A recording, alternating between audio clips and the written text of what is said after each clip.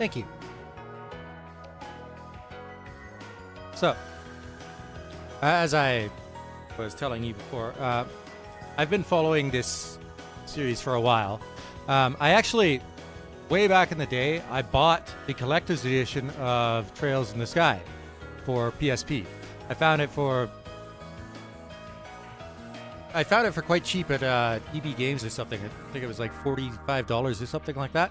And I had no idea what I was getting into at the time. I didn't wind up touching it until like 3 or 4 years later.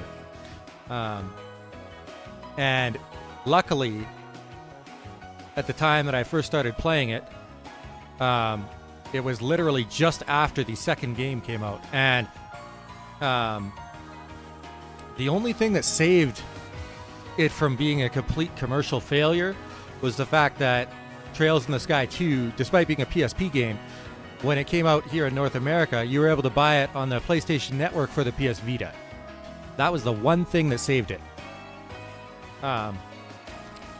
Luckily, those two games did well enough that Falcom decided to go all in on bringing them over here, and now they're getting closer and closer to having, well, I mean, I told you how long the scripts for the games are, so I don't think we'll ever get like simultaneous releases with Japan, but we're just about caught up to where they are now in the series, so I'm looking forward to the day where it's just a few months between releases. Alright, so let's fix this before we get into anything. System.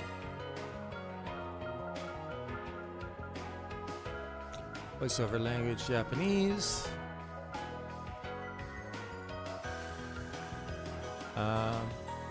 Vertical camera control reverse.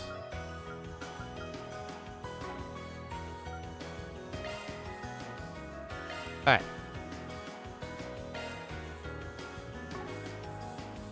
So, you don't know anything about Trails Through Daybreak, so Trails Through Daybreak. In a corner of Edith's Old Town sits Arkride Solutions, a handyman agency owned by Van Arkride, a Spriggan. His work has him treading the line of legality, only taking jobs from those who have fallen between the cracks of society and cannot rely on the police or the Bracer Guild. One fateful day, a knock on his door heralds the beginning of a new tale. That's me. Oh, you meant in the options? I didn't notice that. I also have the game input volume down to like 65% from Curry's feedback so that I could be clearly heard over the game. So,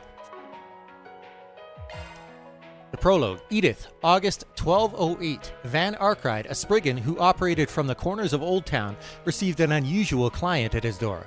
The client's name was Agnes Claudel, a student from the prestigious Aramis Academy, and she had a request. Aid her in finding an old orbment she inherited from her great-grandfather. Orbments are devices that people use to use magic in this world. Upon agreeing to take on her case, Van set out on a search for the device. However, it soon became clear that the mafia group known as Almata had been seeking them out as well. Nevertheless, Agnes was determined to press on, displaying an extraordinary level of willpower for someone so young. Eventually, it was revealed that the orbment Agnes had inherited from her great-grandfather was a Genesis, an observational device created by Professor Epstein, the scientist who brought about the Orbal Revolution. It was believed to be one of the very first orbments the man had ever developed. After finally managing to get her hands on the device, both Agnes and Van found themselves cornered by two of the Mafia's agents. However, as if the Genesis itself was reacting to danger, it began to glow, causing Mare, the hollow installed on Van's Zypha, to appear before them in physical form. It was then that she posed the question, "Will you bear the nightmare?" And so, Van transformed into the Grendel, an ultra-dense mantle of shards that envelopes his entire body. It was with this power that he freed both himself and Agnes from their plight. With the Genesis now returned to her, she revealed to Van that it was actually only one of 8. and that Professor Epstein, her great-grandfather, had left a message in his notes telling her to recover the Octogeneses, else all that we know will come to an end. In exchange for helping her find the remaining 7, Agnes offered to work for Van as a part-time assistant. With support from Van's journalist friend Dingo, both he and Agnes managed to save a reporter named Marielle. This task, along with a few others, helped to acclimate Agnes to her new job. In the meantime, however, Van noticed that someone had been tailing them. Fortunately, this someone turned out to be a young girl named Fairy who belonged to the Warriors of Kruga, a Jaeger group based in the Central East. Interestingly, she had come to Edith to request the Spriggans' assistance. What Fairy requested was Van's help with finding a rival Jaeger group's missing unit. Seeing her friend Aida, who she viewed as an older sister, seeing as her friend Aida, she viewed as an older sister, had been in this unit as well, she was in a bit of a hurry to begin looking. As Fairy was explaining the details of her request, the Genesis began to glow, almost as if it were fascinated by the subject being discussed. So, hoping that it might lead them to the next Genesis, Van and Agnes agreed to take on her case. The group of 3 traveled to Krail Village, an area the missing Jaeger unit was believed to have passed through recently. However, they were soon faced with a grim reality. Aida and her unit had been turned into ghouls by Melchior, one of the executives of Almada, who also happened to be in possession of the second Genesis. Walter, an enforcer from the Society, appeared at the scene as well, as he had been searching for Melchior. Unfortunately, after doing battle with a bloodthirsty Aida, Fairy was forced to make a heartbreaking decision.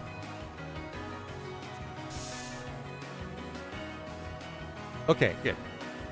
That decision, her father told her to kill Aida at Aida's own request. And Van stepped in and said that that was nothing that you should be asking a 12-year-old girl to do, and he killed her himself. After having accepted Fairy into Arkride Solutions, Van received a new request. This time, it was from Heiyue, a group with tremendous influence in the Republic's criminal underworld.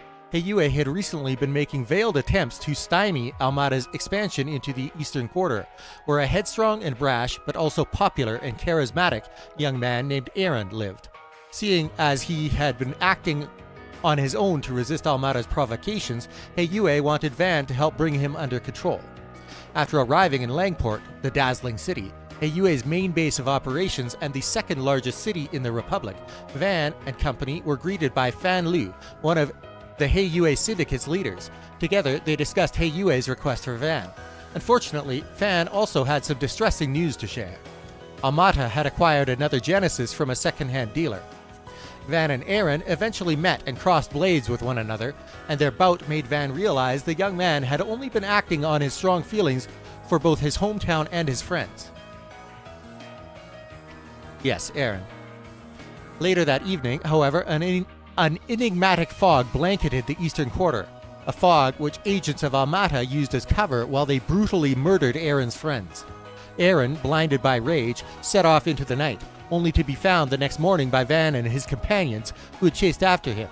Heiyue remained eerily silent on the matter.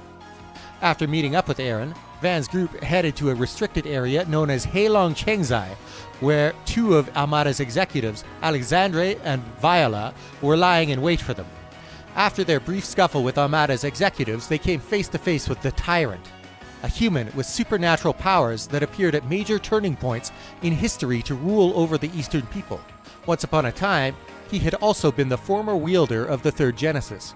Along with the Tyrant's appearance, a truth about Aaron soon became clear as well. Aaron was the reincarnation of the Tyrant, and we had to fight him. Eventually, Van managed to bring him back to his senses, and after the boss fight with Aaron as the Tyrant, you go into Aaron's mind, and Aaron has to fight the Tyrant one-on-one for control of his body.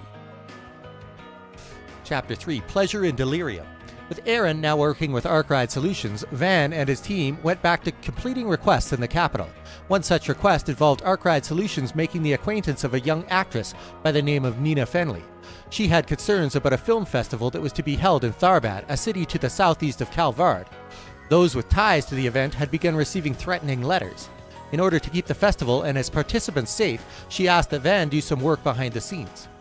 Upon arriving in Tharbad, Archive Solutions ran into Dingo, who seemed to be in the process of investigating something. The group also met a variety of new faces, such as Goti, a film director, Sarah and Shahina, a pair of local dancers, and Sharid, the crown prince of El Saim. However, despite the friendly nature of their new acquaintances, there seemed to be an odd air about the city. Eventually, Van's group came into contact with a mysterious assassin in one of Tharbad's underground waterways. However, they were able to escape thanks to the assistance of Reset, a service concierge from Marduk, with whom Van was contracted as a weapons tester. It was soon revealed that Almada had been mixing illegal drugs into hookahs, and that President Dylan of Vegas Films had been aiding them in doing so. But before they could bring the man to justice with evidence the group had gathered with Fee's help, Dylan was purged by Almada. Then came the day of the film festival. During the carnal cavalcade, Shahina abruptly donned a mysterious mask and performed an enchanting dance. As if in response, the crowd broke out into a violent frenzy. As the chaos ensued, Gerard Dantes, the head of Almada, appeared with another Genesis in hand. They had been distributing these Orbital hookahs, which are they were basically like this world's version of vape devices. And they had mixed this drug into them, but even after the police confiscated all of those, this mask that this dancer wound up wearing took control of all the people that had taken that drug and threw the whole city into a frenzy. And it wasn't until that mask was destroyed that everything calmed down. Chapter 4, Disaster Protocol. In order to participate in an exchange of information, both Van and Zin the Immovable decided to attend a meeting with Heiyue, the Calvard Intelligence Division, and Elaine in the Blacklight District, the little-known underbelly of the capital. During this meeting, it was determined that Almada had been garnering assistance from the Gardens, an organization of lethal assassins. With this newfound knowledge in hand, the Archive Solutions team headed to Basel to investigate a few ongoing disturbances. In Basel, Van and company not only investigated problems with the city's orbital power supply, but reports of harassment from one of the faculty members at the local college as well. Along the way, they received help from Kater, one of Professor Hamilton's disciples. It was through him that they learned that Professor Callahan of the Basel Institute of Science had been conducting research into a forbidden nuclear weapon, and that Almada had been using Callahan's feelings of inferiority to Professor Cronkite as fuel to manipulate him into doing so. Not long after, Callahan was unexpectedly murdered, and, as if the professor's death was the catalyst, Basel found itself under attack by archaisms, which are like these special AI-controlled robot dolls. During this ordeal, Van's group encountered an assassin from the Gardens. In the subsequent fight, it was not only revealed that Reset had an artificial body, but that Callahan had been revived as an AI as well. In order to protect Basel from Almada and stand toe-to-toe with his once human colleague, Kater decided to accompany the Spriggan and his assistants to the area where Almada was hiding. Intermission, a mysterious tale in Longline. Amidst reports of a scandalous affair between Maxim Lugan, who's a famous car racer, and Judith Landster, who's a famous actress, Van received a request from the former to help find his long-lost ex-girlfriend. Miraculously, the person he had been looking for turned out to be none other than Paulette, the waitress from Montmartre, and her daughter, Yume, was revealed to be his child.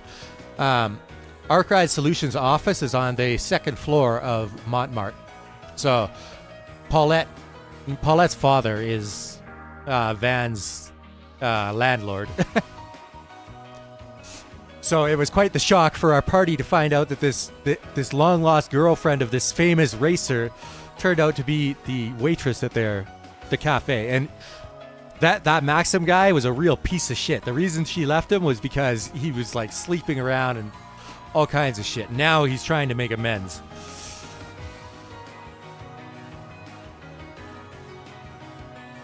Meanwhile, a set of tickets for a tourist destination, Longlai, arrived on Van's doorstep.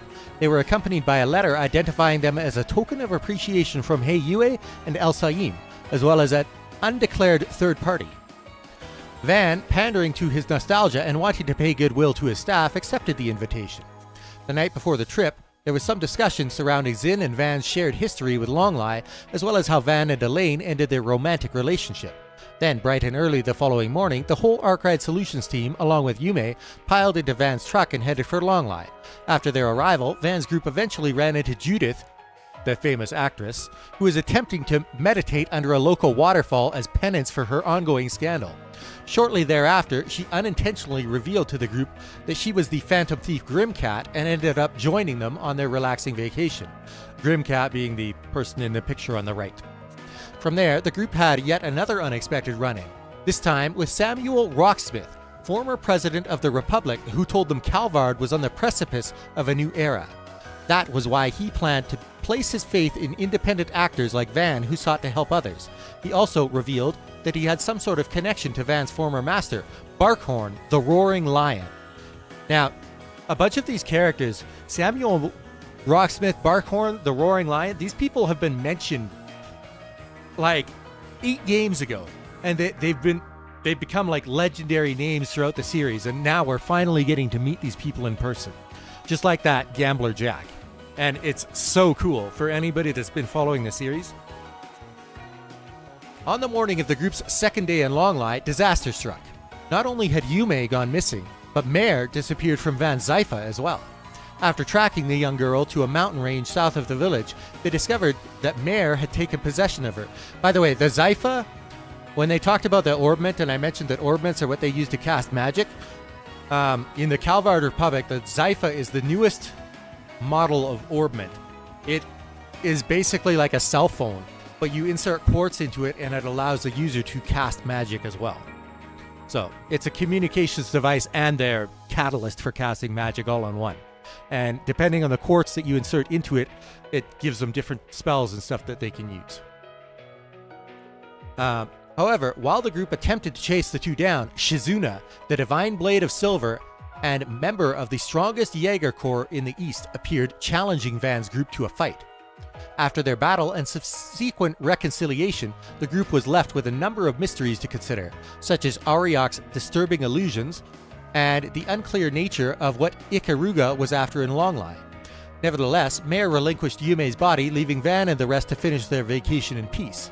However, little could prepare them for the utter shock of what would happen upon their return to the capital. And boy, oh boy, let me tell you, I was flabbergasted when we got to the end of that chapter. And they told us that, so in that second chapter, with chapter 1, we went to the village of Krail. And when we got it back to the capital, they told us Krail had been wiped off the face of the earth. Chapter 5, The Restless Carnival. On the night of the Harvest Festival, Krail Village was wiped off the map by none other than Gerard Dantes, who carried out the deed with a nuclear weapon, the culmination of Callahan's blood, sweat, and tears. Van witnessed this event unfold on a video recorded by Dingo, who sacrificed his own life to capture the tragedy on film. As a result of the Krail tragedy, a state of emergency was declared throughout the Republic, putting the capital on high alert. While various factions began investigating the situation, Van had found himself reunited with Barkhorn, his former master. Now going by Burgard, he explained to Van that Almada had moved their base of operations elsewhere, and that a number of powerful forces were beginning to gather there. During this time, Elroy Harwood and Lucrezia Isili, an Angui and enforcer from the Society, stopped by the Arkride Solutions office to explain to Van how the gardens came about. They also requested that Arkride Solutions join them in the city where Almada had established their new headquarters, Oracion, the Republic's former capital. Now, the Society that keeps coming up has been the penultimate antagonist throughout the entire series up until now. And this, so, I'll finish reading this first, actually. As various entities began gathering in the city, Dantes came forward to declare the commencement of his death game, where each organization would be required to either destroy one another in combat or risk the entire population of Oracion being obliterated by a nuclear weapon. With the help of a few other participants, the Arkride Solutions team tackled the death game head-on, facing off against Almata executives along the way. At the end of the game, Arkride Solutions came face-to-face with Dante's. It was there, amidst the ruins of Vashtar Palace, that they learned not only of Dante's cursed ancestry, but his true intentions as well. Then came the time for the final showdown. And to my utter shock, when we finished this chapter, Van kills Dante's, like stabs him right through the heart. And then on top of that, one of his minions throws these knives into his body and they blow up the whole fucking building that we were in. So I was like, I don't even know where the story's going from here, because the main antagonist just died and we're not even on the final chapter. So up until now, in the first game, or in the first arc, Trails in the Sky, you play as Estelle Bright. And Estelle Bright and her partner Joshua are training to become bracers, and they eventually do become bracers. And so you're working with the Bracer Guild, which is kind of like a mercenary outfit that takes on jobs that the police and the military won't do for the average citizen. But it only takes on jobs that are within the laws of the country they operate in. And because of this, and because of not being attached to any government, they operate in many different countries, and they are able to send manpower between the countries to help resolve the most serious of crises. In the second arc, in Crossbell, you play as a police officer from the Crossbell Police Department in a new section of the police called the Shienka, the SSS, the Special Support Section, that was made to kind of emulate what the Bracers do. And again, you're like on the side of the law, right? You're working with the police department, you're working with the Bracers. In the Erebonian Empire, in Trails of Cold Steel, you play as one of these students attending a military academy there. And one of the people in the Erebonian Empire was actually one of the main characters from Trails in the Sky, and saw what the Bracers do firsthand. And when he got back home to the Erebonian Empire, the Bracers were banned there by the Blood and Iron Chancellor. And so they didn't have anything like the Bracer Guild, and his goal was to create something that would emulate the Bracer Guild within the military.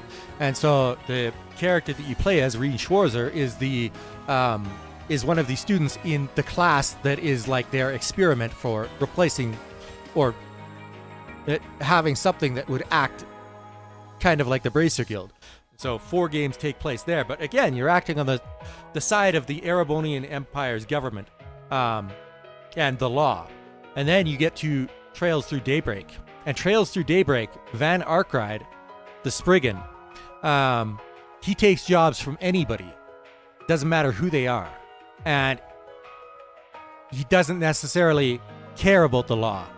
He cares about getting justice for the people that come to him with jobs. So he determines when he hears a job come in from somebody, he'll listen to the details behind it and decide if it's something that he will take. And if it doesn't suit his morals, then he won't take it. But if it does, he'll take it even if he has to break the law to complete it. And as a result, when we get to Chapter 5 in Trails Through Daybreak, the penultimate antagonists of the entire series up to this point come to him with a job. And because the details of the job are something he agrees with, he takes even that job. And so he has friends on both the lawful side of things as well as the unlawful side of things. And he is in a unique position out of all of the protagonists in these games to create a bridge between the dark side of society and the light side.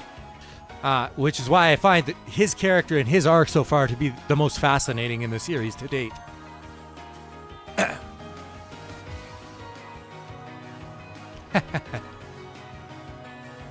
The final chapter, finale, for you upon your return.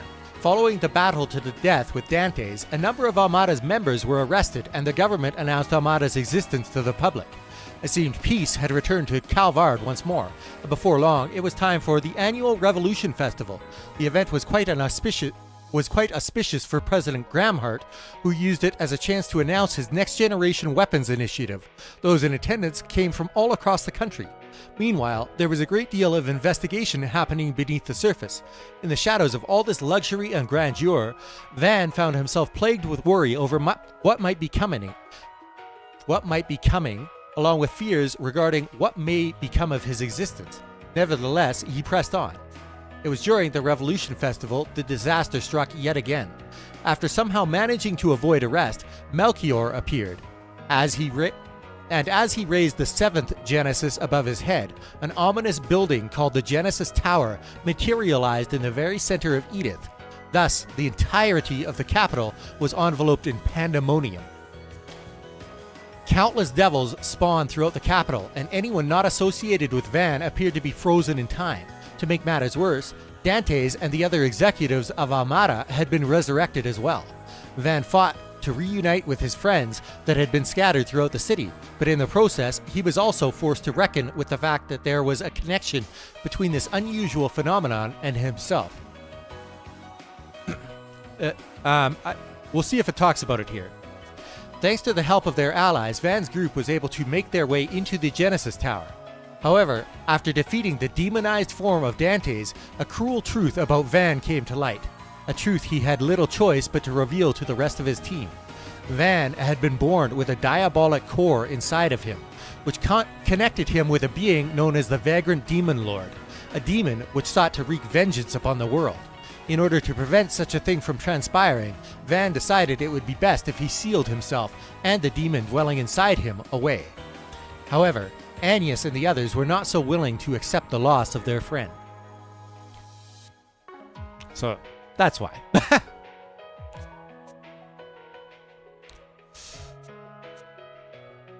And so, the very first... Yeah, so Trails in the Sky starts in 1202 in the Septian calendar. And now we are up to 1209 in the Septian calendar, starting with this game. So.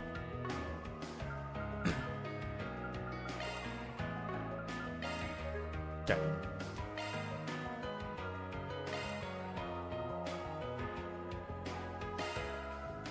Clear data from Trails Through Daybreak is available. Choices made there can be reflected in this game, and special clear bonuses can be obtained. Yes. What? I have Trails Through Daybreak clear data. What? One sec. Oh, wait. Wait.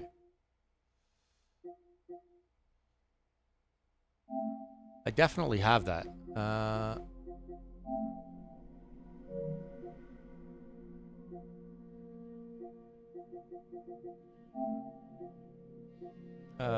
Settings.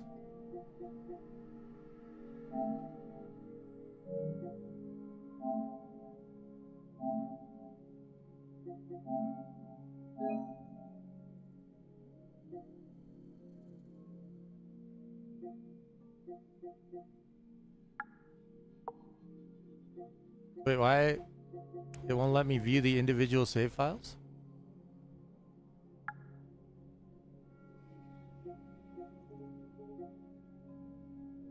Huh?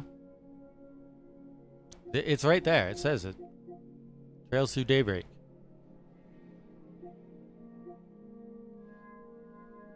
Why is it saying that I don't have?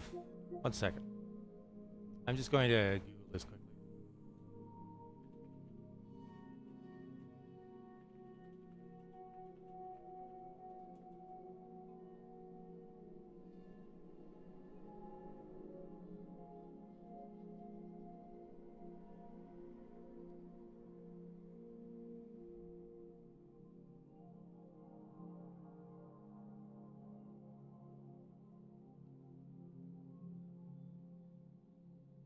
That's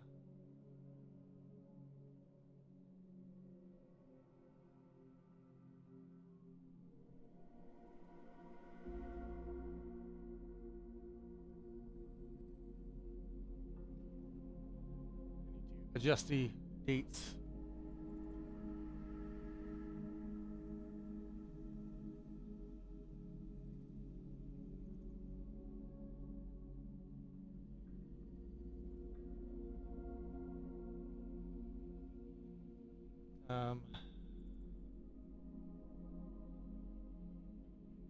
Why?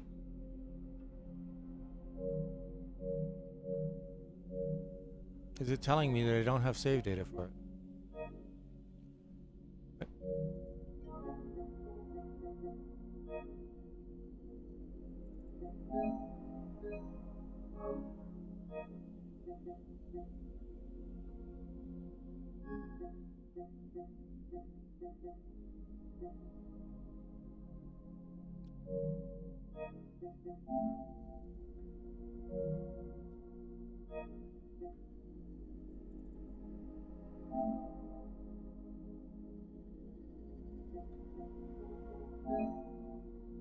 Oh, that's...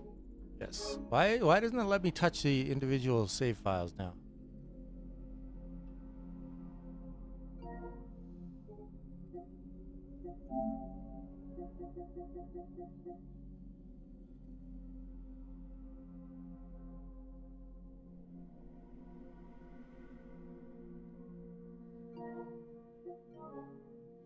Why? Yeah. One moment.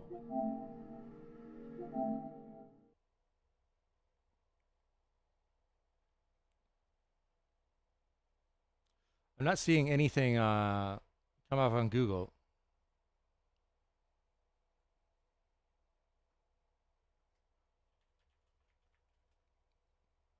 Did you turn off already?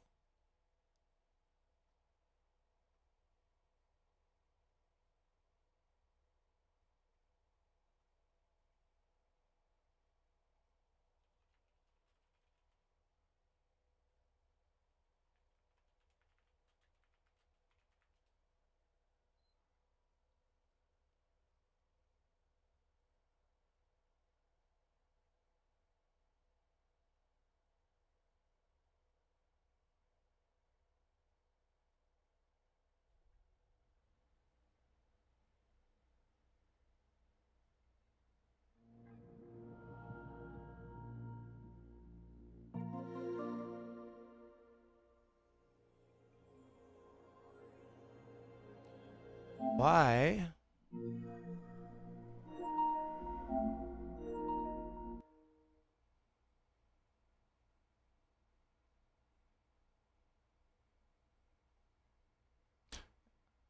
Actually, I'm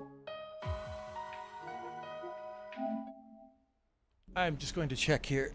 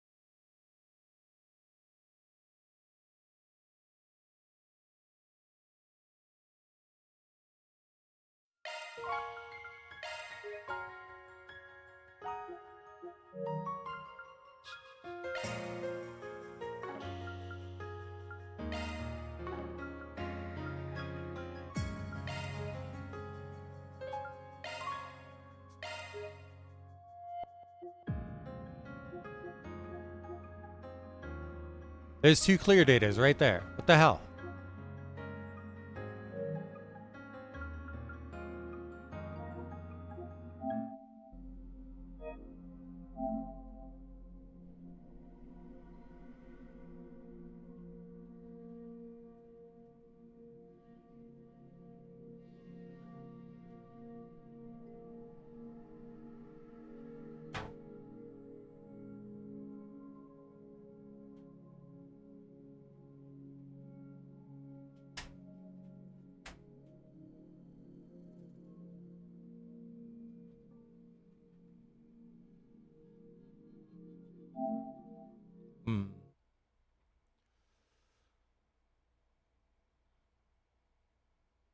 Well,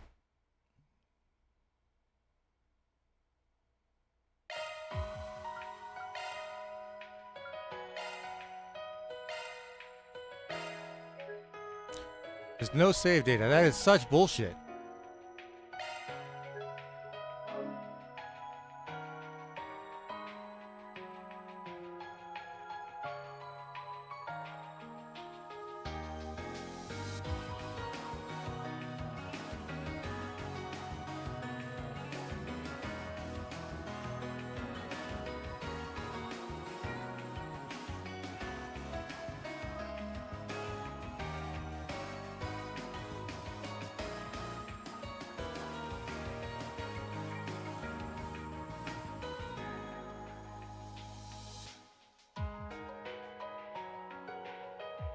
Oh, that's something I didn't know. No, I bought this one from the UK. That's fucking bullshit. Because I couldn't trust the American company to send me. So last year I ordered Trails Through Daybreak from Nippon Ichi Software America, and it got denied by customs and it got sent back, and I didn't wind up getting my copy of the game until like 7 weeks after it released. And I've ordered stuff from the UK shop before. The UK version of Nippon Ichi Software shop, and of course it arrived on time this time, so that's where I bought it from, just to make sure that I wasn't going to have any problems, especially with all the crap that's going on in the US right now, with all the border stuff. Well, that's some real garbage. All right. カルバード共和国首都イーリスの旧市街にある小さな事務所。所長であるスプリガン、バン・アークライドのもとにアラミス高等学校の1年生アニエス・クローデルがある依頼を持ち込んだ。曽祖父の遺品である骨董品の動力機ゲネシスを探してほしいと。裏と表の人脈を駆使し、ついにゲネシスにたどり着いたバンたちは、それを狙うマフィアアルマータの構成員たちに襲われる。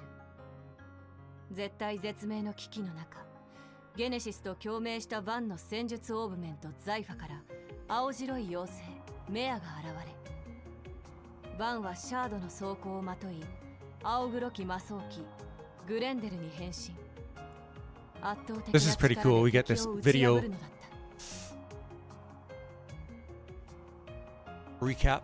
全部で8つあるゲネシスを探してもらう代わりに、アニエスはバンの下でアルバイトをすることになり、共和国各地での事件に関わる中、新たな仲間たちと出会う。クルガ戦士団の一員として戦場をかける幼き少女傭兵フェリアル・ファイド、キリンジと呼ばれ東方人外の若者たちを率いる破天荒な青年アーロン・ウェイ、マルドゥック社より出向し事務所の業務を完璧にサポートするサービスコンシェルジュリゼット・トワイニング、理科大学に所属し先端技術の開発と運用に携わる年若き技術者カトル・サリシオ、動力映画のトップ女優と怪盗グリムキャッツという2つの顔を持つジュディス・ランスター、かつての名を捨てた武芸百般の達人にしてバンの恩師ベルガルド・ゼーマン、仲間と共にあまたの事件を解決しゲネシスを集めるバンたち。そんな中、そのゲネシスを用い We're still missing the eighth one. アルマータと幾度も対峙した。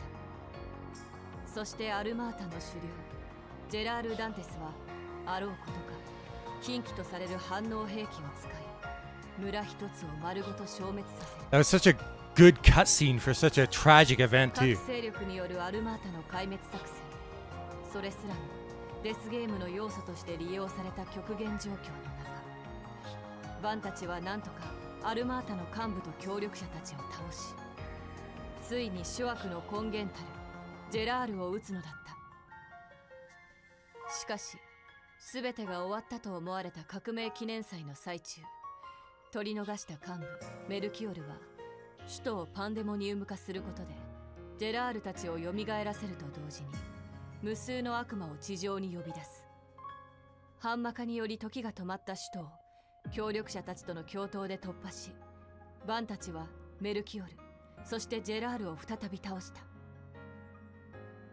しかしジェラールが取り込んでいたデアボリックコアが元の宿主であるバンの中に戻ることで、バンはバグランツ・ザイオンとして覚醒、アニエスたちの前から姿を消してしまう。納得できない仲間たちはバンを追い、狭間の異空間で彼を取り込んだ魔王と対峙する。仲間たちの声で自分を取り戻したバン、共に魔王を一時的ではあるが退け、魔角を狭間の彼方へ投げ捨てるのだった。事件が一段落した後、年の瀬が迫る中、アニエス以外の仲間たちはバンに挨拶をして首都から離れることになった。あくまで Didn't know he was that strong? 近いうちの再会を約束して。By the way, Agnes, they didn't mention it here, but Agnes was revealed. Well, I figured it out very early on in the game. I had my suspicions, and then there's this phone call, and you only hear a voice on the other end of the line that is her father. And I was like, that is the president of the Calvard Republic. So,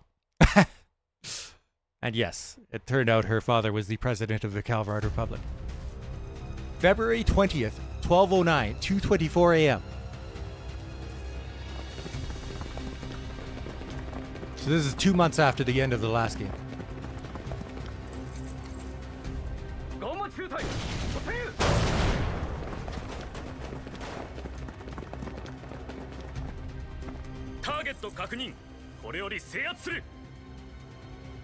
Who?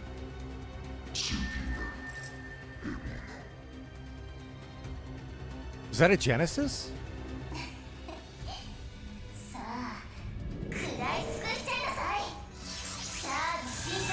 Corrode.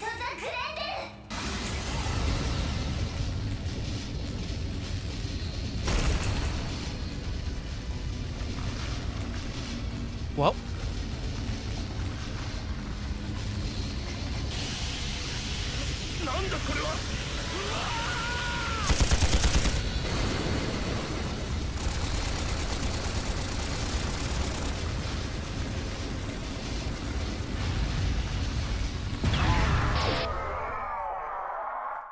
Shit.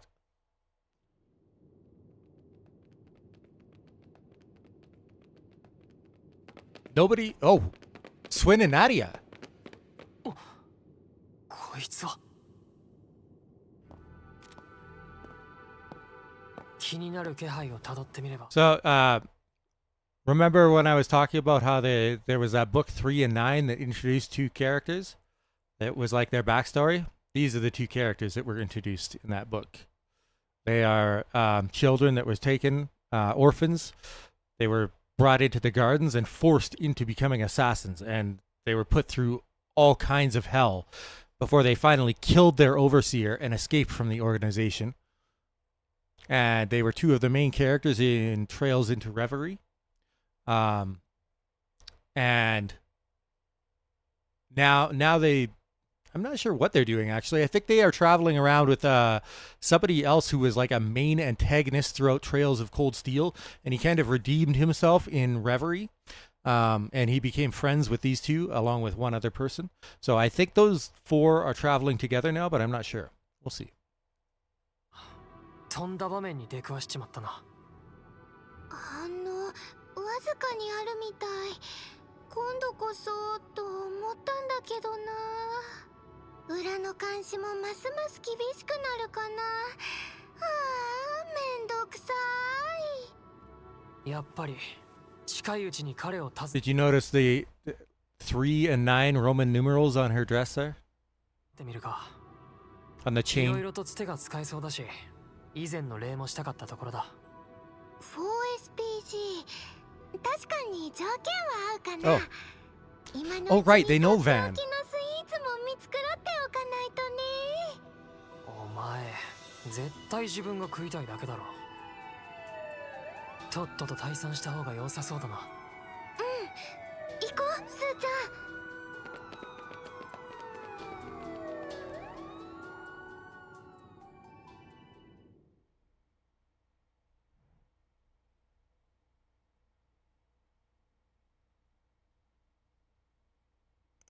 February 20th, 12:09, 9:45 a.m. Later that day. This is Old Town. Yume and Paulette. 楽しみだね。バンの車とどっちが早いかな。どうかしらね。じゃあ夕方までには帰るから。当たり前だ。最近どうにも物騒だからな。せっかくだから楽しんでな、夢。おじいちゃん、行ってきます。 That ex-boyfriend of hers is trying to get back together with her. He really hates her guts. Or he, the master there. 小規模な爆発事故が発生しました。当局の発表では動力設備の事故とみられており、Swin. 事件性は認められないとのことです。続いてのニュースです。本日グランサーキットで行われる Oh, they're going to watch Maxim's race. I see. なんだ、こんな朝っぱらから。Oh, it's Elaine. Huh. アニエスか？今日はバイト日じゃ。そろそろ10時を回るのにいつまで寝ぼけているつもり This か is しら。 one of his childhood friends. 依頼よ、スプリガン。さっさと目を覚ましなさい。バン。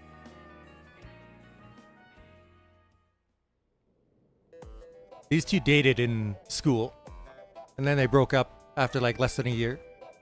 Van Arkwright. Elaine Auclair. なんだ。お前が私服でうちに来るとは珍しいな。有名人なんだから、もう少し気を使えと言いたいところだが。Is that your way of complimenting her? 気負わず自然体でいれば意外と気づかれないものよ。どうかしら。この間新調したばかりなのだけど。Looks pretty nice, actually. どうって。まあ悪くないんじゃねえか。いざって時も動きやすそうだしな。ってなんだよ。別に。It's not winning any points with her right now, that's for sure. それにしてもこんな時間まで寝てるなんてさすがにだらしなさすぎるわね。お目付け役がいないからってふぬけすぎなんじゃないかしら。別にふぬけてるつもりはねえよ。ぼちぼち依頼もこなしてたしな。他のバイトどももまだ戻らなくてな。ちょいと仕事のペースを落としてるだけだ。フェリちゃんたち年末からそろそろ2月経つけれど、ずいぶん戻るのが遅れてるみたいね。それぞれ野暮用ができちまったようだな。おかげでもうしばらくは昔みたいな気楽な日々を過ごせるってもんだ。何を言っているんだか。そもそもアニエスさんは毎週バイトに来てるそうじゃない？隔週だ隔週。ま、あいつもこれから学芸祭の準備で忙しくなってきそうだが。ああ、もうそんな時期か。ますます寂しくなりそうね。だからねえっつーの。まあそれはともかく、そろそろ本題に入るとしようぜ。永久遊撃士ソードメイデンが直々に持ち込んでくるような依頼。しかも非番を取って非公式にだ。正直いい予感は全くしねえが。ええ、残念ながら当たりよ。Oh, by the way, that Grendel that we saw in the opening scene there, こいつは。we haven't seen anybody except Van able to use that up until now. 年明けから首都の裏で起き始めている不可解な事件。当然あなたもマークしているわね。まさかマジだったとはな。最近立て続けに起きている不可解な事故や事件、その裏で少なくねえ殺しが行われてるってのは。被害者は軍や政府関係者およびマフィアや半グレといったアウトロー。いずれもあらゆる意味で人間とは思えない徹底的な殺害方法で殺されているわ。By the way, Daybreak is by far the darkest entry in the series to date. 事件の性質上、表向きはぼや騒ぎや事故という形で処理されているけれど。Stuff like this. You would hear about stuff like this that happened in the past in previous games, but not as current events. And especially that nuclear bomb going off. 体制側の人間まで被害に遭ってるとなりゃな。だが噂は流れ始めている。今は憶測の域を出ないものがほとんどだが、ブレイサーギルドと CID にしてみりゃ一刻も早く片付けたいってところか。ええ、すでに連続猟奇殺人事件として合同調査も始まっているわ。未だに尻尾をつかめていない状況だけど。一応こちらでも気にはしていた。だが今のところそこまでの匂いは感じねえし、直接依頼の相談が来ているわけでもねえ。正直一個人事務所には手に余る案件だ。お前も当然分かってんだろ。ええ、昨日までならそれでよかった。 Oh, she's got that video of the Grendel. だけど事情が変わったの。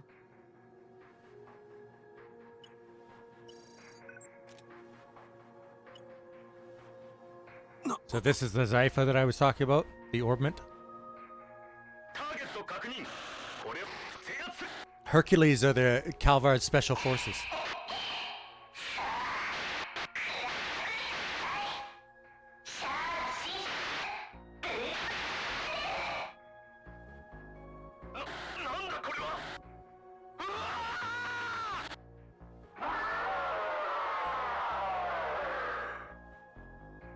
Yikes. CID 特務部隊ハーキュリーズ。そのガンマ中隊が昨夜壊滅させられた。独自の情報網で連続殺人の容疑者を捕捉、制圧に向かった先で完膚なきまでに赤い妖精と異形の怪物に姿を変えたコートの男によってね。最新の特撮技術か何かかと言いたいところだが、この映像ルネのつてか。ええ、彼から極秘裏に回されてきた。ギルドではなく私個人に。 Elaine is an A rank bracer in the guild. A rank is the highest official rank they have. 昨年マフィア・アルマータが起こした人知を超える数々の事件。その顛末にはいつも裏解決屋の存在と謎の青黒い怪物の断片情報が。 Did she ever see the Grendel in the previous game? I'm not sure.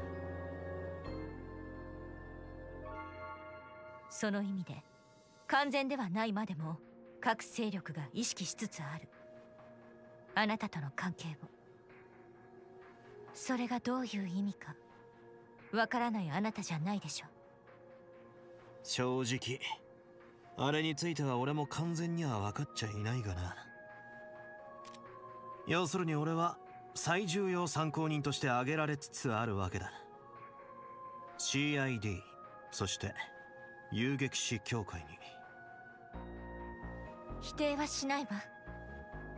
ハーキュリーズの部隊が壊滅させられた以上 CID が本格的に動き出すのも時間の問題。 Oh, great. 警察はもちろんギルドもね。たく面倒なことになっちまったもんだ。だが伝えてくれて助かったぜ。どうするつもり？とにかく動くしかねえだろ。嗅ぎ取れなかったことも含めて個人的に放っておけねえのは確かだが、それ以前にこのままわけのわからん冤罪で捕まってやる義理はねえからな。みっともなく裏解決屋としてあがいてやるさ。一人でも全てのつてを使ってでもあいつらのおかげで繋いだ今、その借りもまだ返せてねえからな。ま、差し詰め自分自身からの 4SPG ってところか。So, you heard what he said there and the look on her face. In the previous game, when everybody decides to go into the space between realms to pull him back from the clutches of that demon lord, Elaine and another girl were with them, and for whatever reason, when they tried to enter the rift, they were blocked by some sort of barrier, and so only the immediate party that you'd had throughout the entire game was able to enter and follow him. And Elaine definitely doesn't feel good about not being able to help at the moment that Van needed it the most, especially because up until like for the last 7 years she'd been blaming him for something that she in the previous game only just learned was her father's fault. 報酬が1ミラも出ねえのが難点だが、せめてご褒美スイーツくらいは用意するかね。不器用ね、相変わらず。それに私の話はまだ終わっていない。依頼だと言ったはずだけれど。何？遊撃士として民間人を脅かす新たな恐怖の種を放置はできない。同時に私個人としても動かずにはいられないわ。昔なじみが不当な容疑で抑えられかねない。そんな状況を回避するためにも。This time, she's not about to let him fight things on his own, and I believe she's like one of the core party in this game. あなたの裏の事情が絡んでいるかもしれない。監視の意味でも共同戦線が最も合理的でしょう。だけど遊撃士としての立場上、表立って協力を要請するわけにもいかないわ。あくまで 4SPG という形での協力依頼受けてもらえるかしら。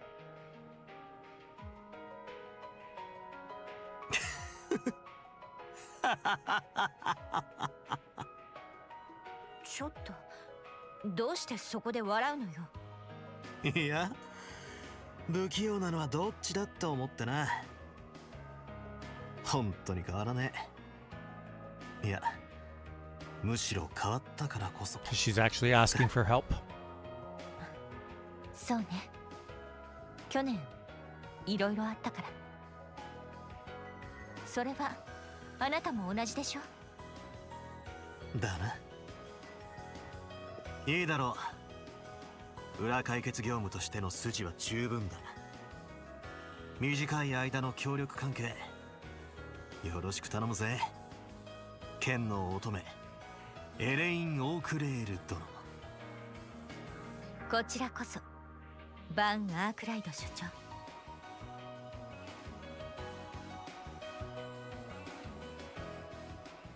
Prologue, Crimson Roar.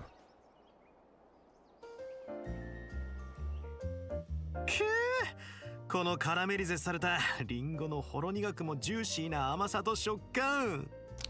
Yeah, he loves his sweets. サクサクのタルト生地にシナモンの風味が加わって素朴でありながらもエレガントな味わい。Having quirky characters like this is something this series is very good at. これぞモンマルトの季節限定スイーツタルトタタン。何度食ってもうならせてくれやがるさ。それでいてどこか懐かしくて優しくて、まさにこのお店を体現したかのような味。さすがビクトルさんですね。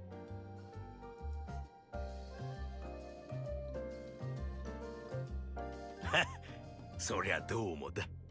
この不良タナコとどんな事情で動くのか知らんが、しっかり英気を養いでいくといい。いいかバン、エレインさんにくれぐれも迷惑かけるんじゃねえぞ。へいへい、わかってるっつの。The gushing about the sweets? Ah, why does he always have to give me such a hard time? Only because he cares, I'm sure.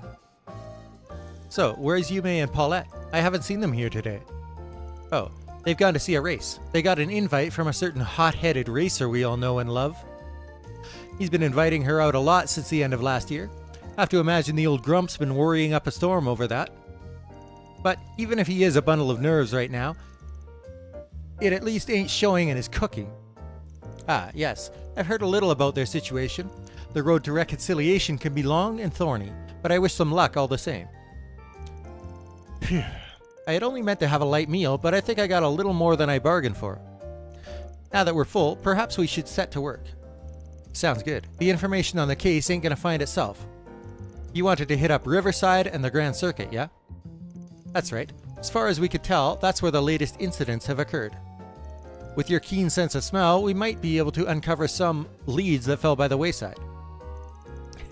Let's hope my nose lives up to your expectations. I say we head to Riverside first since it's closer. Just give me a sec to get ready and we can hop to it. Riverside has been added to the travel menu. Yes, yes. 必要なものは雑貨屋あたりで揃えて。おっと。タバコ屋でキャンディーの新味チェックも忘れずにしねえとな。相変わらずみたいね。Alright, what's this? Let's have a look at their ornaments. Okay. オーブメントを調整するのね。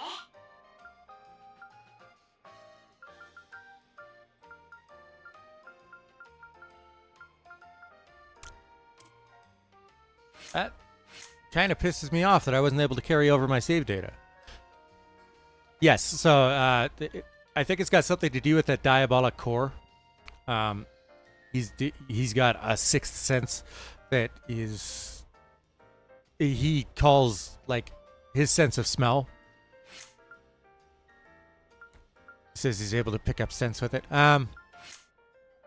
Because there's a bunch of bonus items and stuff. You get a bit of a boost at the start from carrying over your save data, so I'm pretty pissed about that. And on top of that, it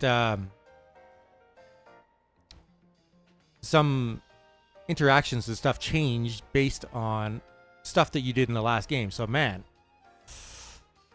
and because I'm on PS5, there's no way for me to import save data from anywhere else.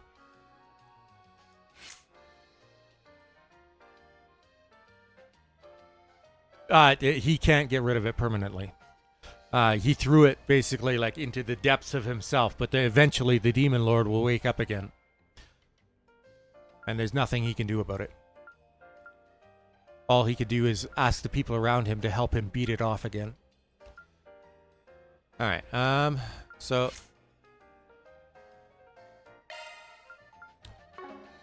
It's so frustrating.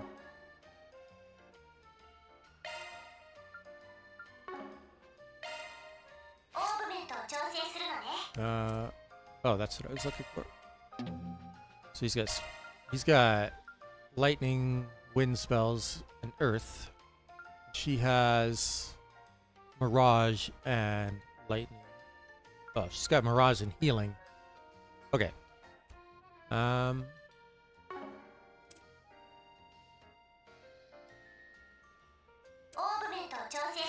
Okay.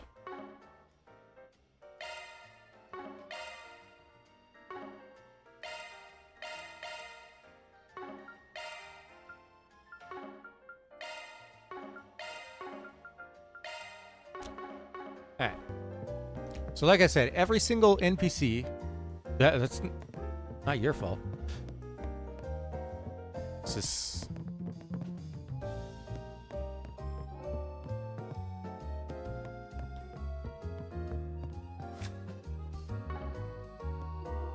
I mean...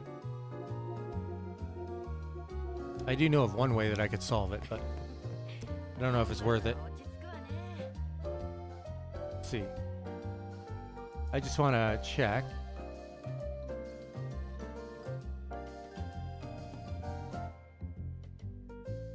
Okay, give me a sec here.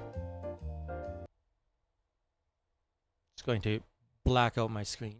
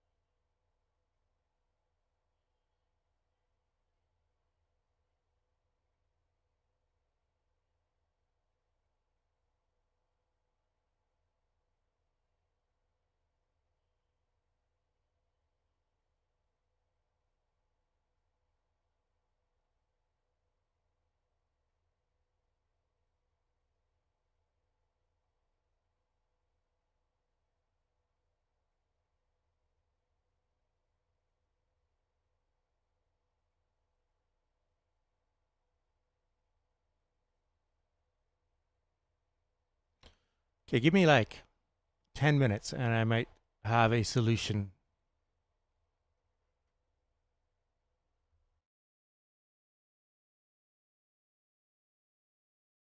In the meantime, have you played any interesting games recently?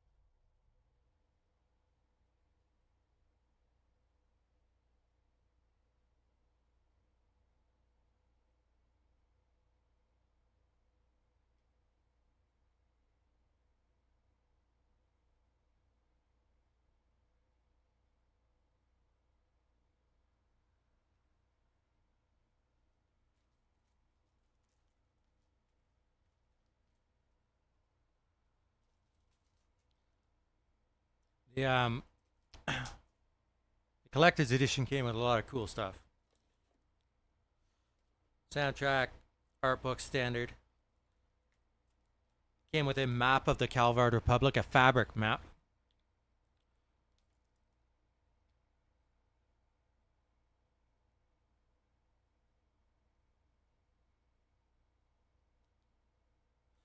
Unfortunately, I doubt I'll probably ever be able to play OS again because of my shoulders.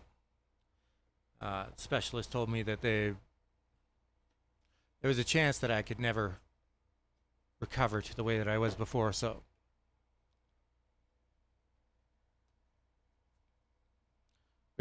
which makes it really frustrating when Shen posted in my server about how he beat one of my scores, because I'm like, I want to go back and see if I could do better. I have to take care of my body first.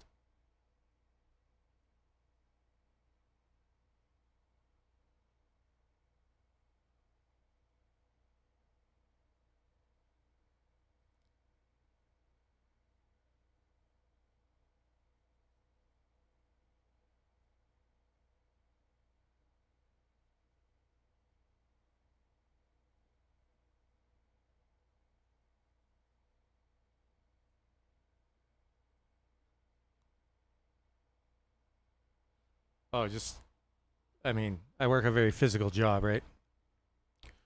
Repetitive strain injury, and then like we move heavy cans full of packages up and down the plane, and there's these locks on the floor of the plane, and there's a flange that sticks out at the bottom of the can, and the locks have claws that go over top of that, so that if the plane hits turbulence, the can can't bounce up into the air. And if the can is empty, because of all the heavy stuff that gets shipped in it all the time, the bottom of the metal can starts to sag down and the edges bow up. And when the edges bow up, they scrape along those claws, and it makes it very hard to push them into or pull them out of the plane. And so one day we were like really reefing on a can that was quite warped, and just yeah, hurt myself trying to help push that can into the plane. That was what made me notice that there was something wrong. Anyways, the cause was probably repetitive motion, but just like bending down, lifting packages too far from my body and stuff. Rotator cuffs.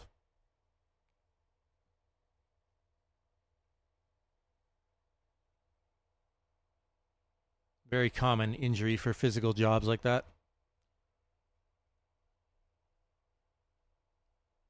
Luckily, I noticed it and went to the doctor before there were any tears in my tendons, but like I've been doing physio for over a year now, and I still have pain with certain movements and stuff. There's a couple of things at work that I have to kind of avoid. One of like we hook up tugs to these trains of dollies that we use to pull the cans up to the plane, and the way that they've got it. This job is the hitch. Like at my previous job, we just used 2 people to hook up to the dollies, but at this one they've got like cord on the back of the tug, and you're supposed to like reach over your shoulder behind you out the back of the tug and pull up on that cord, and I can't do that. That's like when I first started the job, I was able to do it and stuff, but I noticed like doing it many times a day, not good for my shoulders. And as soon as I told my specialist and my physiotherapist about that particular task, they're like, no, don't do that. You'll just wreck your shoulders. And it's crazy that they have it set up like that. They should just be using 2 people to do it, because the human body is not designed to make that motion, especially with a load on it. Lifting that hitch, the spring-loaded hitch. Especially in the winter when everything's frozen.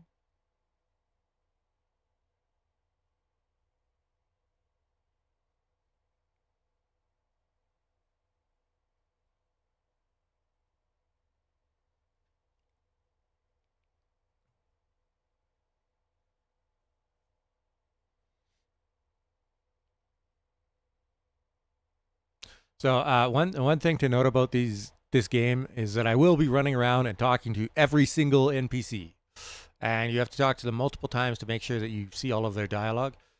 Every time the time changes, I will be doing that before I go to do story events. So, all right, let's see if this worked.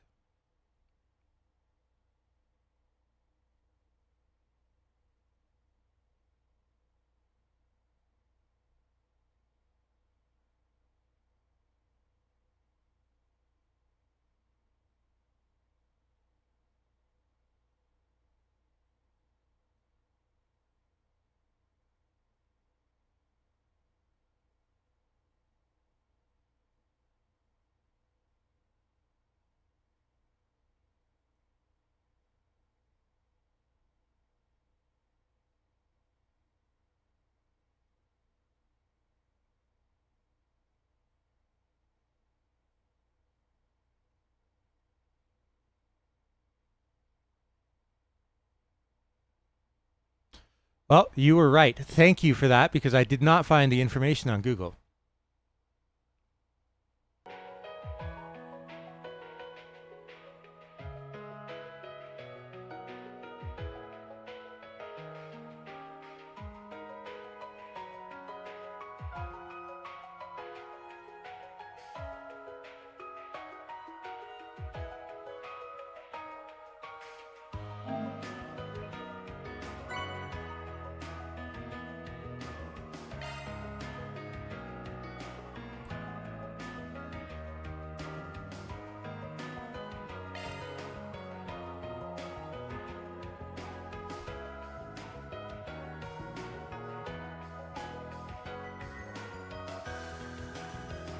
I got the American version of the game off the store. The online store. Already saw that. I don't care about the items that I get at the start of the game, but I do care about the this is a nice thing about these games, the robust skip functions. So look at that. It only took 2 seconds and we're already back to where we were. Shocker, right? But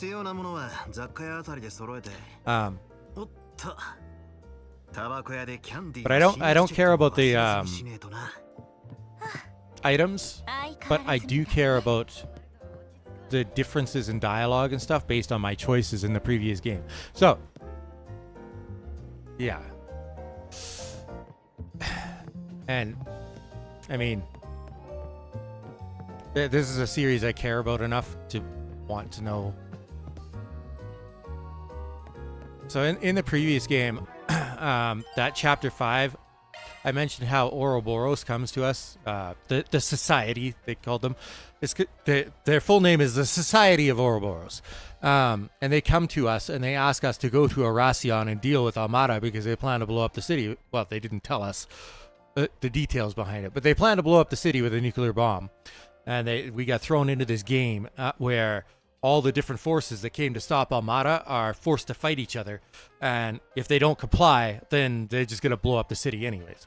And our reward for playing their game and getting to the end of it is to fight Dante's and prevent the nuclear bomb from going off. Van comes up with the solution of, well, it wasn't against the rules, so why don't we team up with one of the other groups? And you have 4 choices that you can team up with. You can team up with the Bracer Guild. You could team up with Ouroboros. You can team up with the Heiyue Syndicate. Or you can team up with Ikaruga, the Jaegers.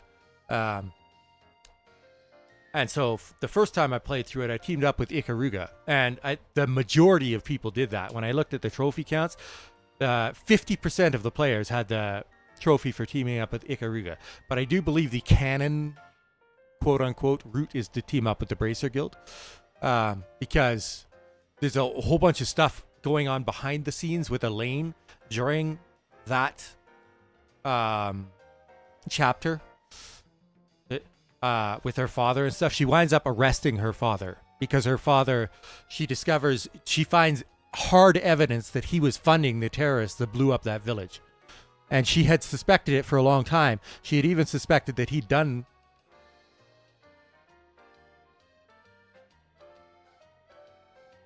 because they're super interesting. So in the previous arc, Reen Schwarzer was the main character, and in Trails in the Sky, the father of Estelle Bright is what is known as a divine blade, and the divine blades, there was only 7 of them on the entire continent. They're supposed to be the most accomplished sword masters on the continent. And by the end of Trails of Cold Steel 4 specifically, Reen Schwarzer gets promoted to the rank of divine blade. And he gets like an evolution to all of his combat arts and stuff as a result. The second in command of Ikaruga, this Shizuna girl, I sent you the opening for Kai no Kiseki earlier, and there's that woman in the white coat whose eyes glow yellow. That's Shizuna, and she is the divine blade of silver. She's apparently one of the strongest divine blades, and if you team up with Ikaruga, you get to use her in your party for that chapter. Just like if you team up with Heiyue, you get to use Sao Li and Yin, the assassin, and if you team up with Ouroboros, you get to use the Direwolf and the Golden Butterfly, Lucrezia and Walter. Or if you team up with the Bracer Guild, you get to use Elaine, Zin the Immovable, and Fee Clausel what do they call her? Yosei. Sylphide in English. So depending on which group you team up with, you get a different choice of, or you get different people to join your party temporarily for that chapter. And Ikaruga is the most mysterious of the groups, and Shizuna has a really interesting personality. I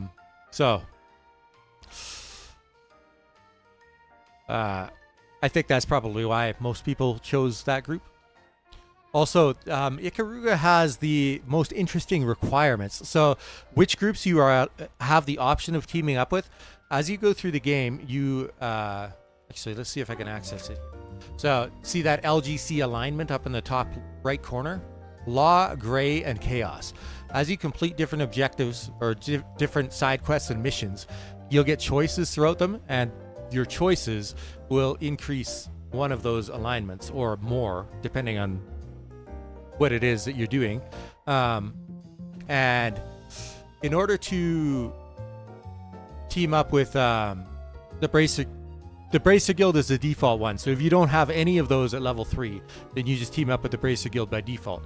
But if you have a level 3 Gray, you get the option of Heiyue. If you have a level 3 Chaos, you get the option of Ouroboros. If you have level 3 Law, then you get the option of the Bracer Guild. And if the combination of Law and Chaos equal 5 or greater, then you get the option of Ikaruga. And if you have all of them, then you can choose whichever group you want. And the group just trusts Van's judgment. Oh yes, the 5 laws of a Spriggan. 1. Never accept less than 1,000 mira per hour. 2. Complicated matters only. So, but what he means by that is anything that the Bracer Guild or the police can take care of, he won't take those jobs. He'll tell them to go to the police, go to the Bracer Guild. He only takes on stuff that, for whatever reason, the person can't go to one of those groups with. Sometimes it's because the person themselves is a criminal. Sometimes it's because the thing that they're asking is like legally gray. Sometimes it's because of extenuating circumstances. 3, only eat sweets once per day. 4, sleep whenever you can. 5, a hot morning shower and a dip in the sauna are blessings to oneself. He loves his baths, by the way. He's very weird about them. And it's quite amusing. All right. If you're looking for Paulette and Yume, they went out somewhere. I'm here by myself till the evening. That comet freak's been getting pretty bold lately. But if even his pinky toe crosses the line, I'll dip him in oil and fry him like a croquette. Sounds like you've been waiting for the opportunity. Not that I don't get why. Oh, shut your trap. Get to work already, would you? Don't go causing any problems for Miss Elaine either. Yeah, I'm going.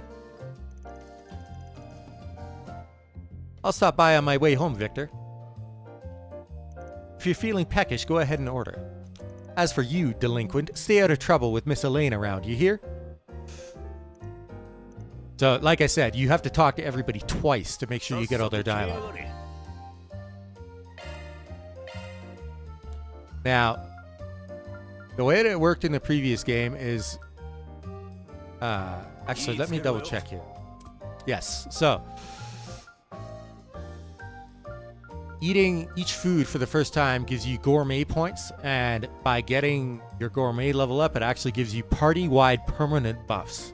So you want to buy every single food that you come across at least once.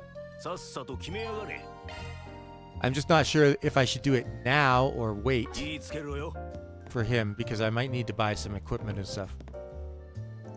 Actually, I was told I have another business trip coming up soon. You alright with watching Harry again for me? Of course, Hawker. The kids love having him around. But between you and me, don't you think you've been working a little too much lately? I mean, you're making it home past midnight more often than not these days. Harry's been talking about how much he misses his dad, you know. Sorry, I've had to take on a lot of new roles recently. I'll try to book my return flight for as soon as possible. Well, that's all fine and dandy, but don't you think that's the kind of thing you should be telling your son? Hawker's an old childhood friend of mine who happens to live next door. Our families have been friends for years now. He's a single dad, so we end up taking care of his kid while he's out on business trips. Ever since the end of last year, though, all he's been focused on is work, work, work. Harry doesn't ever complain about it, but you could tell the kid misses having his dad around.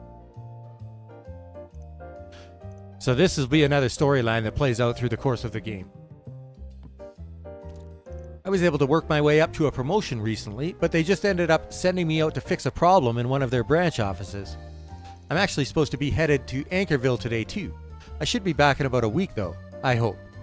Anchorville is one of the locations in Calvard that we didn't get to go in the last game. Seriously, I don't know what I'd do without Robinson.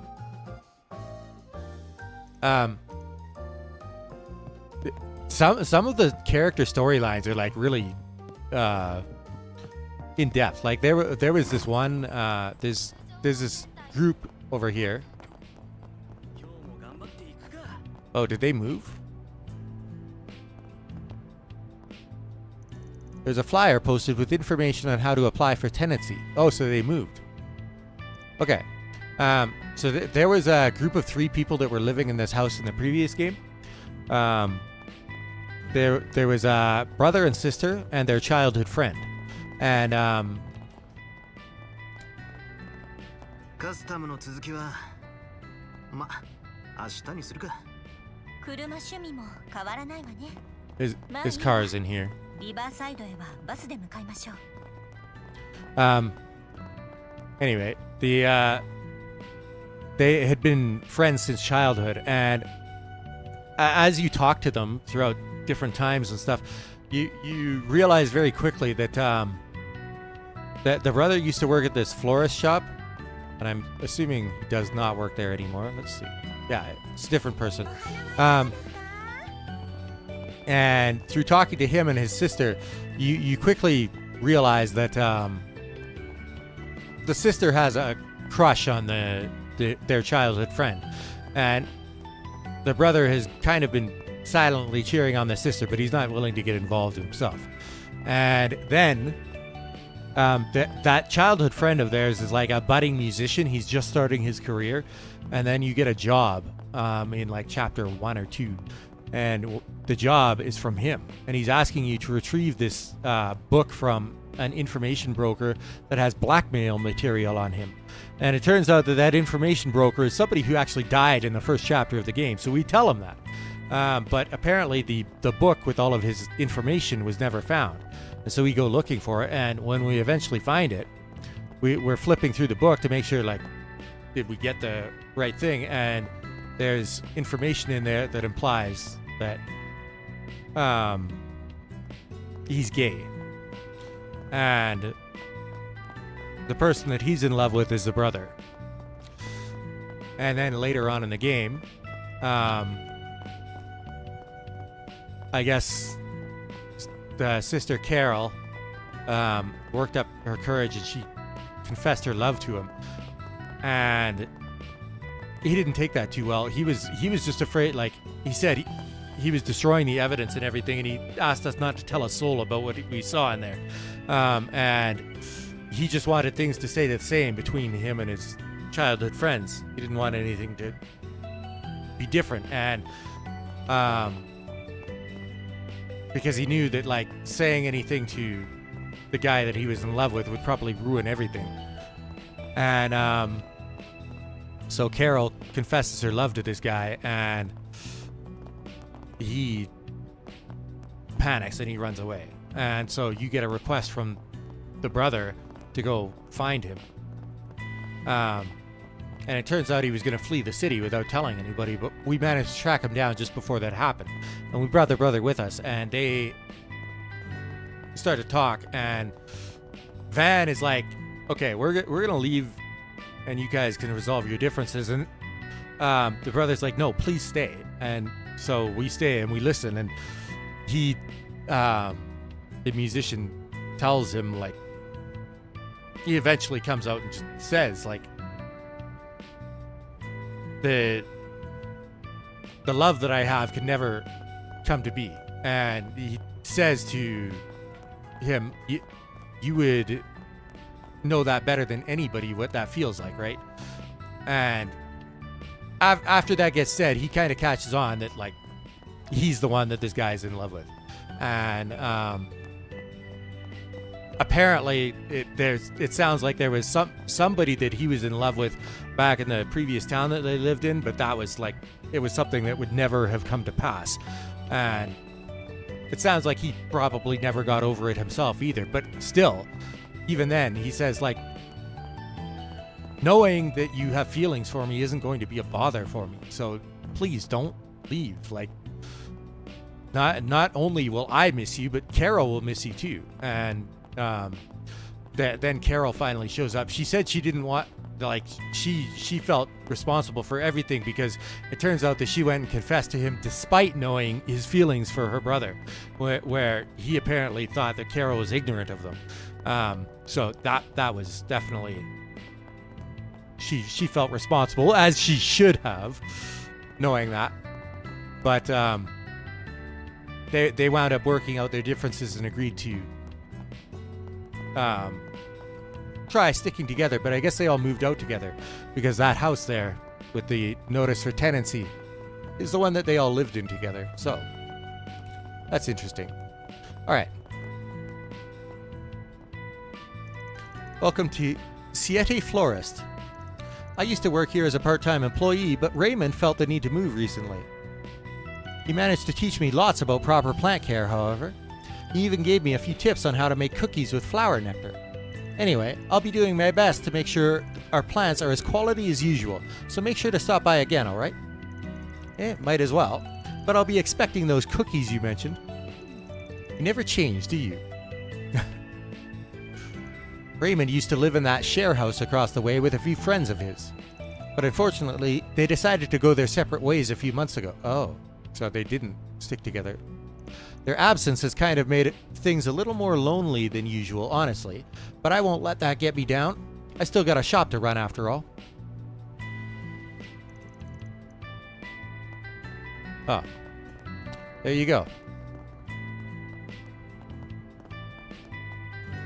Kitty cats!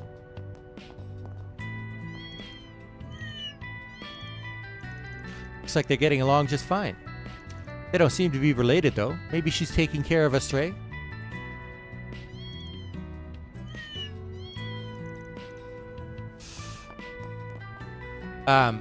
You would have loved the previous game that I just played. Liza P. There's this cat in the hotel, and at first...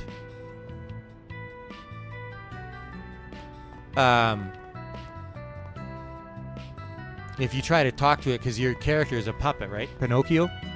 At first, if you try to talk to the cat, he like hisses at you, takes a swipe at you, and Pinocchio kind of dejectedly pulls his hand away and walks off. But as you progress the game and make choices that make your character, Pinocchio becomes more and more human, depending on the choices that you make. The cat starts to let you pet it, and then it like brushes up against your leg, and at the end, when he's like become just about completely human, the cat comes up to him and lets him pick it up, and he puts it over his shoulder and he pets it, and it like nuzzles up against his neck. It's the most adorable thing.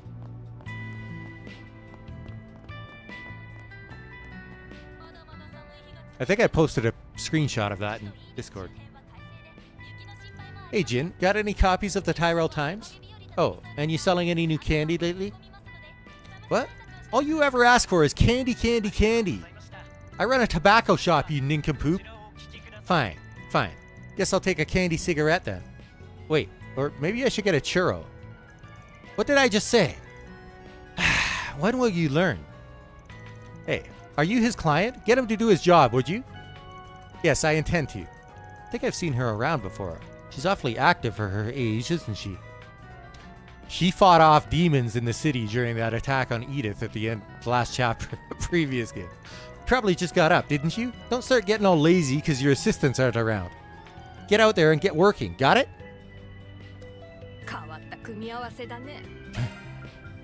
Alright, let's see what's been happening lately. Tyrell Times, Issue 1. International. 30th Anniversary of Mutual Development Pact.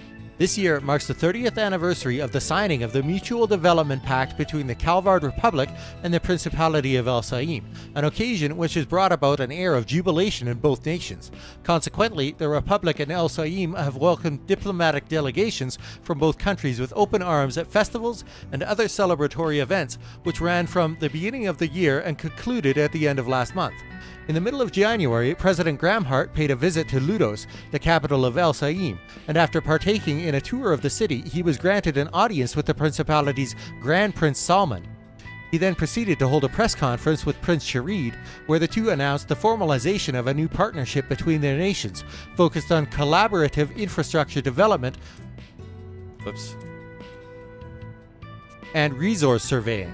The president confidently declared that this new arrangement would usher in a new era of peace and prosperity for all. Prince Sharid, meanwhile, reaffirmed his country's dedication to maintaining friendly relations with the Republic and expressed his hopes that they would become increasingly open with one another. The MDP's route can be traced back to shortly after the Orbital Revolution, when the Verne Company, under the guidance of Professor Hamilton, set to work on improving the local environment and infrastructure of El Saim and its surrounding areas. The resulting architectural advancements in Ludos, in addition to efforts to cultivate greenery, opened the doors for many industries to enter El Saim, which in turn led to an economic windfall in the Republic. A key takeaway from these events was that collaboration between the two nations and leveraging each other's strengths begets far greater gains for both parties than mere unilateral aid, a principle that would eventually serve as the ideological foundation for the MDP. Since its signing, El Saim has bolstered its investments in the Verne Company, and the construction of a resort in Tharbad was conducted and completed in record time, both of which are widely attributed to the Pact's unassailable benefits. More eyes were drawn to the celebrations after the surprise appearance of Princess Zita Asfal at the Pact's signing. Between her strikingly head-turning looks and the ardent support she showed her brother Prince Sharid, the El Saim princess left many at the event in awe. Princess Zita is known to be a remarkably intelligent young woman, and many prominent figures throughout the Principality have high hopes for her future. According to a statement from the El Saim embassy, she is currently touring the Republic in an effort to broaden her understanding of Calvard's culture and industries.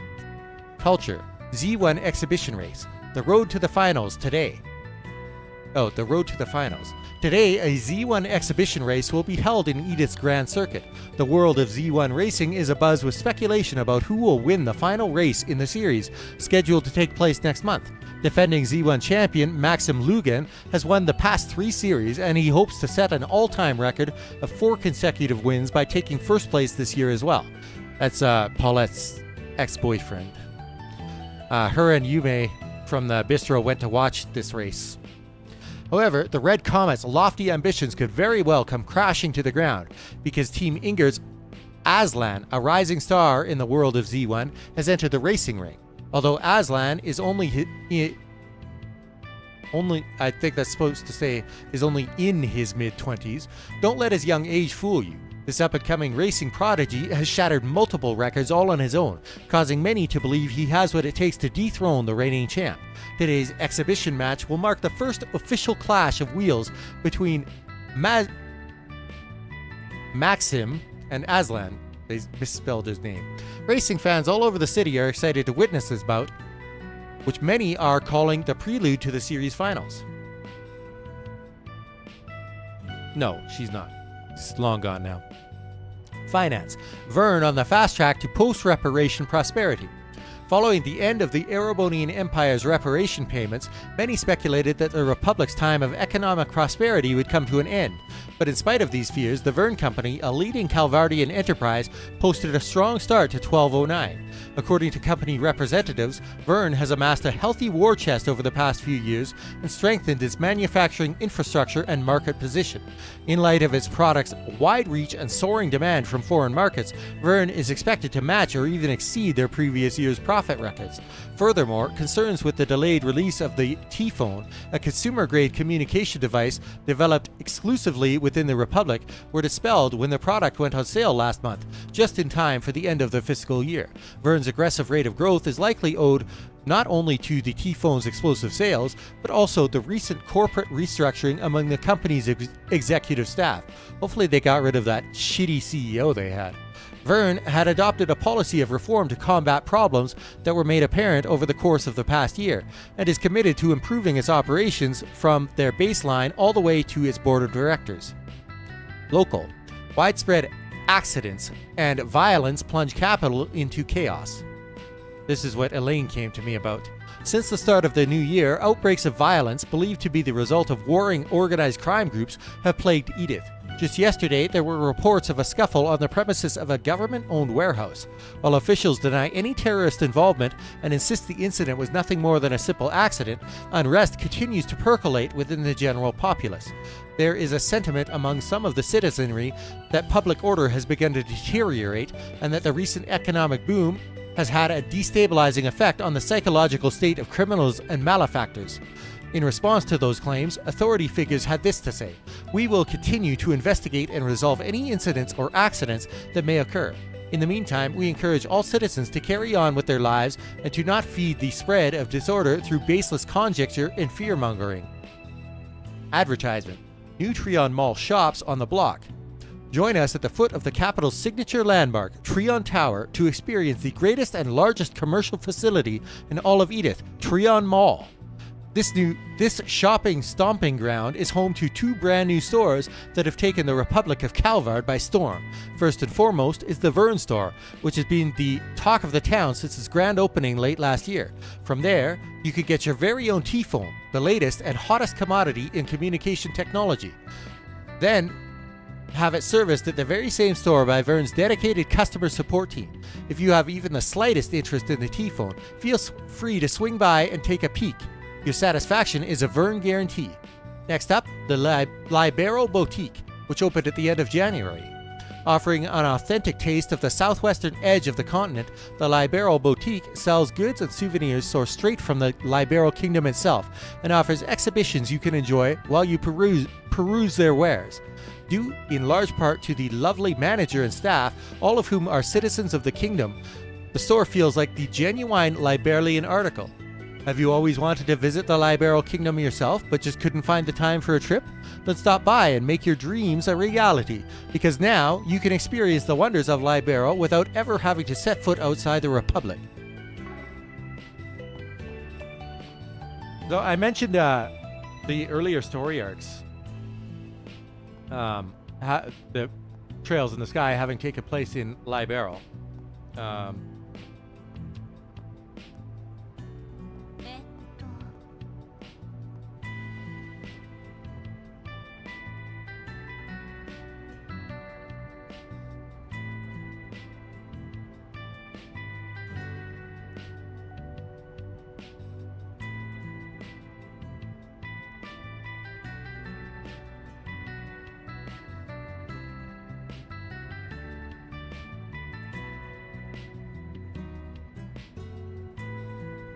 There's a map of the continent, of what we know of the continent. So, the white down there is the Libero Kingdom at the bottom left. And then, the second arc of the story, if you zoom in, takes place at Crossbell City, which is right smack dab in the middle. It's a tiny blue thing sandwiched between the Calvard Republic and the Erebonian Empire. And then Trails of Cold Steel and Trails into Reverie.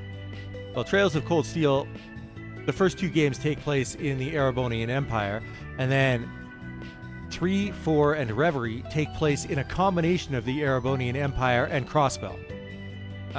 Because during Cold Steel, the Erebonian Empire annexes Crossbell through force. And now we're in the Calvard Republic, the green section. And I believe in this game we also get to go to the Principality of El Saim, down in the bottom right-hand section of the map there.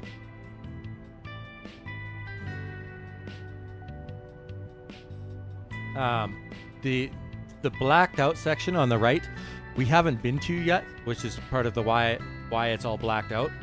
But in addition, there's a phenomenon that's been happening, an environmental phenomenon called desertification, where the land is dying. Everything is turning to desert. And so the people that live there are slowly having to make their way out to the west, and they're not always being accepted. Well, especially in the Calvard Republic. This is the first time, the Trails Through Daybreak is the first time in the series where we've really had to deal with racism, because there's a lot of people in the Calvard Republic that don't want these people coming into their country. They feel like they don't add anything. And I believe that's going to be a major theme in this game in particular. But we'll see. Alright. Rebecca is... I think this girl is autistic. I think I could clean these parts with some liquid solvent. Yeah, you'll be spick and span in no time. You seem awfully chipper today, Rebecca. Van? What's he doing here with someone so pretty? Don't worry about her. She's just a little shy. Says she's much more comfortable around machines than people. Well, people are just so scary, you know? And when there's so many of them out during the day, I could pass out just thinking about it. I see. I guess she uses all her free time to focus on her craft. Well, she definitely gets the job done, that's for sure. She's looking a little more tense than usual, though. Maybe I should check in with Chris to see if anything's going on. Chris is her brother. Looks after her. She doesn't leave the house. By the way, you remember Kaina from Krail Village, right? She's a technician just like me. Apparently, she lives in Edith now. She even got a job at the Treon Mall's Vern store. That's so incredible. It must be really hard, especially getting a job out there. I could never do something like that. Feels like I'm gonna pass out just thinking about it. Yeah, Van is one of the few people that comes into the shop that she's actually comfortable talking with. Hey Van, you here for a Zypha tune-up? Yeah, I was, but now it doesn't seem like the best time. Yeah, sorry about that. We're in the middle of doing some maintenance on our equipment. We've been getting a lot of requests to work on those T-phones recently, so we figured it might be time to update our gear. T-phones? Aren't those the Zyphas adapted for civilian use? Civilian use? Wow, can't talk. Yep, they're nothing more than a mobile phone for the average Joe, though.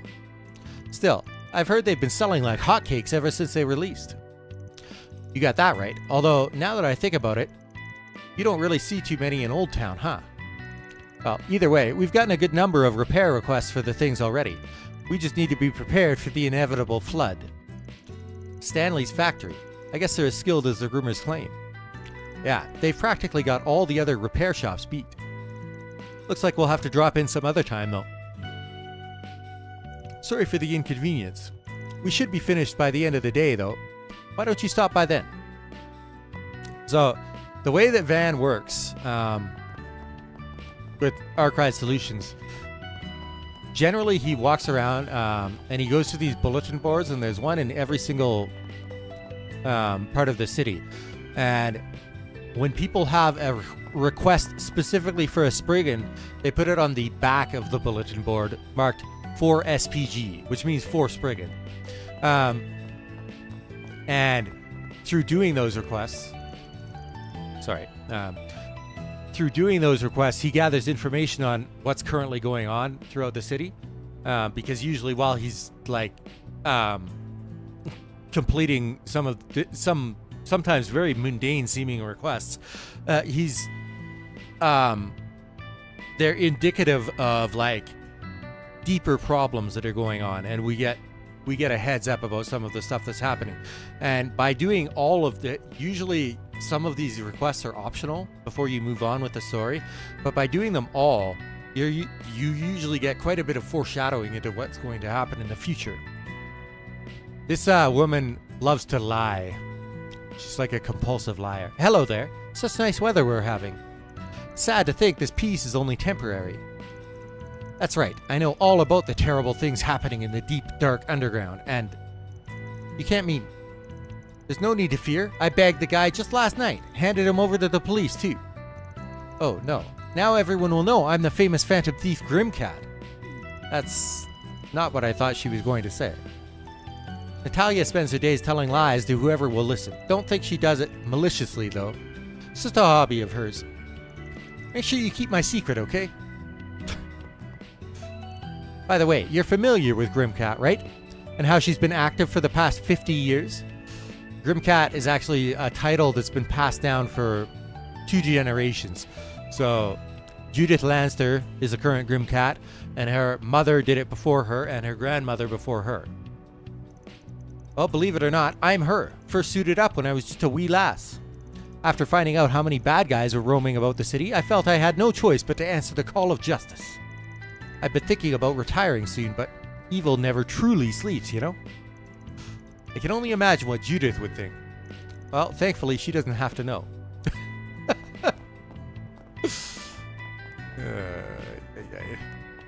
She's quite the character.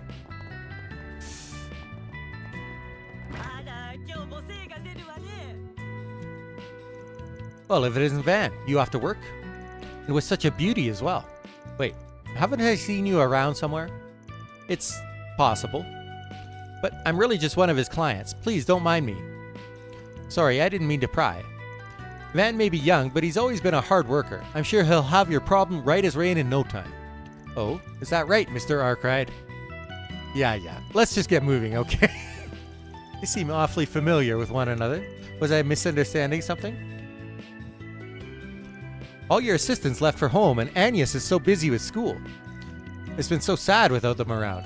They'll be back soon, right? Make sure you work extra hard for them. I mean, I'm perfectly fine doing this job by myself. Oh?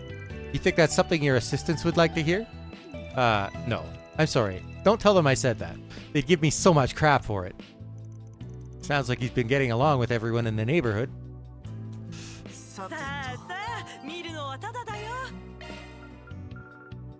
Lots of ingredients. Drink. Since I can't buy any gear right now, it seems. Oh, right. I actually got my bonuses now, so I can equip a couple of things. Let's see what we've got. Amulet of Law. Max HP. Plus 500. 50% chance to prevent ailments. Strength, defense, arts defense, speed, evasion, and arts evasion plus 7. Oh! Strength plus 10, crit plus 10, CP plus 10 every turn.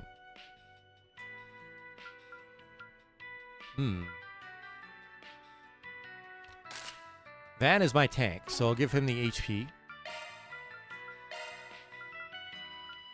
She has a very useful craft. So I'm assuming it's going to be the same in this game. So I will give her the one that recovers CP.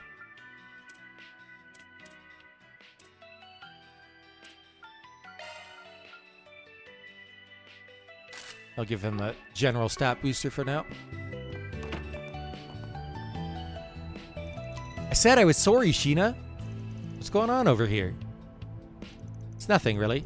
I just finally managed to beat Harry at Kick the Can. That's what you get for being a cheater. Hold on. That mousetrap totally got a clean hit on you. Yeah, and using mousetraps to kick the can is cheating. What's she being so scary for? Come on, Mark, where are you? You seem to be having fun, I think. Kid's got to work off the energy somehow. I'm going to make sure Harry pays today. Actually, it's kind of embarrassing how he's always at our house lately. I mean, I know we've grown up together, but still. Well, I guess it doesn't matter, really. His brain's practically empty anyway. What? Wow, what the hell? She's being real harsh today. Van, help. Sheena's on a warpath today. Don't you think you guys should cool it for a bit? Make sure you don't make your friend too angry, all right? Right. What's this lady so pretty for? What the hell? I asked if Yume could come play with us today, but she went to go watch the race. Wish I could see it with my dad. Well, whatever. I heard the Z1 finals are going to be even cooler.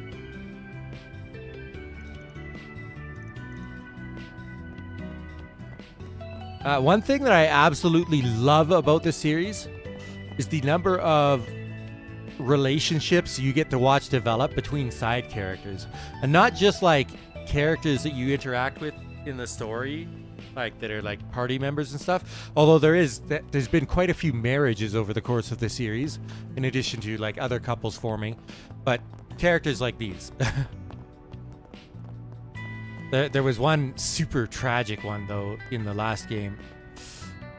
This boy and girl from that village that got blown up.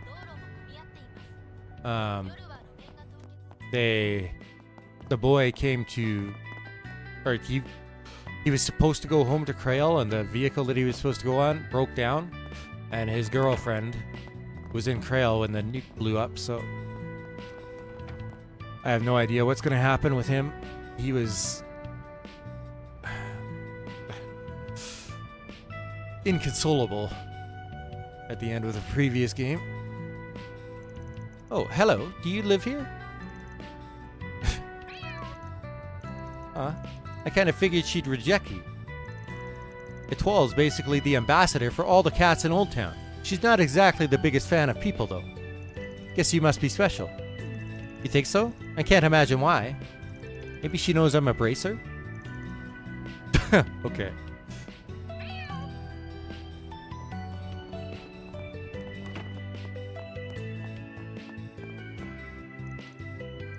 This was Master Burgard's room. Hasn't been used since he left. All of Van's quote-unquote assistants were living in the various rooms in this place. And then Van's office is right here. Oh, I can't use a computer to... Okay. Oh, right. I meant to talk about this, but Swin and Nadia, they mentioned coming to Van for help with whatever they were looking for. They witnessed the aftermath of that Grendel massacring that Gamma squad that Elaine told me about.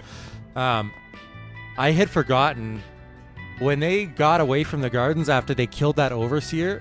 Van was the first person they came to for help, and he's the one who helped them escape the gardens, trying to track them down and kill them for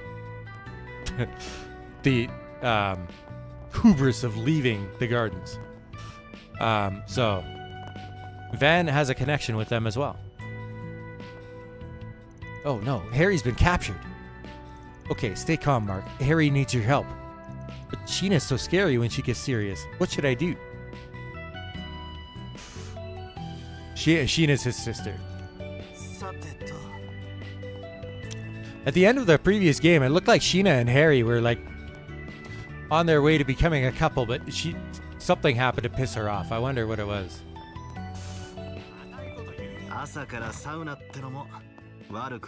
Oh yes, I mentioned that Van loves his baths.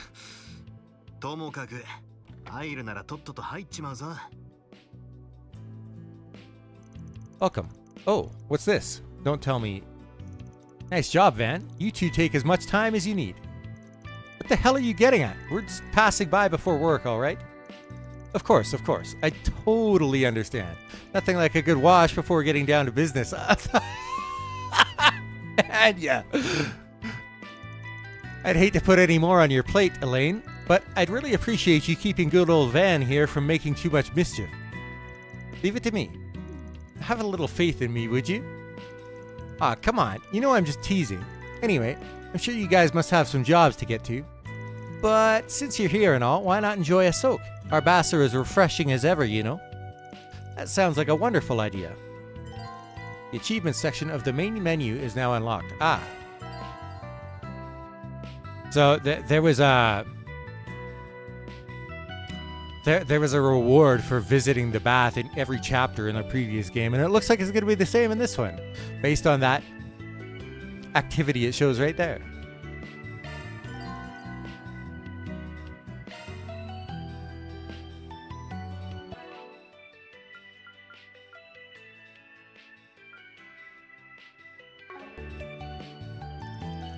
I've had a lot of new customers lately. Makes me pleased as punch. Anyway, you said you were just passing by before work, but Elaine's in her civvies, isn't she? Something smells fishy. Hey, whatever. Just take your time and relax, okay? The baths will do wonders for your energy. 一っ風呂浴びてく？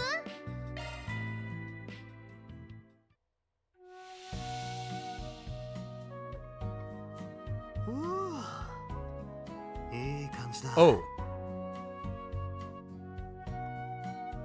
This reminds me of, this bath scene reminds me of something hilarious. たまにはいい I もん was watching a VTuber by the name of Kana Yanagi the other day. She was playing a horror stream, or a horror game, I should say. A horror game. Actually, let me send you 整ったぜ。 the timestamp. It's hilarious.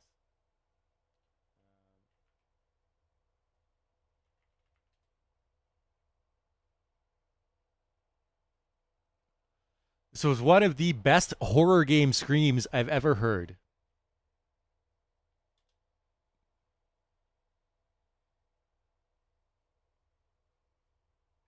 And when you realize why, you're probably going to get a good chuckle.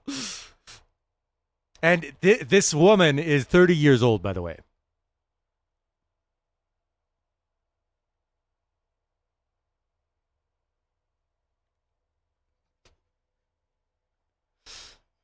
Gets me every time. 今後もラグーナをよろしくね。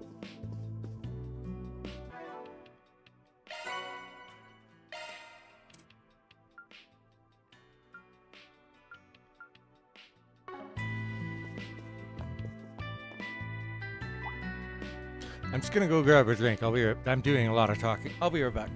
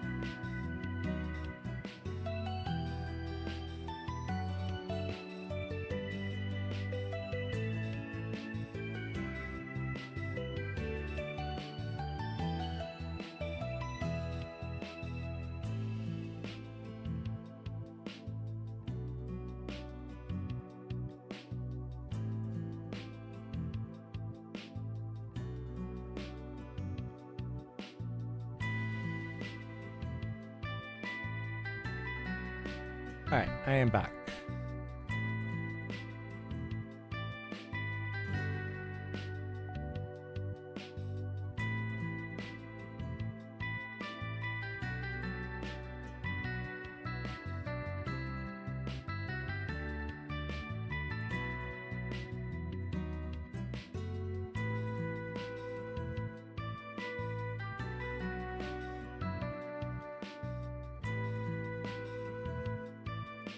But yeah, kind of screaming like that because she walked in on some guy in the bathroom in a video game. It was so funny. Oh my god.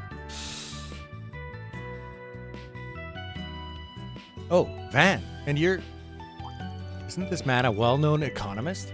I believe I've seen him in the news before. Well, it's an awfully beautiful day out, don't you think? Perfect for Mahjong. Really makes you want to put your heart and soul into the game. Such a blatant attempt at changing the subject. I guess those rumors about him being work-averse were true. Yeah, the business world makes him out to be this all-knowing genius when he's really just some goofy old guy. Here I thought you came to introduce me to yet another beautiful young lady. Wait, you're not under arrest, are you? No, and why are you assuming she'd catch me anyway? It's quite funny, isn't he? And I'm glad to see they're on such good terms. I never would have expected that.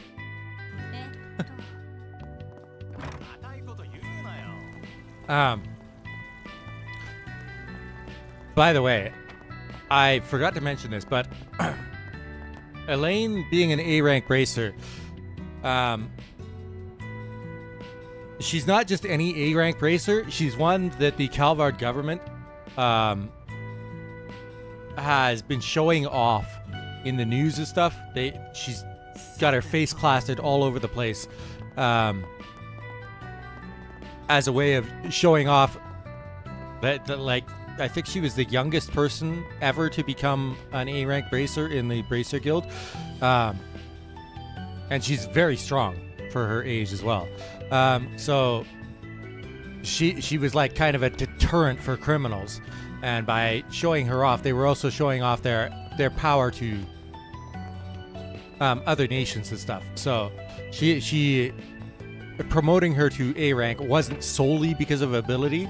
It was also a political maneuvering. Did this kid get into Aramis? Alright, I think my test score should be about here now. But I'm still barely passing in this subject. Okay, no need to throw in the towel, Curtis. You could do this. The qualifier is tomorrow. My evaluation needs to be spotless this time. I know a lot's been going on lately, but I've decided I'm going to take the Aramis entrance exam after all. I mean, I am pretty smart. Why not go all the way to the top? Although, I did just barely make the requirements. This kid was being pushed to his absolute limits by his family in the last game, to the point where he started taking drugs. And we helped sort things out and make his parents realize that they were a big part of the problem. And it looks like their family is somewhat back together, so let's see. Oh, you're from Archive Solutions. You heading out for some work? You know, I've been helping Zora out with the morning housework lately. I'm sure my employees won't mind if I'm a little late to the office. I mean, I'm the one in charge, aren't I? Plus, it lets me spend more time with Curtis. Gotta take care of the whole family, right? Curtis is still as prideful as ever, though. Told me this morning he's not giving up on going to Aramis. Well, I suppose I'll just have to make sure he doesn't overdo it.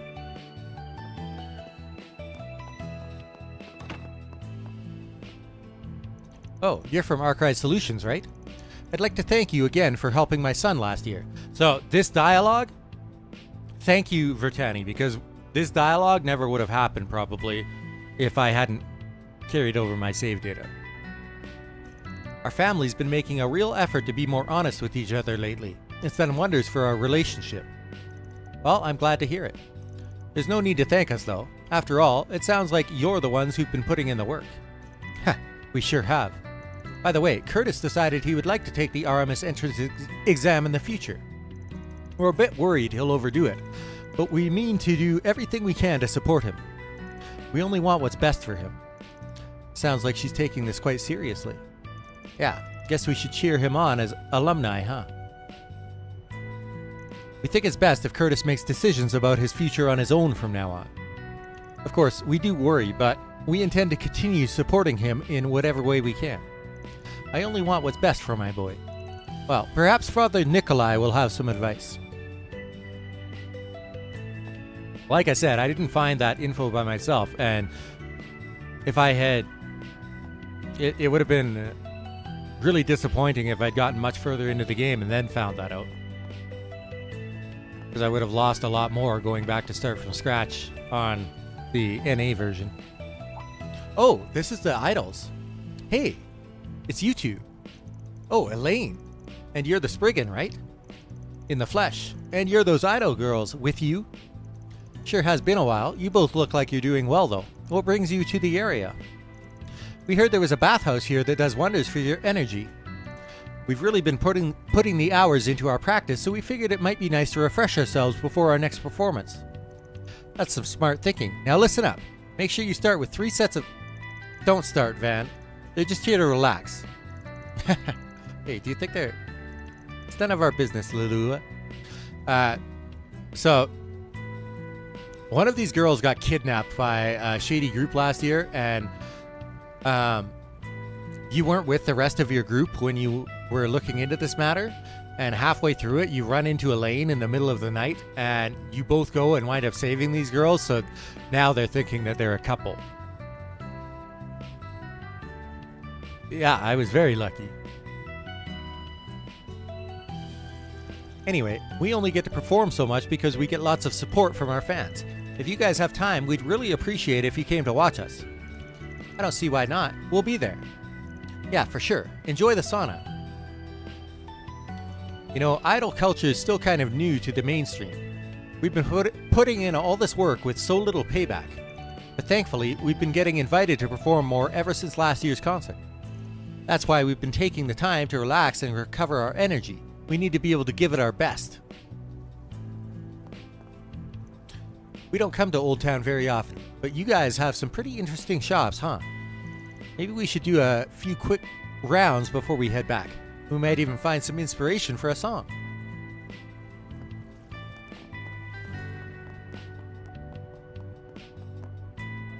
Hello, Van. It's a wonderful morning out, isn't it?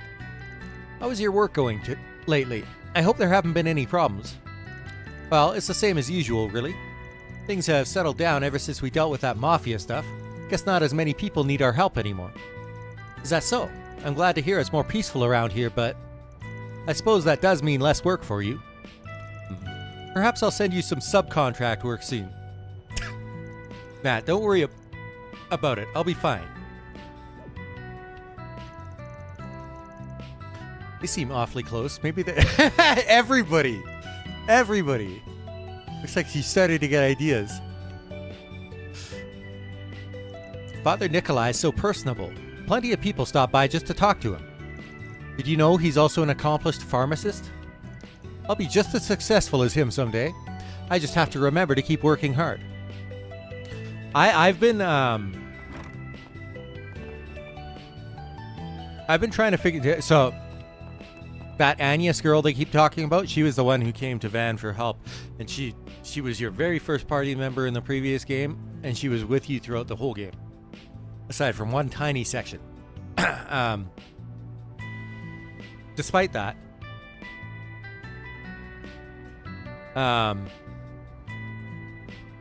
once we run into Elaine for the first time, we run into her a number of times, and it quickly becomes apparent that Agnes has feelings for Van. I think Van's like... Actually, I don't know. Do we have a character profile? Whatever. He's like 24 or something, and Agnes is 16. But it's kind of been a toss-up. Like, everybody just assumes that Van and Elaine are going to get back together, and that might actually wind up happening. But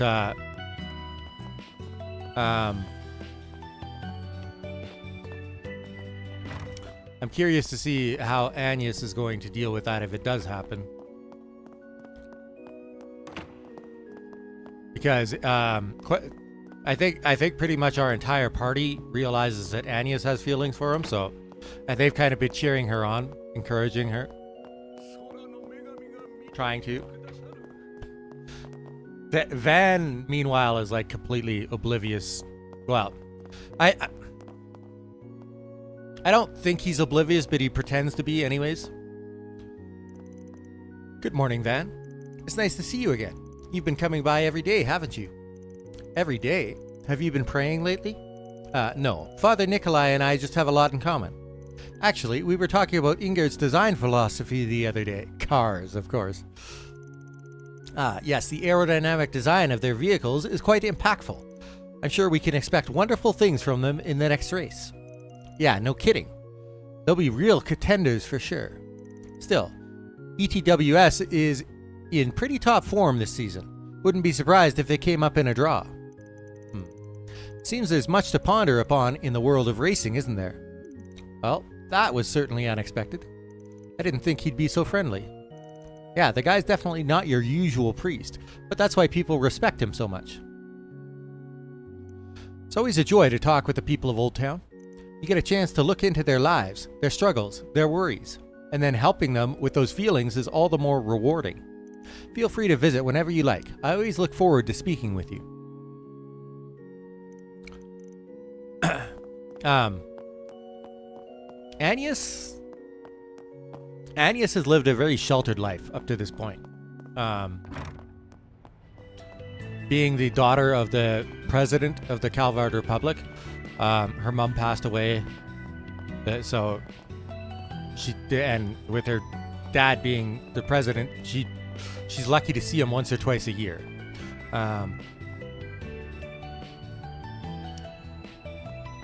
Despite that, I think her father actually has some idea of what that, like, he's got the intelligence agency like kind of looking out for her and stuff. So he knows that she's been working at this shop and everything, and he probably even realizes that his daughter's got feelings for Van, and he seems fine with it. So it's.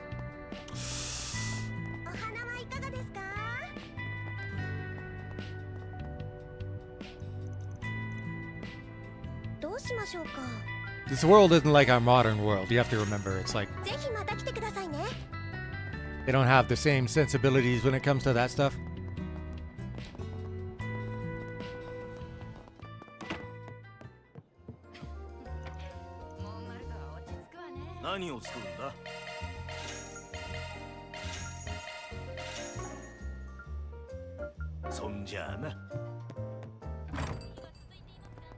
One thing that I love about this game, wait, can I make that bigger? Can't remember. Let me double check.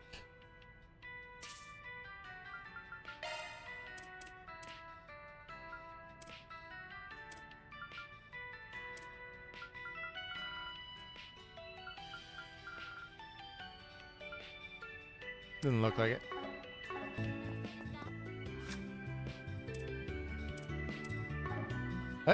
Oh, there we go. Yeah.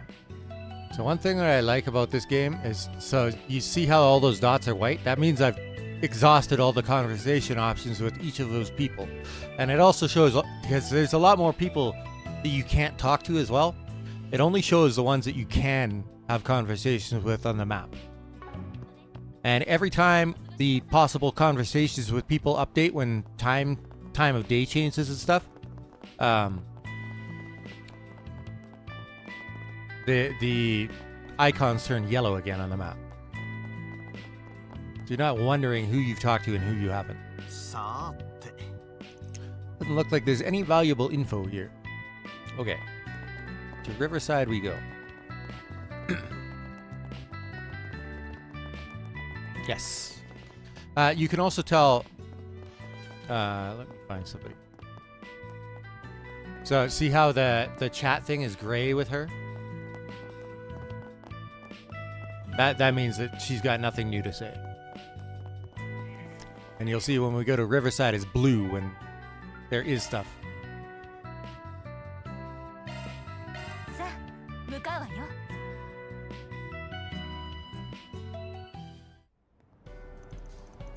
February 20th, 10:03 a.m., 6th District, Riverside. There's 12 districts in Edith. Well, here we are.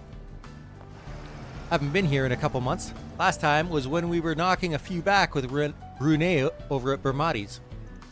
Ah, yes, it was nice that our schedules happened to align for once. I can't recall the last time we had done something like that. Yeah, me neither. Oh, that was one of the ending scenes during the end credits for the previous game. Hopefully we could do it again sometime. That'd be nice, but at this point in our lives, free time's a rare commodity. And this place is so peaceful.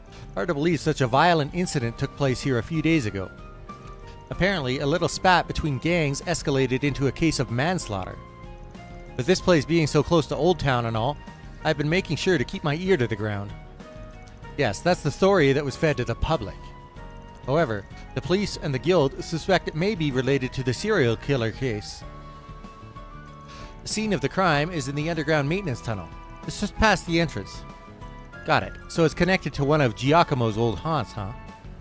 The area has been picked clean for the most part, but yeah, there's something fishy about that place. I can smell it. Well, before we head over there, let's drop by Bermati's. I want to ask him about the case. That's fine. Shall we then? Bermati is, he owns a bar, but he's also an info dealer. And he's a good friend of Van's and Elaine's. They both have been using him for information for a long time.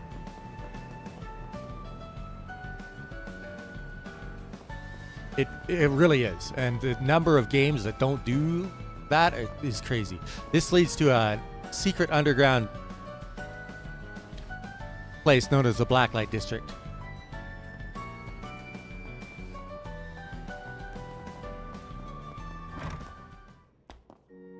I'm wondering if that kiddo is here. The one from that village that got blown up.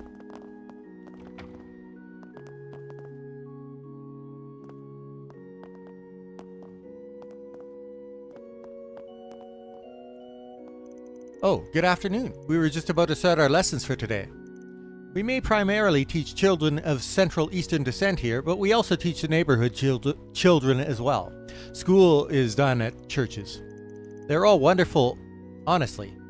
I just know they'll grow into the kindest adults. With my help, of course. Okay.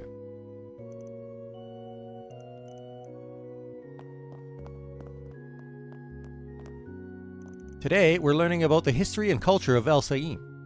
I'm not personally of Central Eastern descent, but I have lots of friends who are, like Lolo and Earl.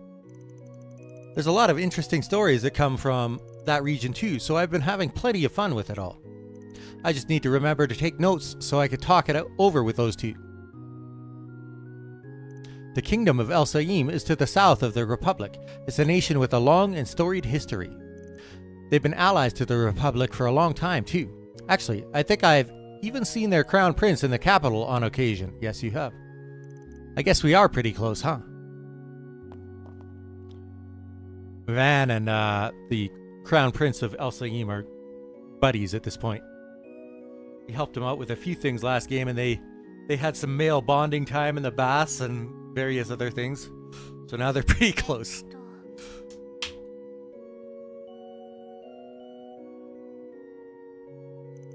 I did my homework today.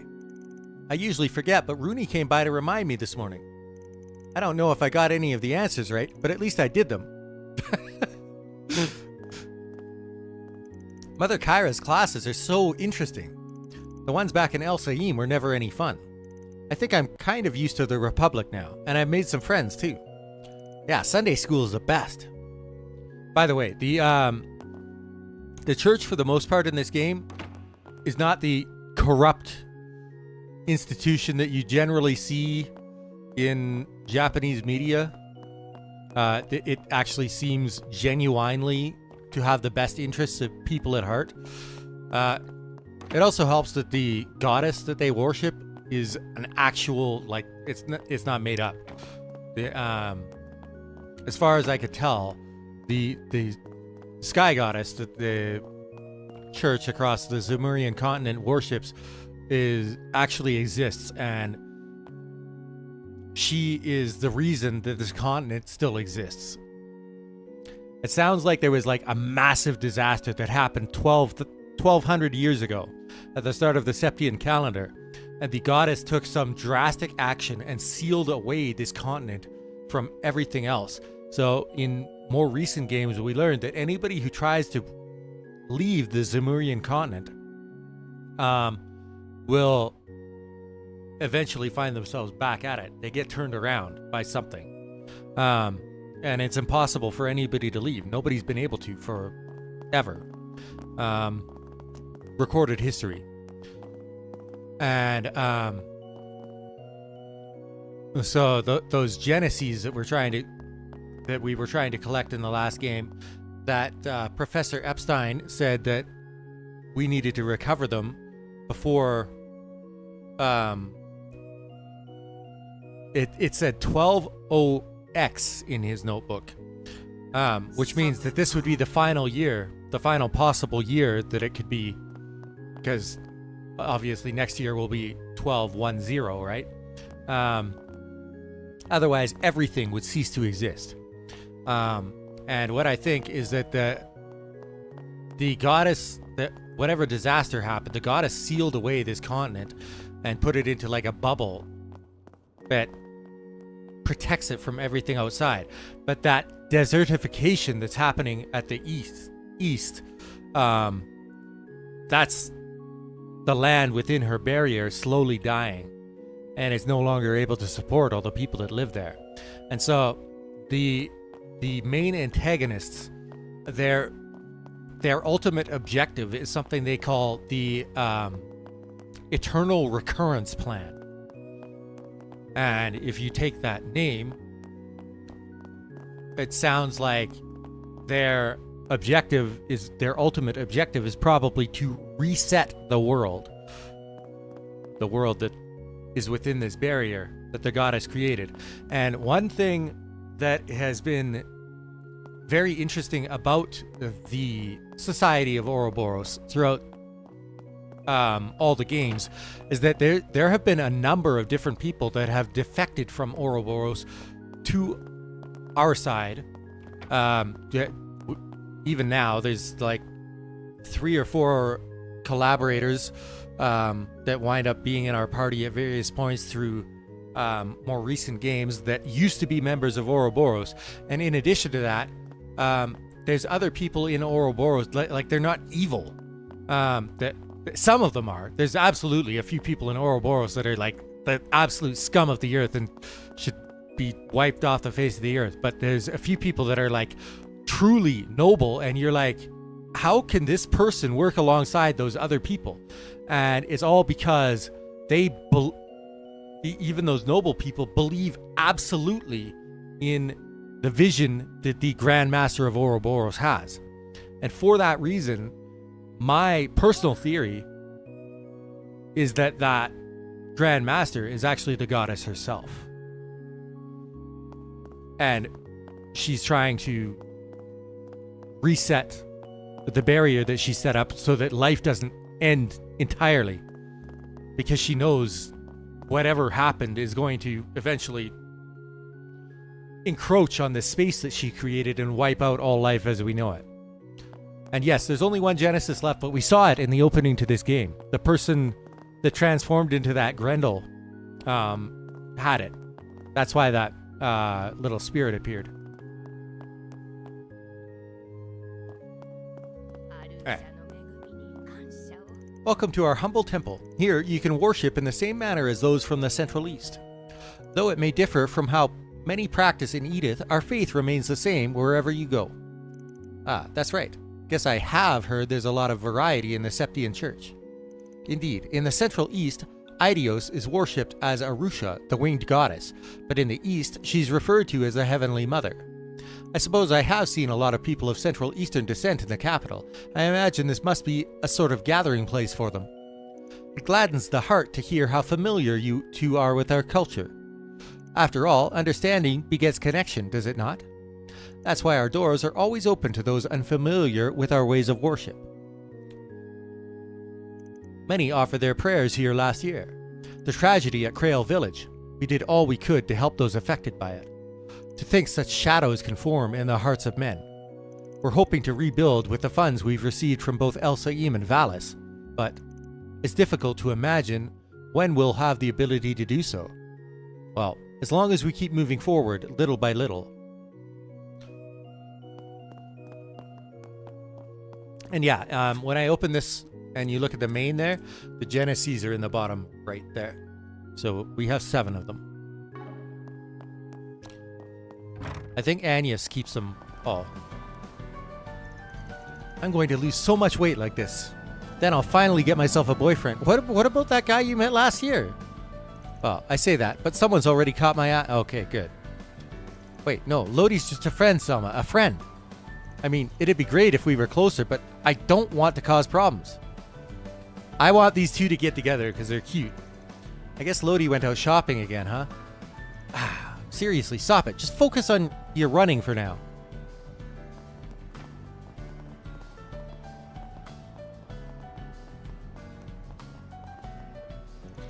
Are you serious? Of all the days to sleep in, you just had to choose today. And now you want to get your car washed? Hey, it's Z1 race day. I can't just show up with a dirty car, man. Don't worry so much. Hi-80s. I'm sure we'll still make it in time. Just get a move on, would you?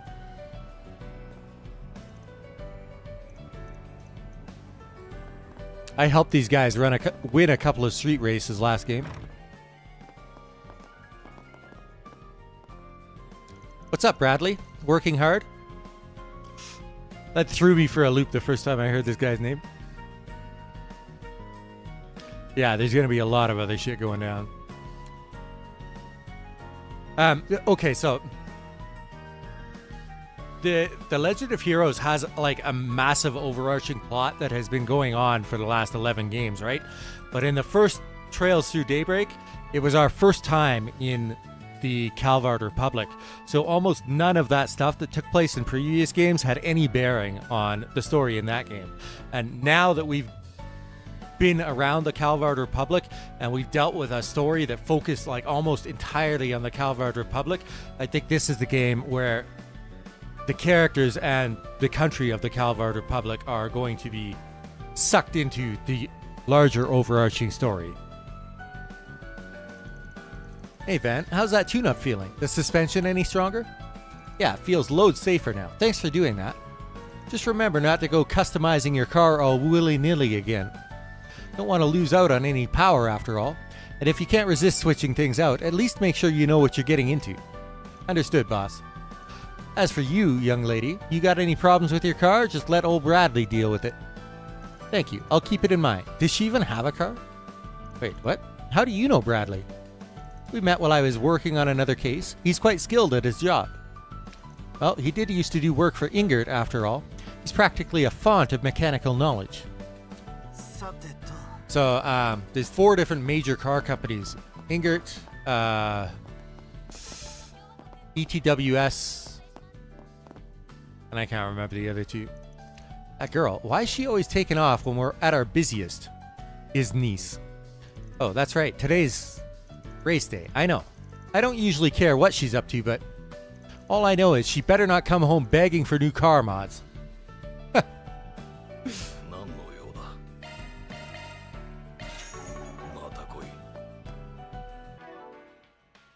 Just bought a new accessory. Item drop rate plus 10%. I'll take it.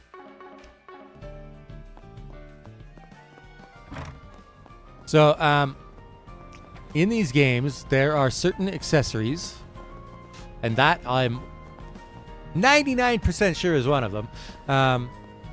They seem like you'll come across them at a shop, and you'll be like, "Oh, this kind of sucks. Why would I ever buy this?" And later on in the game, you're going to get to a place where you can there's these pawn shops, and you could trade in certain sets of items for a greater item. And often these sets of unique accessories that are shitty on their own are traded in for a really powerful accessory later into the game. So, and usually they're time limited as well. Like you're at that location once. This is that boy that she was talking about, the jogging girl. All right, that should be enough for today's shopping. Man, biking makes everything so easy. You know, come to think of it, didn't I see Selma out running again? Guess even winter doesn't stop her, huh? I'm impressed. Maybe I should get her something as a reward. That would make her very happy.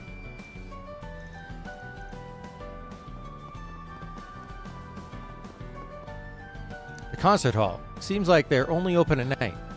Okay.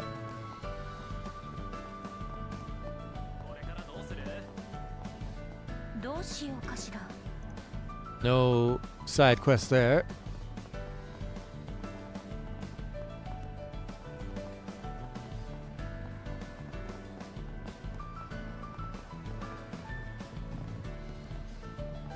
Oh, that girl's still working with him? This girl like barged her way into working with this dude last game, and he wasn't too happy about it at first, but she wound up expanding his shop selection and with a bunch of crazy ideas for new recipes, and he's doing a lot better now. That's the problem though, like you're kind of limited on money, so welcome. You craving some tacos today? How about some of our sides? Primo's been awfully worried about our menu lately. She's actually done a lot of work to flesh it out a little. It's all been pretty well received so far. Guess I've got no room to complain, even if she does go for the more comfort food side of things.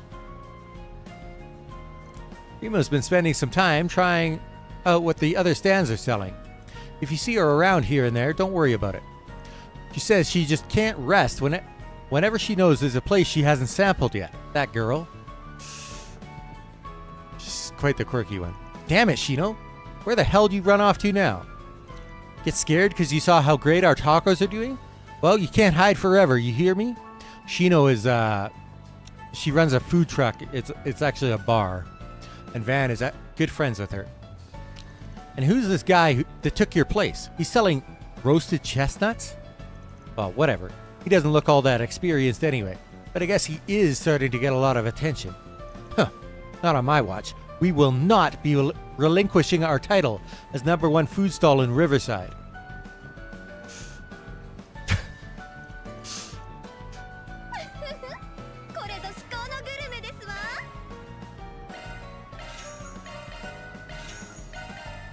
I'm already running out of money.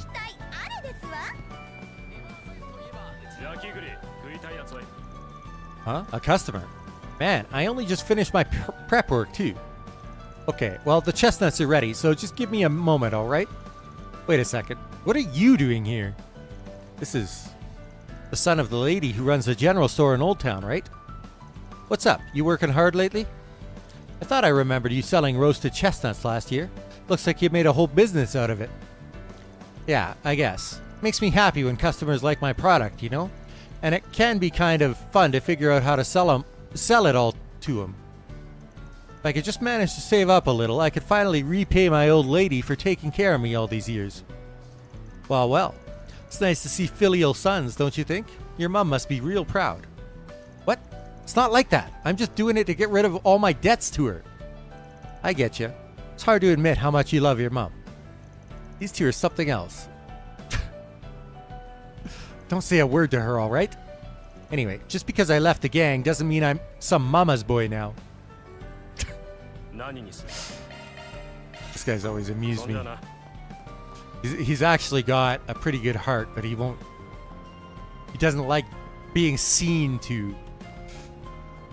It's quite the tsundere.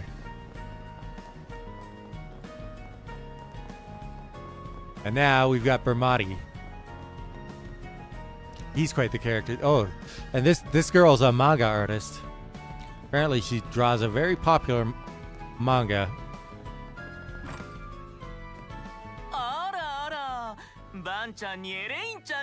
Oh yes, he's an Okama. Yo, 邪魔するぜ。こんにちは、ベルモッティさん。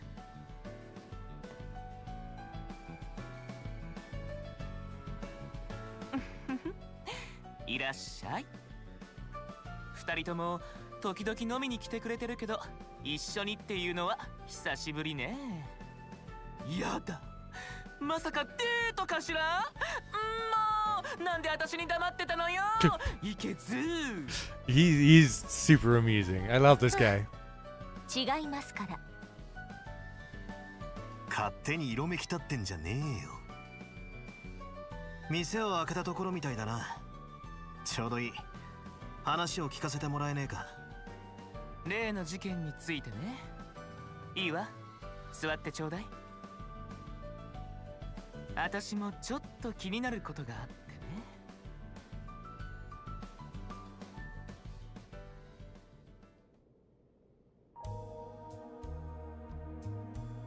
例の映像ならキンケイド君づてで私のところにも回ってきたわ。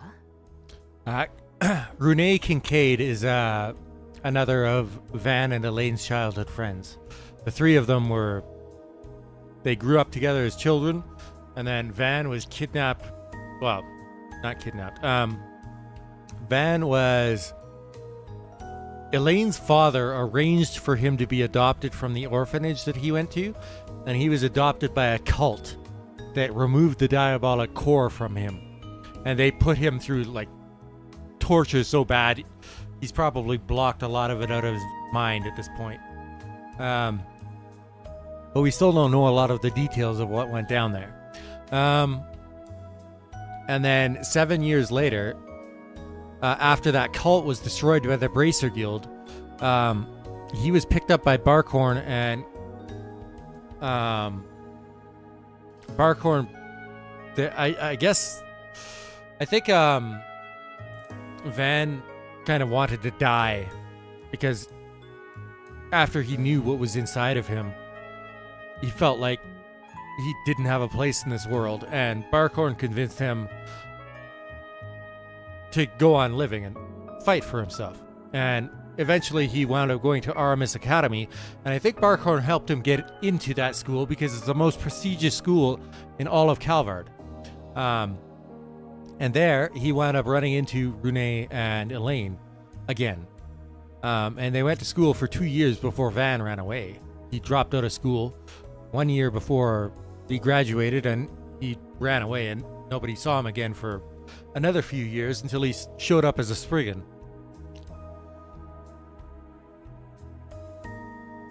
Now, Renee is one of the highest people in the Calvard Intelligence Division. Elaine is an A-rank bracer, and Van is a Spriggan that does work on both sides of the law. So, とんでもないことになってきたわね。噂になってた猟奇殺人鬼がまさかあんな。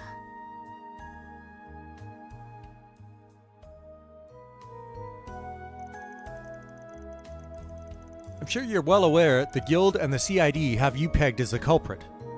Why they think so is beyond me.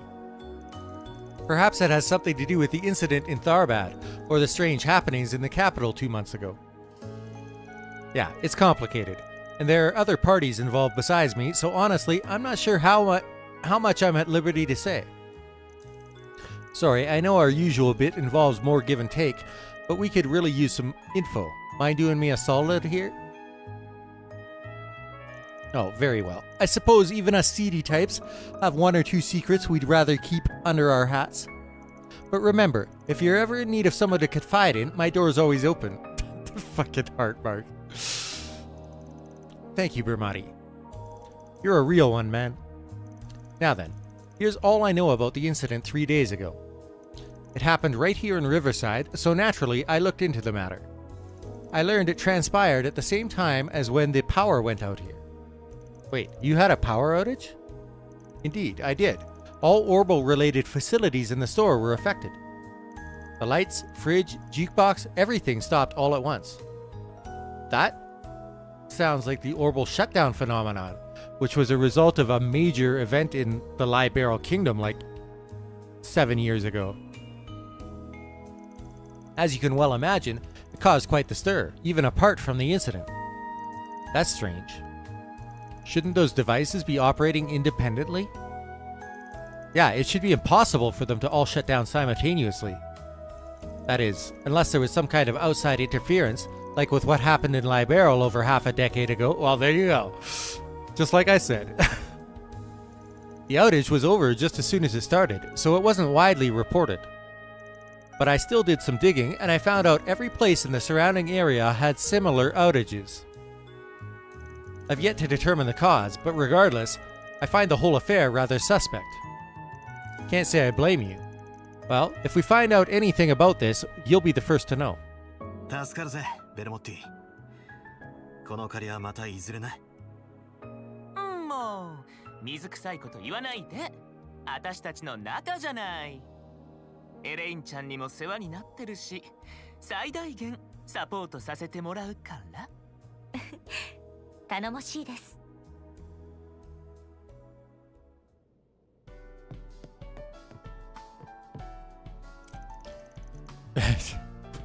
She sounds like she's about to puke. Why can't I think of anything? Drawing battle scenes is the worst. Just what am I doing with my life anyway? Miss Kokona, pull yourself together. Oh no, it's happening again. You're our most popular artist right now. Please, even if we only have your name. Okay, how about this? We end the chapter. And bam! Bravely Legends will be taking to the underground for its next arc. And that means I need to do some research. Therefore, the comic will be on hiatus for the foreseeable future. It's genius. Miss Kokona, you'd really go that far? Alright, understood. I'll do everything in my power to support you. Wait, what? Two heads are better than one, after all. So, what are we researching? Miss Kokona is a best-selling comic book artist. Ask any kid around here what Bravely Legends is, and they'll tell you. She goes by a male pen name, though, so nobody actually knows who she really is. Please don't tell anyone else, alright? Why are you telling me then? Don't you think you're looking a little intense there, Cronin? Seriously, you don't have to worry about me. I'll be fine. Well, we're a team, aren't we? The two of us will have your research finished in no time. There goes my chance for time off.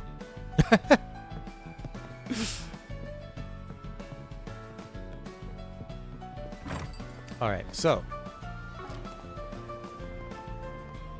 with that, I think we have to go to the maintenance tunnel now. Oh wait, no, there's somebody on the other side of the bridge here.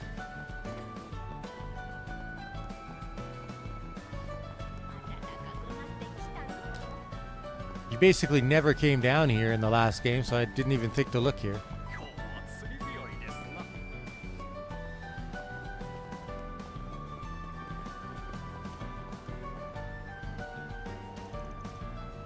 Man, fishing really is the best. Wonder what I'll catch today. Just make sure you don't fall in the river again, alright? Well, this is a first. You normally only find old geezers fishing out here. Oh, you got the bug too? Or maybe you're an experienced angler, aren't you? Me? Personally? I'm just a beginner. Only got my start thanks to Makino here. Well, he certainly knows his way around a fishing rod. I remember you used to invite me and Rune on your trips to the lake when we were kids. Oh, yeah, guess we did do that, huh? I'll do it whenever the itch hits, but I haven't really had much of a chance lately. That's no good. Fishing is one of the highlights of life. Actually, my grandfather runs a bait and tackle shop here in Edith. Here, take this. He ordered an overstock of supplies recently. So, Trails Through Daybreak, the last game, was the very first game they did with this new game engine. And part of the reason they made a new game engine was because they weren't able to do like really flashy cutscenes without doing like a full-on animated cutscene, because they weren't able to do it within the old game engine. Now they can. But as a result, they were still learning how to use it, and there were no mini games at all in the last game in the series. And the Legend of Heroes games have been known for having a number of different mini games throughout the series. So I had heard that there were quite a few mini games added into this game, and fishing is one of them. So it seems. While I appreciate the free stuff, I probably won't have to use it anytime soon. That's alright, just keep it for whenever the urge hits you. By the way, we put up pictures of all our catches on our socials. We go by the name of Piscatorial Party on social media, huh? Guess I have heard lots of people use it as a place to show off their hobbies. Fishing groups seem to be quite popular on social media lately, particularly those from the Empire and Liberal. I think the Republic still views fishing as something best left to the professionals, however. Yeah, it can be a bit of a bummer sometimes. But that's what makes finding new fishing buddies such a treat. You'll join us, won't you? Well, I guess I don't mind. I'll go ahead and keep the gear then. Maybe I should try my hand at it again. Fishing has been unlocked in the notebook. Press L2 plus X to switch to fishing mode.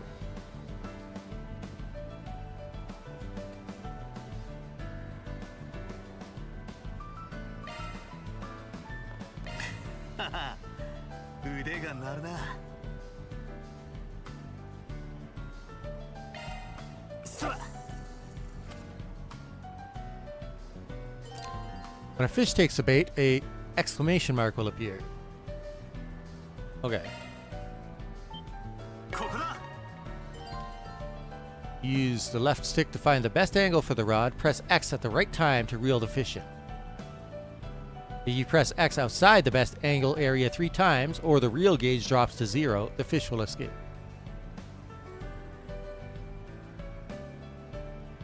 Match the spinning arrow and the angle of the rod and press X.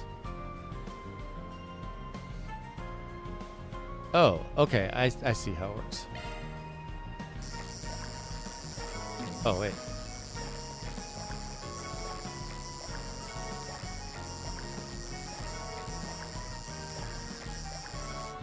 Okay, that's an interesting minigame. The fishing minigames in aside from Trails in the Sky, the fishing minigames in these The Legend of Heroes have been really fun, actually. I usually hate fishing minigames. The only ones that I've enjoyed are the ones in these games and the ones in the one in Final Fantasy 15. And they usually, most of the mini games in the Legend of Heroes are good.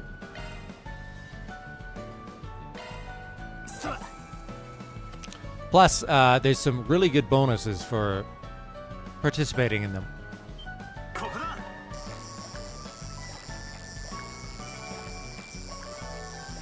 Oh. Oh. Ah!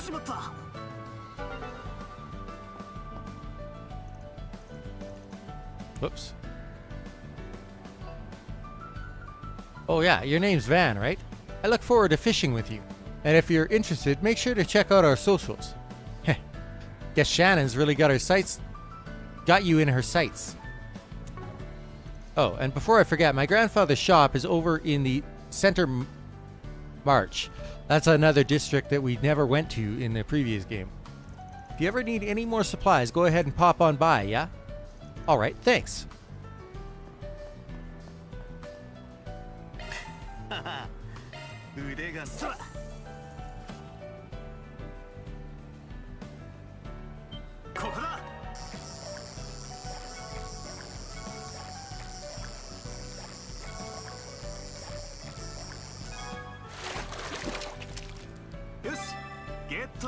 Cassigan.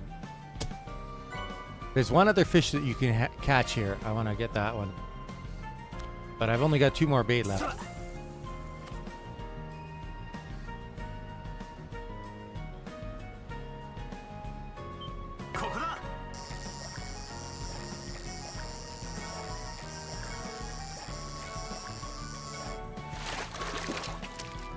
There we go.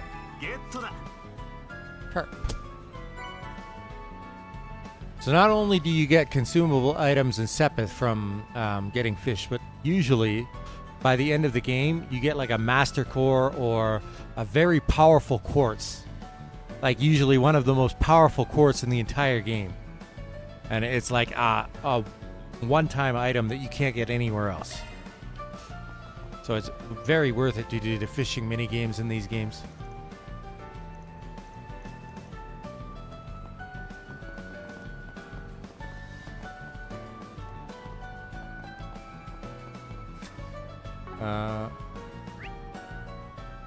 Okay, so I guess we're going to the underground maintenance tunnel. Time for battle tutorial. Although I'm sure it works pretty similar to the last game.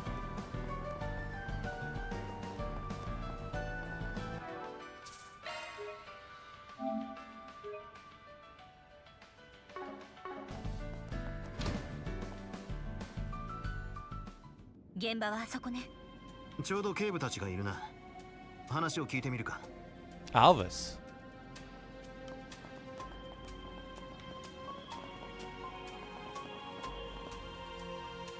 お疲れ様。 Racer. アルビス君。警部殿もご苦労さんだ。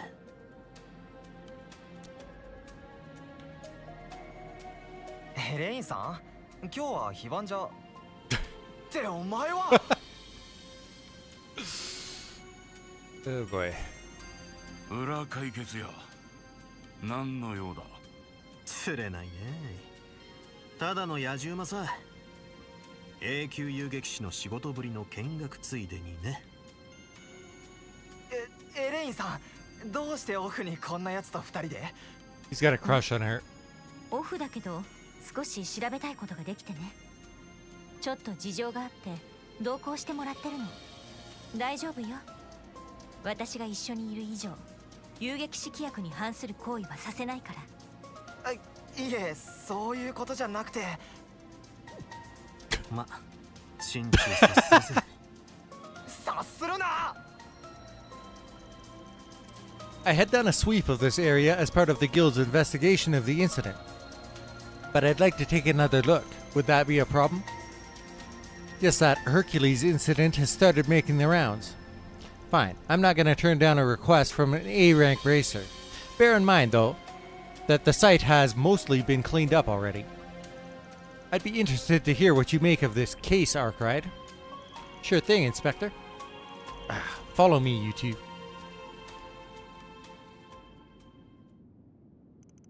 There's still so much blood left over, and it's already been 3 days. It's not like they could have covered it all up. I imagine it must have been a terrible scene. There were 3 victims.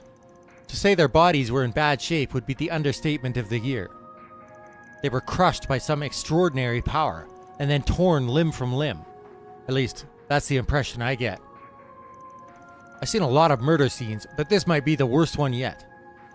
There's no way a human could have done all this. I won't believe it. Gotcha. So, have you identified the victims? We barely had anything to identify. All we could glean from what little was left was that they were part of some organized crime groups. There was no proof that a transaction transpired beforehand. Well, there goes the deal that went up in smoke theory. This is a tough one. No wonder the investigation stalled.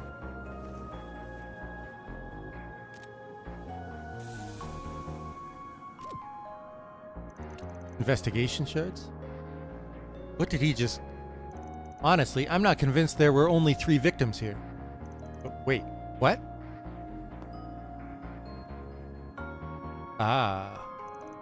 Look, there's a stain over here. Looks like something brushed up against this spot. But how'd it get here? It's kind of hard to see, but there's some blood mixed into it. There's also a faint trail along the tracks over there. It might have been from another victim fleeing the scene. Maybe he hightailed it out of here while his friends were being slaughtered. Wait, do you seriously think there's another victim? But they were all killed, weren't they? Why are you so confident that you're right? Trade secret. Anyway, the part about him taking flight is just speculation. But I'm positive that's blood over there. I'll trust your instincts then. I'll call forensics and have them come by immediately. If there was a survivor, he'll be an important witness.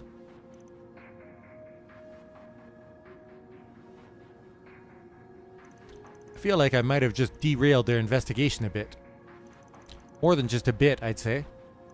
I can't say I expected the possibility of a survivor.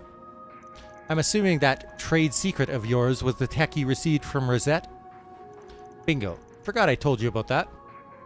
Before the start of the new year, she asked me to give it a test run, so I use it every once in a while.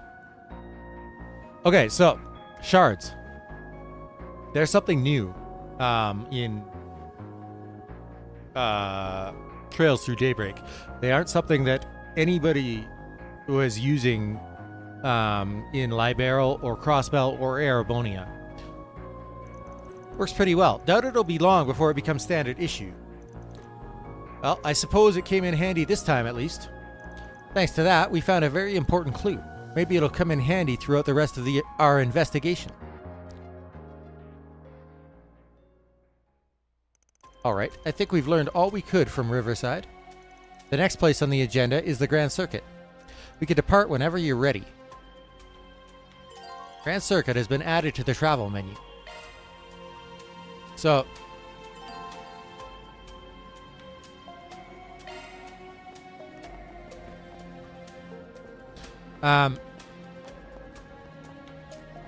the way this game works for combat is you can fight on the field and stun an enemy and then enter combat after stunning an enemy, and that gives you an advantage. And the way that you enter combat is your character brings out their Zifa and shards spread out from the Zifa, and they're little bits of energy basically that like form a battlefield around your characters and prevent your attacks and stuff from leaving the battlefield, protect the surrounding area. They also gather together when you do certain attacks or defense actions to either like create a shield or to help cause more damage to the opponent. And also that suit of armor that you saw that character in the beginning use and the one that Van is able to use are formed from super dense clusters of shards. And the Marta company, which created the weapon that Van uses called a stun caliber, they came up with a new way of using shards that sends them out to search for clues and stuff. And those are investigative shards, which is what he did there. You saw like that, almost like a sonar ping that came out from him when he used them.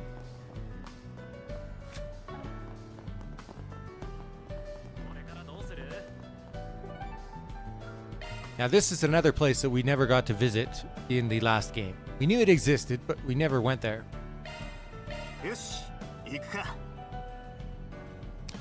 This is where the Z1 race is supposed to be happening. February 20th, 11 a.m., 12th District, Grand Circuit.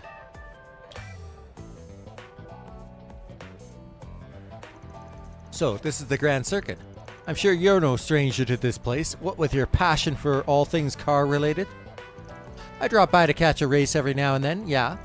I also come here during my rounds, since people post 4 SPGs here. Did you hear there's going to be a Grand Prix exhibition race today? Yes, I read about it in the Tyrell Times. They said Maxim Lugan will be taking part. Ah, then it ought to be a damn good show. You know, it's hard to imagine a bunch of murders taking place amongst all this peaceful hustle and bustle. Yeah, that's exactly what happened, and only 2 weeks ago at that. The actual scene of the crime is in a back alley a little ways away from here. A full 2 weeks have passed between then and now, so I doubt we'll find as many clues as we did in Riverside. Never know till you try. In any event, let's head to the street on our left. It's over in that general area. There's a rock climbing wall. Cool.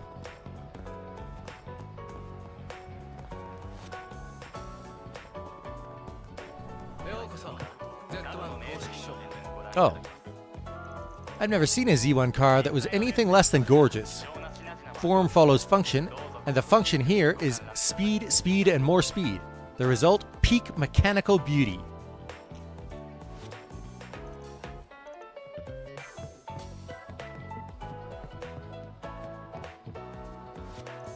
The way things had been going, it was practically guaranteed I would inherit ETWS someday. Oh, this is a grandson of the owner of ETWS. But that's all been fouled up now. It only makes sense that my grandfather was let go, but did they really have to oust my father from the board of directors too?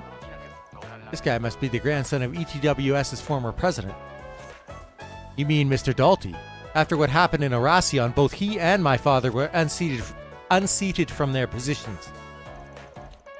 But for his grandson to be working here of all places, perhaps this is his way of gaining some real-world experience. I won't pretend to know the details, but that's probably not too far off.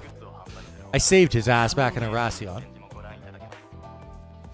The part that truly confounds me is the way my uncle became ETWS's new president. all his claims about being an immigration advocate from the start. That was the first I'd ever heard of it. Lovely. That's definitely another one of those accessories that I mentioned earlier.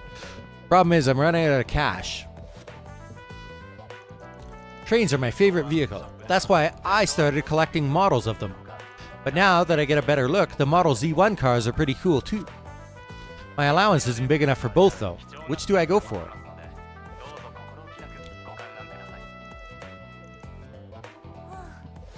The stock on the shelves is like really detailed.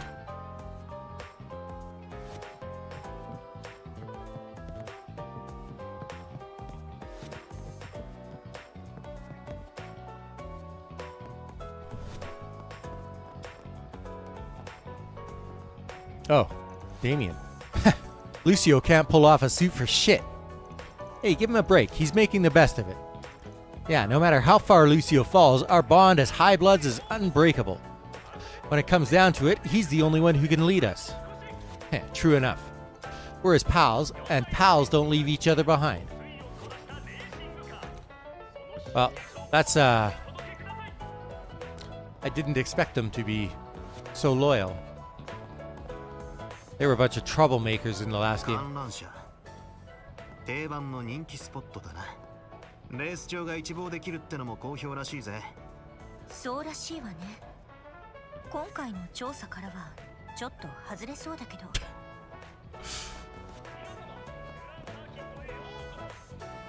Welcome to the Grand Circuit's feature attraction, the Ferris wheel.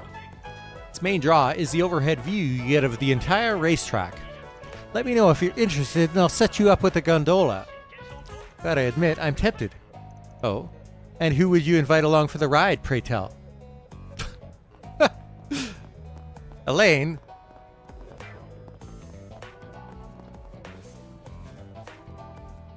I don't care what any of you say. Red Star simply can't be beat. Oh, there's one of the other companies. I beg to differ. Ingert is heads and shoulders above the rest. No way. It's got to be ETWS. They're the best bet, hands down. By the way, Van drives an Ingert pickup truck.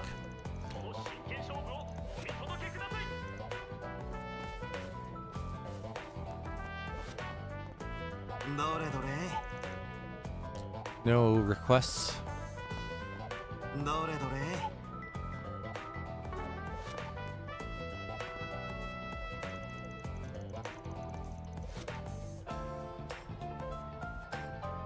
Are you looking to purchase a ticket? That actually won't be necessary. Since all of today's races are exhibition matches, the speedway is open to the public right now. So feel free to head in at your leisure. The Z1 Grand Prix awaits. I'm having a rough time with my enunciation today. Keep stumbling over words.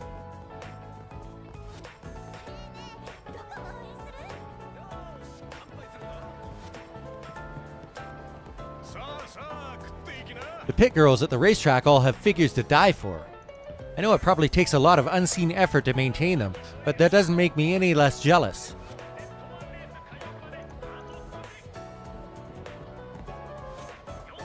Fair weather days like these are the perfect time for an afternoon beer. How about it, you two? Grab a seat and I'll treat you two around. Believe me, I'd be down if we weren't on the clock. Perhaps we could stop by for a drink some other time.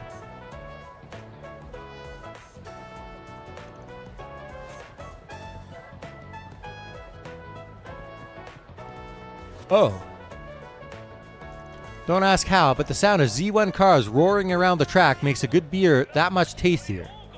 A symphony of cars vying to outpace the pack. You couldn't ask for better background music. If you say so, buddy.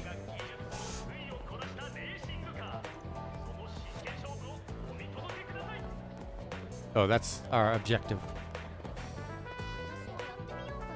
クライミングウォールか。楽しそうね。もう少し高さがあればいいのだけど。It looks plenty tall to me. 十分高いだろ。お前の運動能力を基準にしてもな。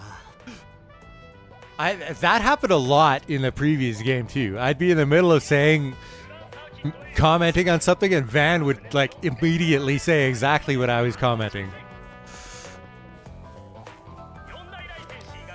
Looking to do some bouldering? Just check in with me. Doesn't matter how in or out of shape you are, everybody's welcome. We've got multiple plans geared towards different fitness levels, so stop on by and work up a healthy sweat. Bouldering, huh? It's like rock climbing, but in a more controlled environment. I'm not so sure that a couch potato like me would have much fun with it, though.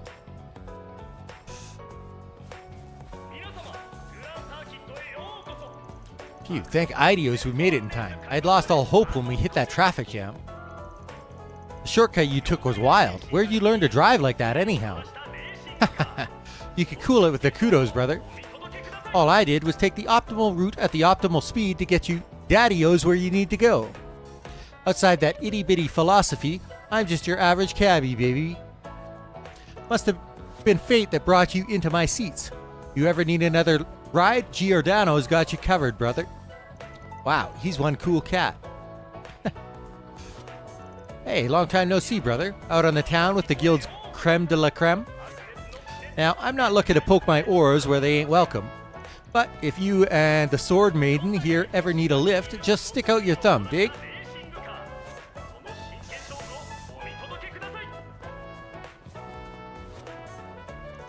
Admission is free today, so we've had a lot more people coming in and out of the premises. That's why we've got more security than usual too.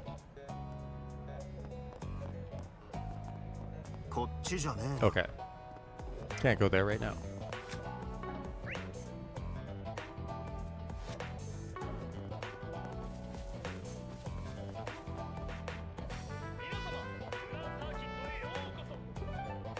Oh, that leaves... Okay. So wait, what's... Oh. What the hell is this? What in the world is this? Couldn't say, but it's bizarre as all hell. Why is it here in the middle of the city? You don't suppose it's an explosive device? Nah, I'm not getting a whiff of anything dangerous. Looks like it's fitted with some sort of orbital locking mechanism. If that's all the protection it's got, I might actually be able to get it open. Oh, by what means? Marduk gave me a little trick for this kind of thing. Might as well give it a shot. Chests with orbital locks. Certain treasure boxes are equipped with orbital locks that can be opened via hacking. While hacking, you'll switch to a mode where you control Mare through an orbital maze. The difficulty of the maze changes depending on its security level. As the story progresses, items that you missed may be placed in the bargain bin of specific vendors. Okay, so new minigame. Cool.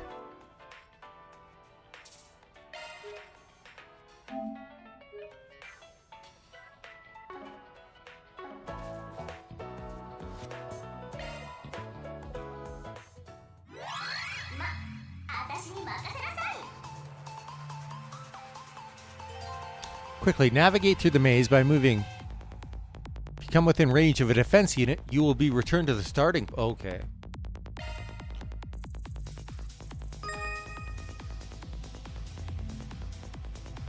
Oh.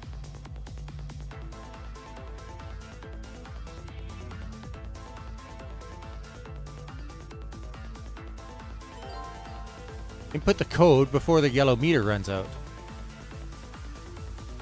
Enter the correct code starting from left to right. If you make an error, you have to start the code from the beginning.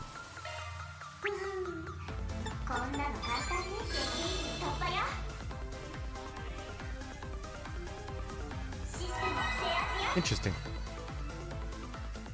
That looks like it's going to be a little challenging in the later parts. Oh, Arts Driver. Basic Earth Arts. Okay. 2 SP. I see. So it's a hacking system that uses a holo as an avatar. Or perhaps I should call it a feature specific to your holo in particular.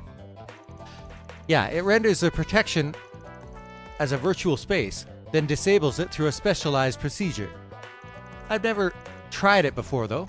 Glad I didn't embarrass myself. Your tricks of the trade never fail to surprise me. Just Try not to use them for anything illicit. On a separate note, what do you suppose this was doing here in the first place? Good question. Almost feels like they wanted somebody to crack it. Doesn't seem dangerous though, so we can take on any others we find down the road too. Not a speck of prudence in you, is there? Okay.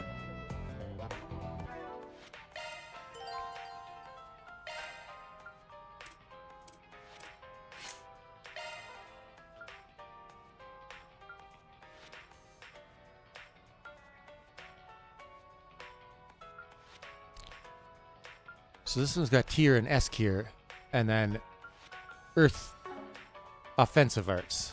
Okay.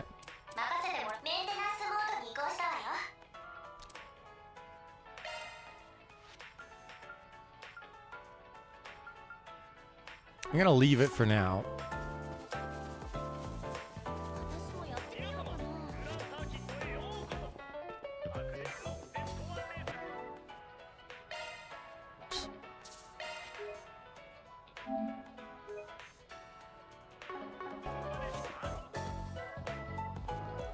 So, the crime scene's just past here, yeah? Damn, must be blocked off for construction or something. Actually, the CID put this here to stave off any curious onlookers. The public was informed that there was a shootout between rival gangs.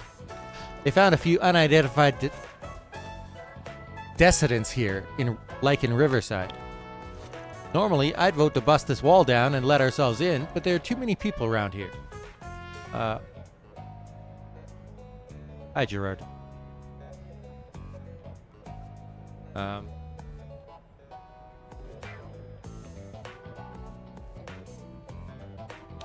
I had never heard that word before. Dissident. Person who has died. Interesting. Besides, I doubt there will be many leftover clues to sniff out, like you said earlier.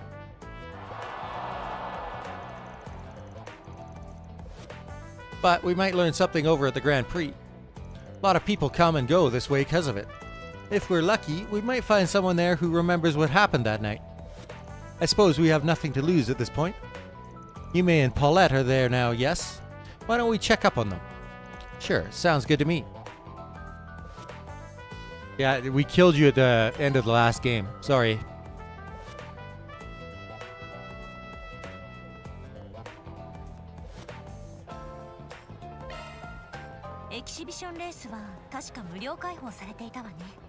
Ah, そろそろ大詰めのはずだが。皆様、グランサーキットへよ。ここそ白熱のZ1。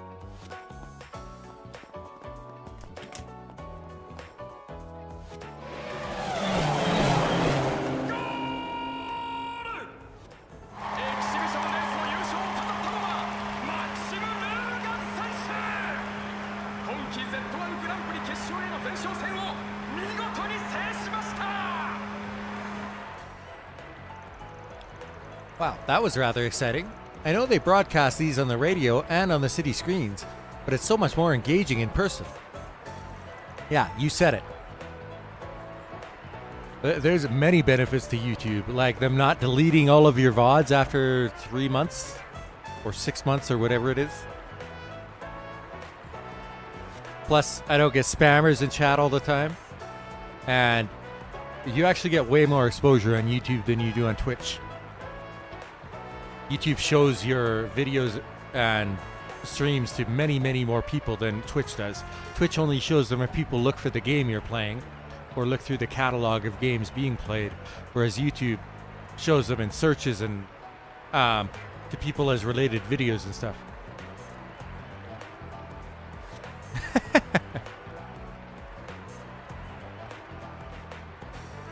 The champ's been on a roll lately. He's just getting better and better all the time. But he still can't afford to rest on his laurels or he'll be left in the dust by this year's new rising star.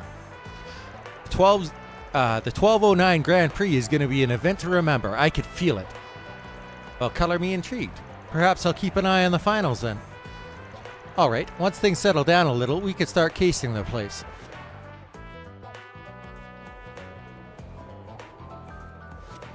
I'm really hoping we can secure a win for Ingert this year. ETWS is really something though. Maxim Lugan won't be stepping down from his throne without a fight. Guess our pit crew's just gonna have to work that much harder. Damn, there's a lot of people here to talk to.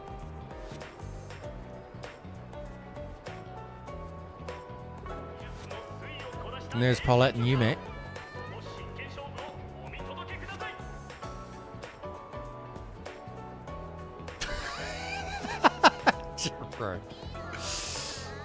Oh boy. I'm gonna grow up to be a race car driver. Then one day I can join Grandpa's favorite team and bring home the Grand Prix trophy for Leno. And there's your final of the big four. Leno, Red Star, ETWS, and Ingert. Team Leno has been in a rut for several years now. In fact, they're already out of the running for this year's Grand Prix. Still, I'm the type who roots for the underdog more often than not. They'll be back with a vengeance one of these days, you can count on that.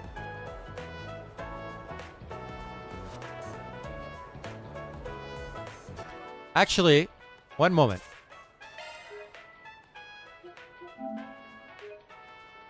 Here's one way. Won't be specifically about this game, but I've always struggled to, hang on. Just want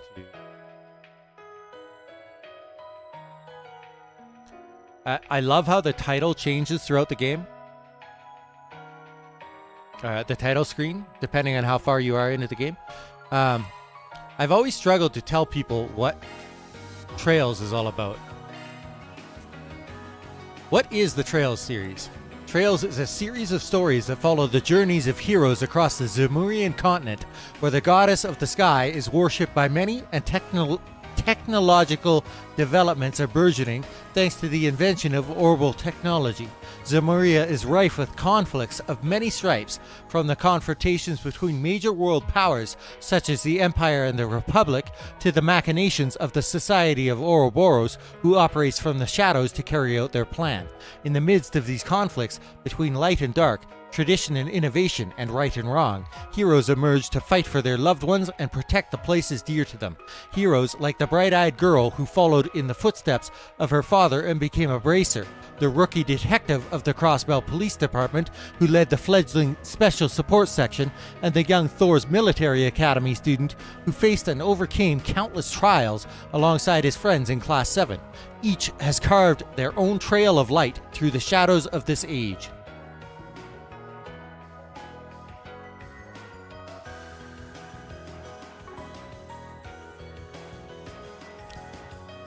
For a single game.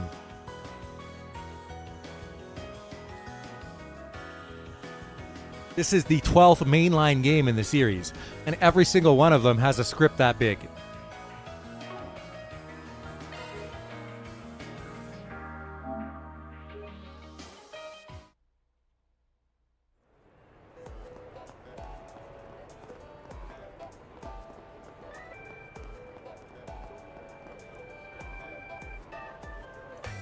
Yes, I knew Maxim could do it. This year's championship title is as good as his. Oh, don't sound so sure of yourself. I wouldn't be surprised if Inger's rising star snatched the victory out from under him.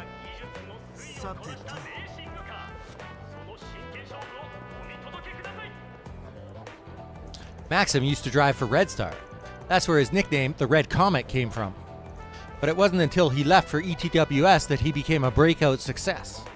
You can imagine why a Red Star pit girl like me isn't all that taken with him. Is Maxim Lugan the smoothest driver you've ever seen, or what? With him behind the wheel, ETWS has his Grand Prix in the bag. Remember to cheer him on, okay? Maxim never loses his touch. But Aslan's made some real headway taking that second place spot. If there's one thing that gets a racer fired up, it's a worthy rival. I'll bet that boy is keeping Maxim on his toes. I've also kept Maxim on his toes, thank you very much. Oh, these guys. Unifer. Oh man, that really got my heart racing. You feeling it too, Van? Wait, Van? Hey, I knew you'd come. Wasn't that so exciting? They sure were cutting those corners real close. Well, I only managed to catch the last half, but what I saw was pretty great. Guess that's the red comet for you. Hey, is he on a date? That lady seems like a real catch. Yeah, no kidding. I feel like I've seen her somewhere before, though. Because her face has been plastered in newspapers and shit all over the place. Don't be sticking your nose where it doesn't belong. So, Van's acquainted with this crew of street racers, is he? I do recall them lending a hand during last year's incident, though. They seem like good kids overall. Oh, excuse me, miss. My name's Yennefer. Sorry to interrupt your date, but did you maybe want to watch the awards ceremony with us? I appreciate the offer, but we have some business to take care of. Maybe we can catch up about the race after we're done, though. There's been a new up-and-comer on the scene, a Central Eastern racer named Aslan. Even he's still a few steps behind Maxim Lugan, though. But there's still time before the Grand Prix. How things will shake out in the end is anyone's guess. Damn, you ever see anything so awesome? Watching these Z1 cars from up close has me falling in love all over again. Crap, my blood pressure's shooting up. Hey, Hyades, we're going for a joyride after this. Wait, what? You just want an excuse to put the pedal to the metal again, don't you? Downey kept me from seeing the first half of it, but boy, the rest of that race was incredible. Small wonder that a top contender like Maxim took first place. Man, I want to be just like him. And this conversation will probably advance the story, so.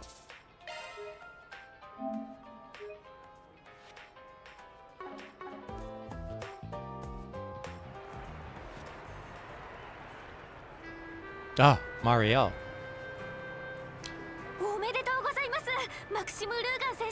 She was in love with that guy that died getting a video of that nuclear bomb going off in the previous game. He was also the person that she looked up to most as a reporter.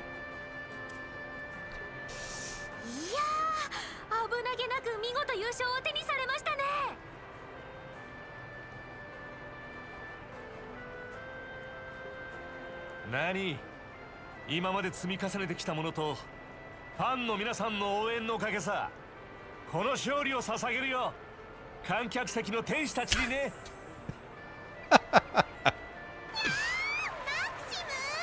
こっち向いて。レッドシューティングスター最高よ。やれやれ。マシンに乗ってる間はチャンピオンなんだけどね。マリエルさんも頑張っているわね。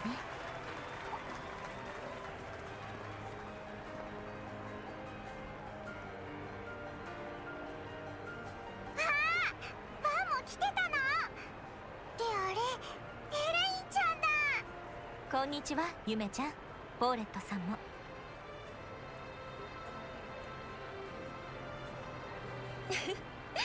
こんにちは。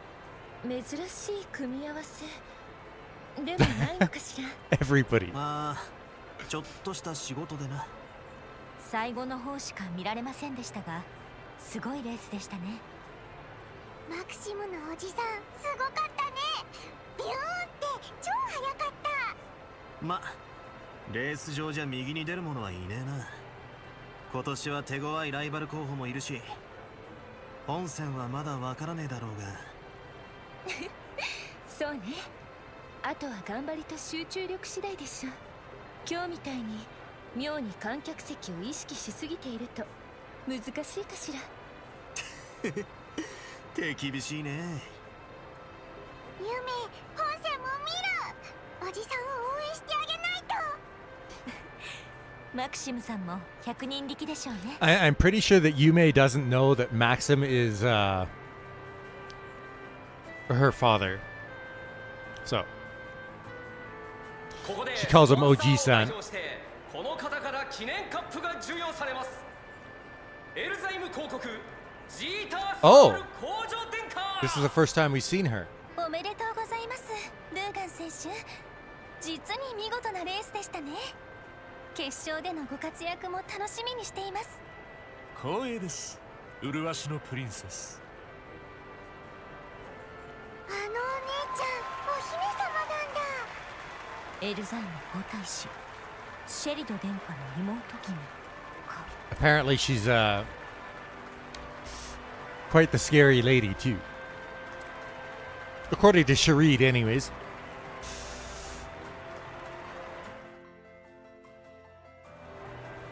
へえ、今回のレースに広告が出資してるのは聞いてたが。ああ、妹君がいらっしゃるんでしたね。だいぶ年が離れた。これがまた私の立つ背がなくなるくらい頭の切れる娘でね。王位継承予定ながら不甲斐ない兄を支えようと何かと口を出してくる始末。確かまだ17、8歳だったか。聞いてた通り兄貴よりしっかりしてそうだな。チャンピオンのレースを間近に見られたのはまさしく良好でした。特に最後のデッドヒートは胸躍るようで、あのパーフェクトドライバー2の名シーンが蘇るようでしたね。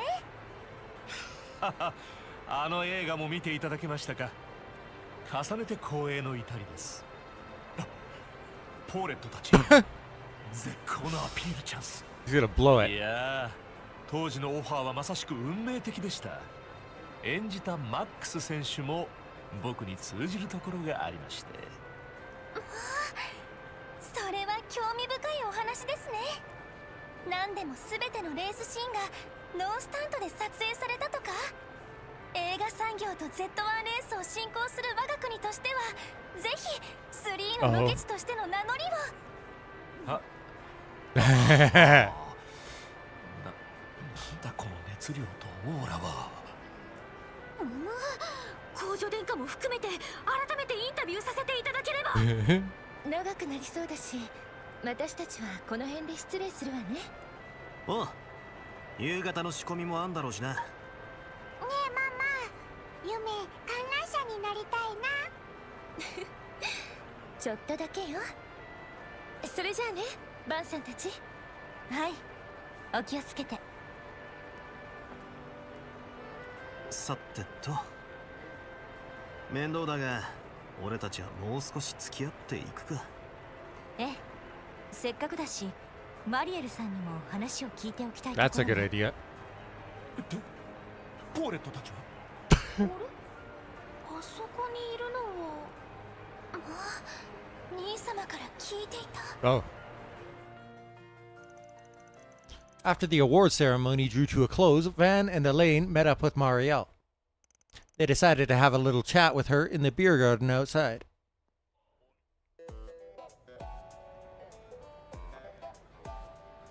いやー、奇遇ですね、バンさんにエレインさん。まさかお二人で観戦に来てたなんて思いませんでしたけど。 Again. Here we go. いろいろと事情があってね。それについての話をしたくて。でもその前に最近頑張ってるみたいね。お前さんが俗っぽいレースの取材を精力的にやってるなんてな。政治記者志望とか言ってなかったか。今年からどんどん仕事の幅を広げていきたいなと思ってまして、あの人の背中に追いつくためにも、いつか乗り越えていくためにも、今はとにかく精進あるのみですから。そうかい。ま、やりたいことが見えてんなら俺から言うことは何もね。 At the beginning of the last game, she was just a bumbling newbie that got herself into trouble constantly. And we helped her out of a couple of sticky situations, but by the end she had kind of matured a lot and become a pretty good reporter in her own right. Now she's a good source of information and stuff as well. せいぜいやるだけやってみるといい。あいつの背中に恥じねえようにな。私も応援しているわ、マリエルさん。同じく道半ばの身としてもね。はい、ありがとうございます。ところでお二人が動いている事情っていうのは。そっちもスクープの匂いがプンプンしますけど。ああ、改めてお前さんにも話を聞かせてもらうか。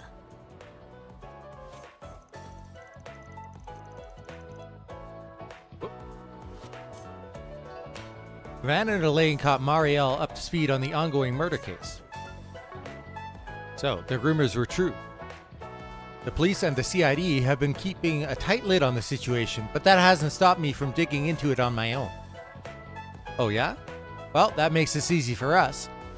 Did your investigation bear any fruit? もしかするとなんですけど、私犯人に遭遇したことあるかもしれません。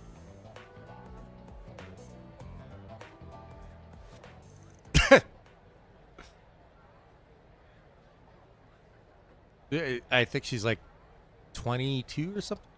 Something like that. Are you serious? You really ran into them? Well, I'm not like 100% sure.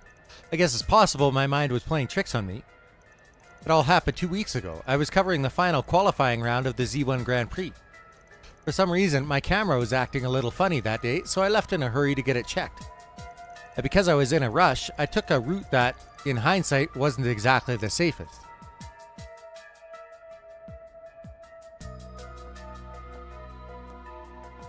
Oh shit, she really did.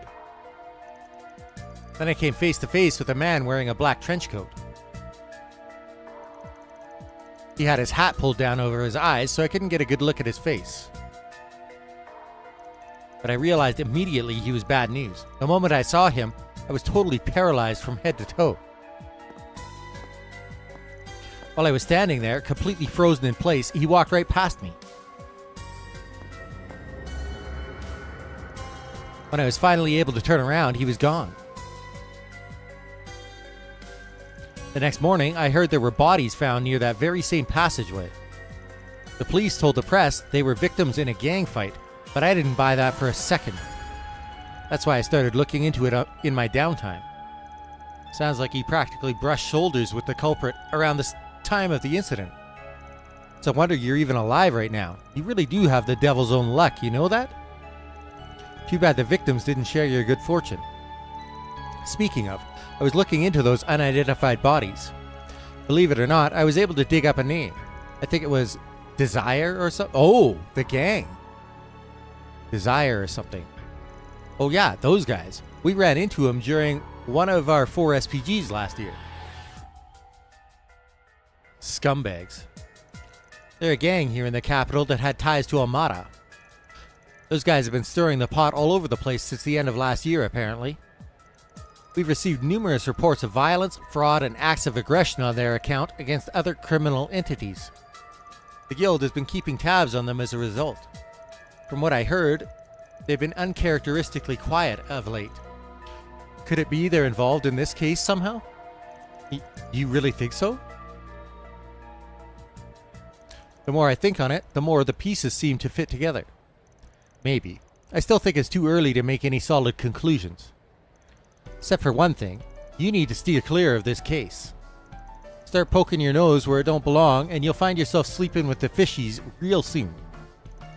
Hey, why'd you have to go and put that image in my head? Are you trying to give me nightmares? Okay, fine. I'll try not to cross into the line of fire. I'll just tiptoe around the edges. I swear to Idios. We need to wrap this case up quickly, for her sake. To recap, we learned 2 things. 1, there was a survivor of the incident at Riverside. 2, Desire may be involved. What do you make of all this? Well, first, I think it's a given that Desire's wrapped up in this somehow. Their friends were murdered here 2 weeks ago, so they were probably all up in arms and clamoring for revenge.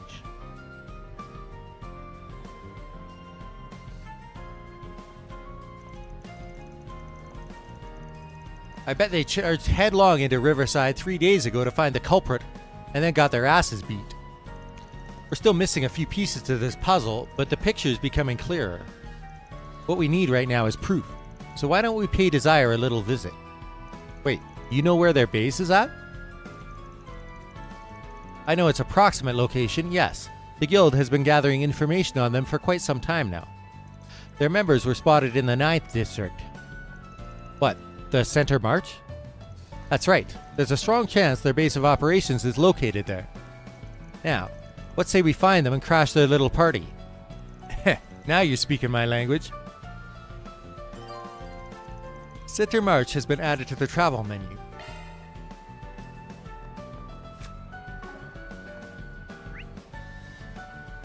There's a couple of updated conversations, so let's go talk to those people. Oh, Marielle is one of them. I'm going to take this chance to organize my notes from my interview just now. I plan to follow up on those serial murders too, Marielle style. But don't get me wrong, I'm not the same girl who stumbled into a giant drone assault way back when. This time, I'm going to do my darndest not to hold you or anybody else back. She's a lot more put together than last year for sure. Can't help but worry that she's 2 steps away from an obituary feature though.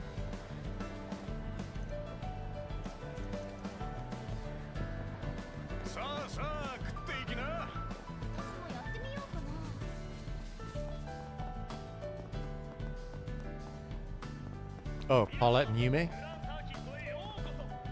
The Z1 was super cool, and so was Maxim. I was kind of worried since he always makes himself look bad at the bistro. He did pretty okay today though, so I'll keep cheering him on next time too. If the champ himself heard you say that, he'd probably break down in tears of joy. A bit lukewarm as far as praise goes, but at least he got to prove his dignity as a professional.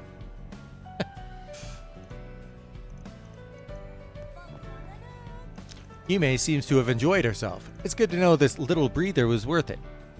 You and Elaine are still on the job, right? Don't overdo it out there. For sure. You guys take care too.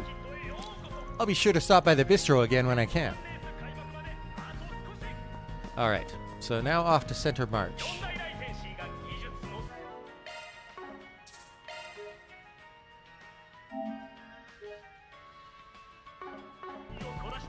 Let's see. There was character profiles in the last game, but I don't think I have them unlocked in this game yet.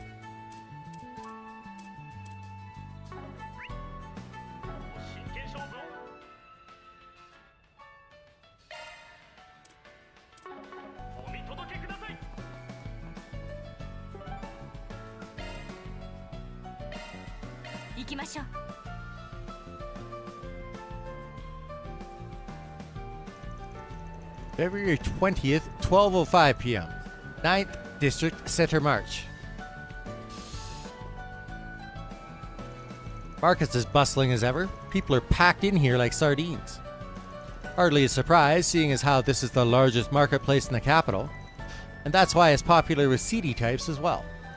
Hard to believe we're coming here together again after all these years. You're telling me. Feels like it was just yesterday when we were dropping by to pick up supplies for the student council. That bastard Rune just loved pushing that job onto me. I wasn't even a real member, damn it. I mean, you may as well have been one, considering how much work you ended up doing for us in the end.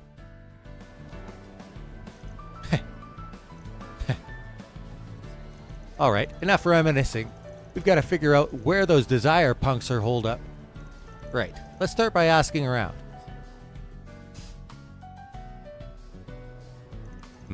I'm catching a whiff of something here. Smells like trouble. Maybe I should check the bulletin board just in case. There we go. New side quest.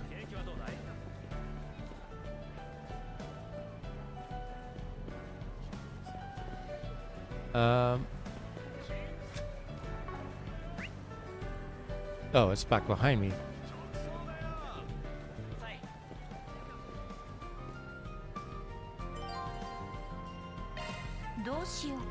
The 4 SPG on the bulletin board. A patisserie of ill repute.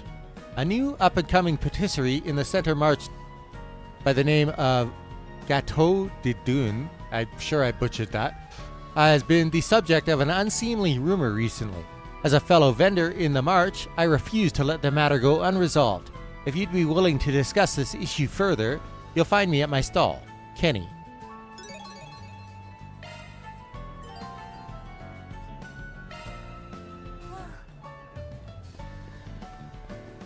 Oh, this is a fishing goods store.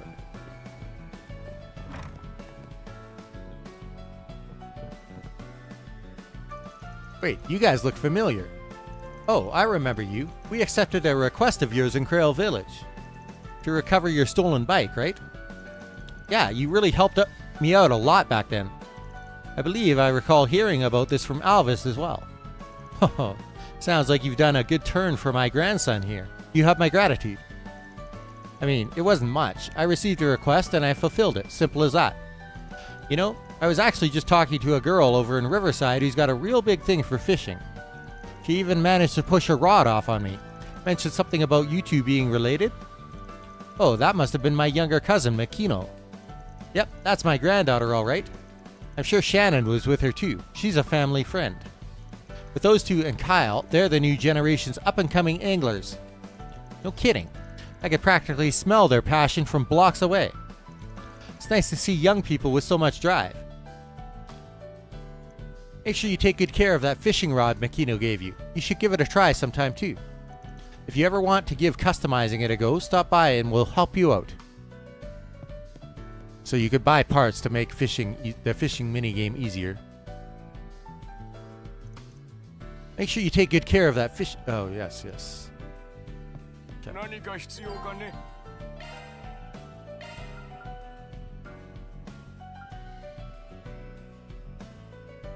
Gives more time to hook a fish. I don't know if I want to spend the money on it right now, though.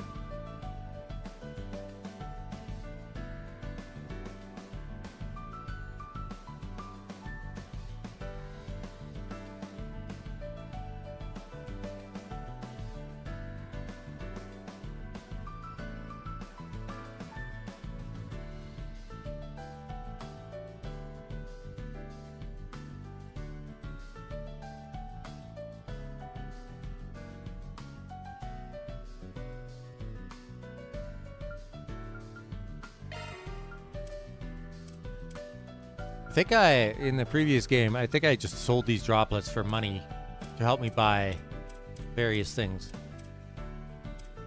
Is that the stats that they give you are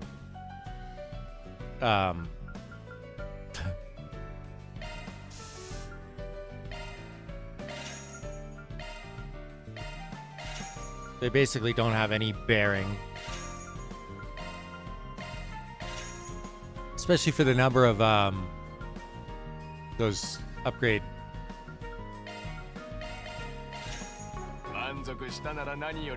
Or those droplets that you see throughout the game, they make like they're a drop in the bucket. Compared to the equipment and stuff. Why do I? Oh, there we go.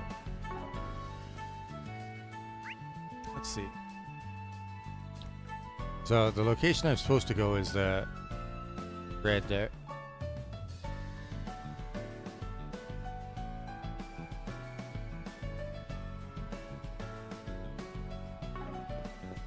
But before that, let's go to our side quest. Oh, Lashkar, this is the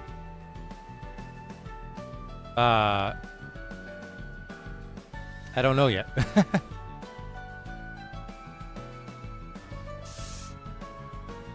We'll find out, I suppose, at some point. Lashkar is the kid from Krail Village that was so devastated. Lashkar, you're okay, right? You're not overdoing it? Kinda. I told you to stop worrying about me. You don't gotta come all the way out here on your lunch break just to make sure I'm okay. Well, I guess it is pretty far from work, huh? But it's not like checking up on you is such a big bother. I just swung by after picking up some stuff from our apartment. Oh, they live together. These two are from Krail Village. Kinda worked in the weapon shop. I talked to her there a few times. And that boy, if I'm remembering right, he wanted to become a bracer. Yes, Lashkar. He came by the guild to try out some office work once. I heard they're living in an apartment somewhere nearby. Yeah, guess they're just trying to look out for each other. I'll be cheering you on, little man. Me too. Anyway, let me know if you need anything. I'll make sure to be there in a jiffy. Yeah, just get back to work already.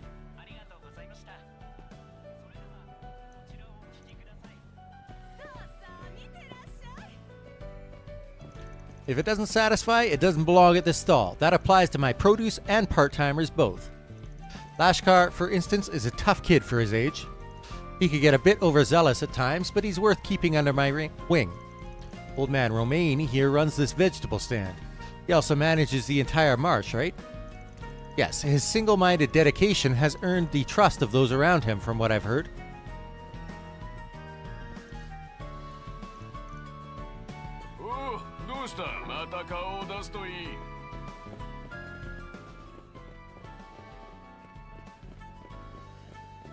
Looks like there's a number of shops here.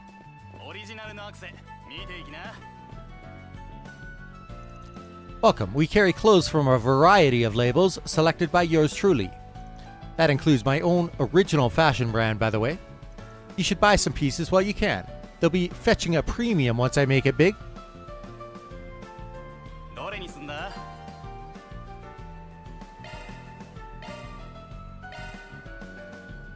Oh, I can already buy upgrades for their armor. Fantastic. I'm not going to waste my money on it, though, because I'm sure very soon I'm going to be able to get even better ones. Might be worth doing the boots, though. Because that gives you more speed and movement.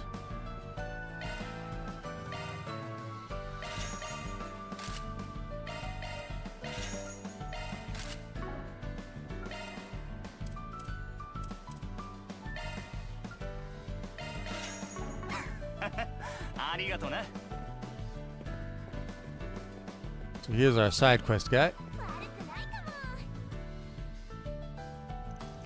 Hey there, you the Kenny that put out that request? That would be me, yes. I'm assuming that makes you the Spriggan. And you, I feel like I've seen you somewhere before. I get that a lot. It's likely you have me confused with someone else. I'm just your average citizen looking to lend a hand to the Spriggan. Anyway, why don't you start by explaining your request to us? Right, of course. Now where to begin? Are either of you familiar with Gateau de Dun? No, I don't believe I am. Yeah, I know him. They're that other patissier that opened at the end of last year, right? The guy running it used to be involved with some rough types, so I heard he had a pretty hard time bringing in customers at first. Now, though, word's been getting out about how great his sweets are. Stuff's top-notch, apparently. Haven't had the pleasure of trying it myself, though. Ever the expert? He has, like, near encyclopedic knowledge about sweets. Every time they come in conversation. Sounds like you have quite the sweet tooth. If I may, have you had the chance to try the sweets at our shop? You opened around the same time as Gateau de Dun, right? Nah, not yet. But I've definitely had my eye on you guys. Maybe I'll come back when I have more time. Then I await your patronage. Back to your request. This rumor about Gateau de Dun. Yeah, that's new. What are they saying? Well, I hate to contribute to all the gossip, but I've heard they're using spoiled ingredients. Spoiled ingredients? That sure sounds like an issue. There's been no word of anyone getting food poisoning, but people are complaining of the flavors tasting a bit off. I see. This has the potential to ruin the reputation of everyone in the district. And considering we sell baked goods as well, turning a blind eye would spell nothing but trouble. Anyway, once you have proof of his wrongdoing, I'd like you to bring Dune to me. I'll try to convince him to use more quality ingredients. If this were to be taken to the police or the bracers, it's likely that suspicion would be placed over the entire march. You contacted a Spriggan so that you could keep it self-contained, didn't you? That's correct. So, does this sound like a request you're willing to take on? Looks like you're in a tough spot. Yes, but it's hard to believe Gâteau de Dune would do something to jeopardize their recent rise in popularity. I suppose it's possible that they're using cheap ingredients to keep down costs. Some places will do anything for more money in their pockets. Anyway, as someone who's had his eye on Gâteau de Dune, this is personal.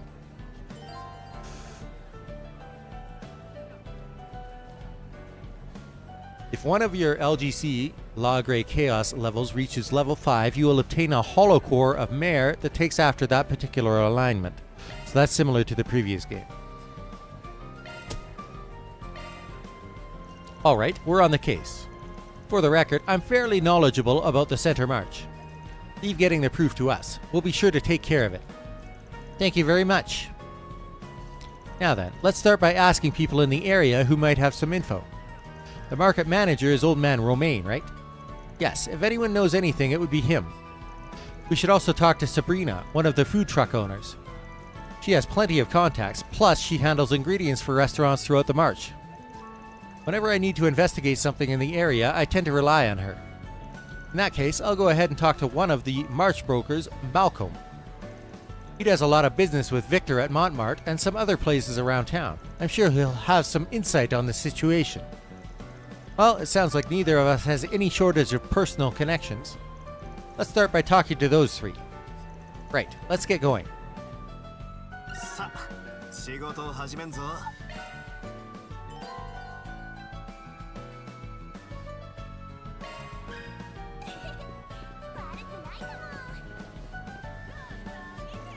As a fellow patissier, I couldn't just stand by with all these rumors going around about Gâteau de Dune.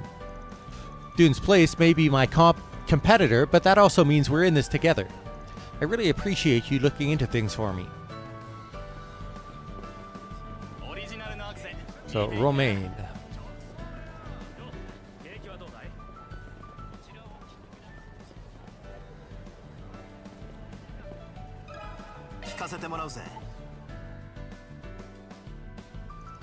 Well, here's a couple of familiar faces. Don't suppose you're here to buy some vegetables? What's the problem? Sorry for the trouble, but we wanted to ask you a few questions. If that's alright with you, of course. Van asked about Gâteau de Dune. Ah, that rumor. Yeah, I've heard it too. If I'm being honest though, I think it's just a load of nonsense. You seem pretty confident about that. I take it you trust Dune? More or less.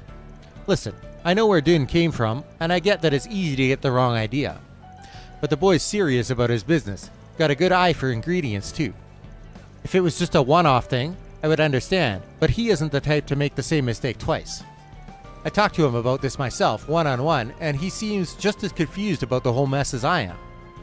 Dang. Praise from you isn't something to scoff at. Guess Dune's someone who's really got it together, huh?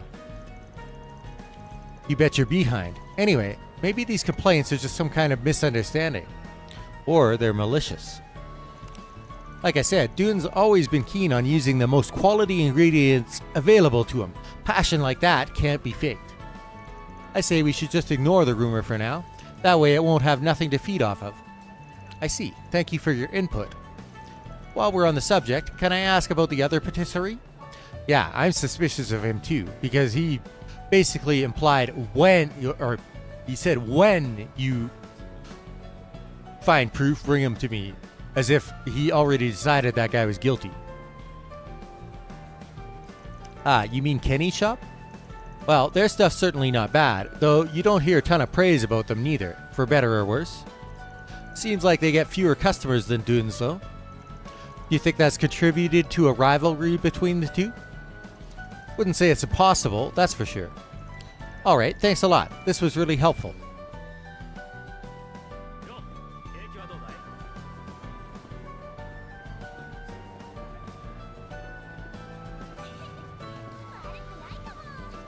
Good to see you, Spriggan. Here to look for weapons parts?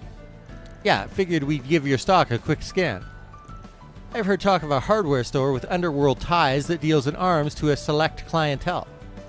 This must be the place in question. I recognize that face. You're that A-rank bracer. Before you ask, I already have all the proper seller's permits. On the other hand, you're also welcome to buy whatever you need from me. I may just take you up on that. Any weaponry sold here is all above board, just so we're clear. I spare myself some hassle by being selective with my customers. Feel free to browse the usual stock too, if you like. So those are my current weapons.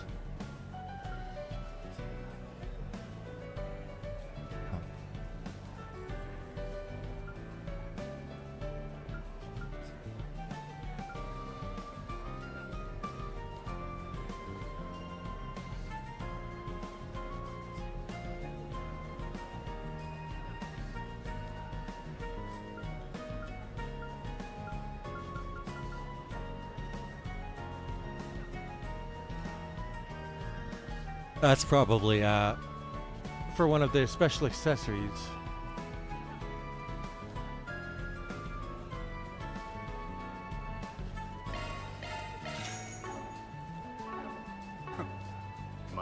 Nothing that grabs my eye for weapon parts, though.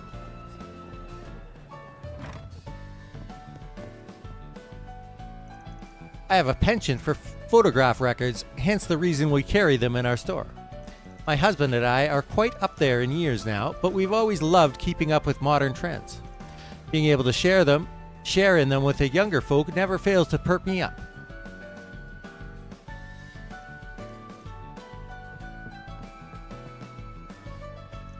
This is a second-hand bookstore, but we sell newly published works as well. We also stock the latest board games, which I enjoy as a hobby. Go ahead and browse around as you like. Another accessory. Wow. Accuracy plus 50, crit plus 5.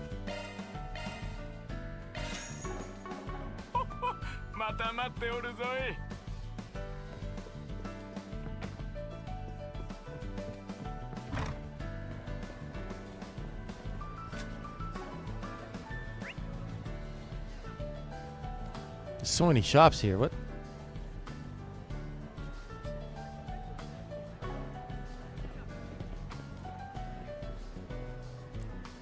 A salmon this big at this price? That's a steal if I ever saw one.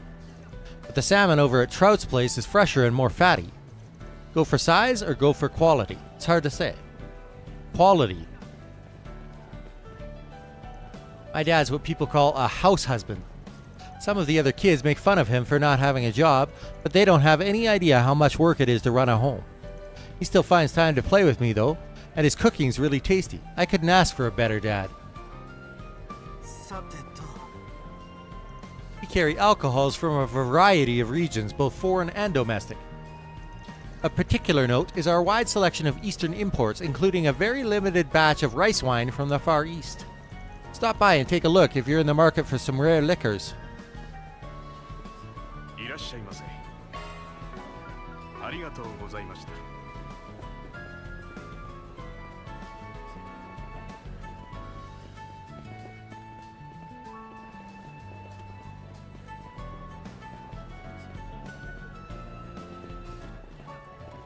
Is that Shino over there? Oh, this is Dune. I see. Let's see. I'll have one plain quenelle and one with berry sauce. Got it. Be just a sec. This place seems pretty popular. Yeah, apparently it's a real up-and-comer. Might want to come back when it's less packed, though. Your order will be right up in just a few. My mouth is watering already.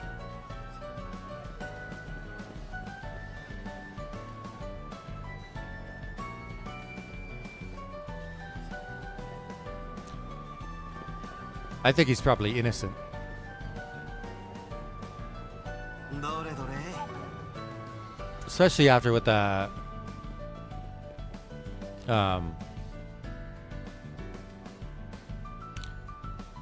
leader of this place said.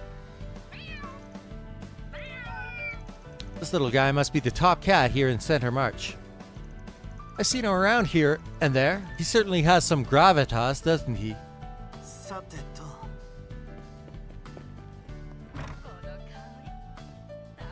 Waltham Cafe and Roastery. We at Waltham refuse to compromise on where our beans are sourced and strive to pair every patron with a drink that suits their tastes. There are customers who find our establishment less approachable upon hearing this. But coffee, at its core, is something to be indulged in. Put simply, I wish to ensure that each individual is able to do so. Some prefer more milk and sugar, while others prefer less. Some sip, while others down their cups in a single go. There is no one right answer. All this to say, you need only relax and enjoy. It would be my pleasure to assist you to that end. Exacting standards, but an open mind, eh? It's easy to see why this place is so popular.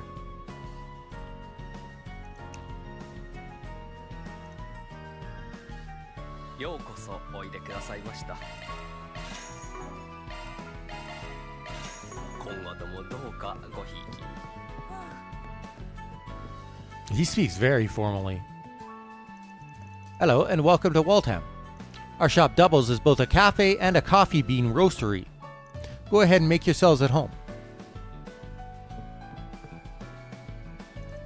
I can't imagine taking one's coffee any way other than black. Just what kind of barbarian would you have to be to drown a perfectly good drink in milk and sugar? I couldn't see eye to eye with this bozo if you made a 4 SPG out of it. Oh, hush you.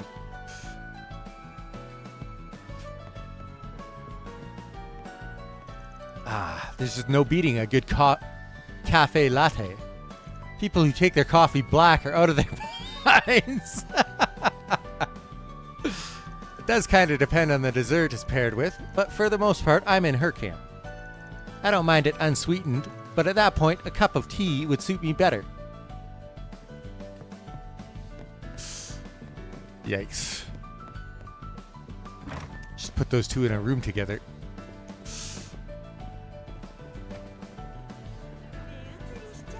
そ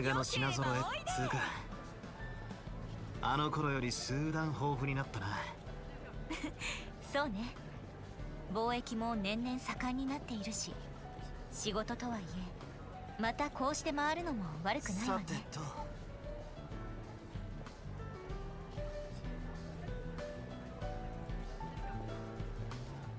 I just realized it's like minus 28 outside. Thank God I don't have to work for another couple days.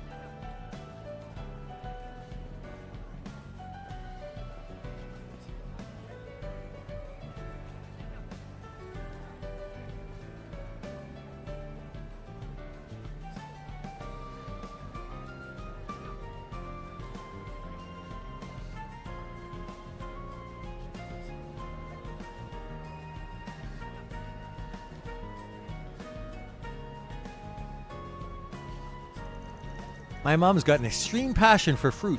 No one can beat her when it comes to judging or selling them. She says that at our stall, what's on the inside is way more important than what's on the outside. So even if you find something that's shaped weird or slightly bruised, it'll still taste great, and for a decent price too. Sounds good to me. Step right up and take a look. We've got just about the sweetest and tastiest fruits you've ever seen. We've even got a special on bananas today. 1 bunch for 10 mira or 2 for just 18. And for the real monkeys among us, I'll offer 3 bunches for only 24 mira. That's practically giving it away. No better time than the present. Snatch them up quick or you'll be kicking yourself when they're gone. Wow, talk about giving us the hard sell. I'm almost tempted to buy some. We got fresh bananas on sale today, everybody. No need to think twice. Just stop by and stock up. Except I can't buy bananas. PN.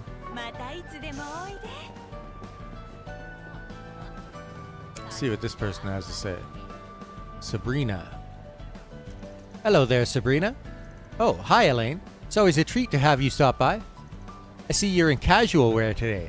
Does that make this a date, maybe? Not quite. I'm merely helping him out with a work matter. Van handed Sabrina a business card and introduced himself. That should say all you need to know. You run into trouble, I got your back. Anything for a friend of Elaine's. I see. A Spriggan, huh? I'd only ever heard rumors about them until now. Thanks for the card. I'll be sure to keep you in mind.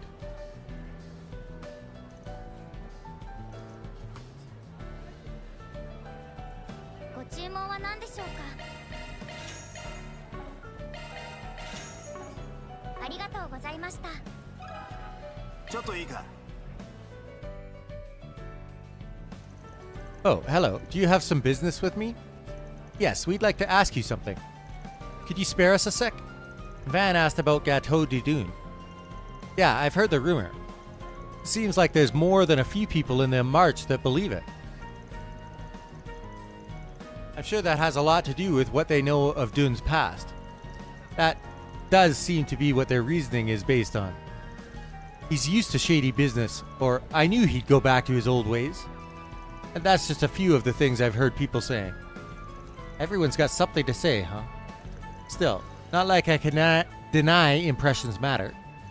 That being said, it's a little hard to justify their opinions when the rumors are baseless. Although, I suppose we don't know the whole truth yet. Yeah, we need to remember to remain unbiased here. Anyway, do you know anything else? Not really. Dune and I aren't particularly close. There's not much more I could say, to be honest. Alright, thank you for your help.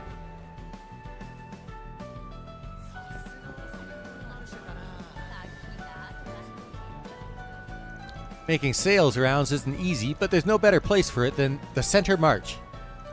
It's got all the daily necessities you could ever need, not to mention a whole bevy of rare food finds. I think I'll treat myself to a tasty little something before making my way back.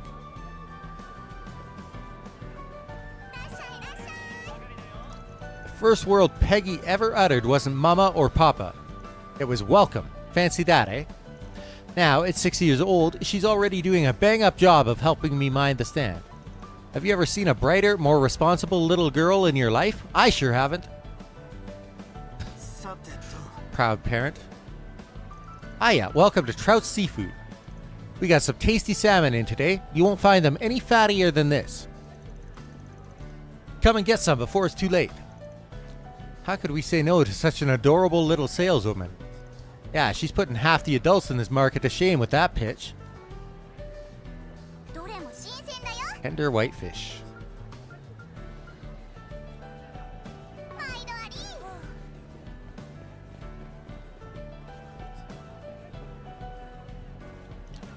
My store offers nothing but the very finest, so don't paw at the merchandise unless you intend to buy.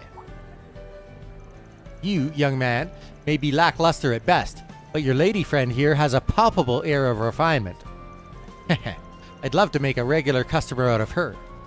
I'm flattered. At least she's got a discerning eye to back up that attitude. You do have a vague whiff of money about you, but you also don't seem the type who's quick to shell out. I'll say this much, anyone who pays what they owe is a valued customer in my book. Come back anytime you plan on becoming one. Oh, gifts, okay.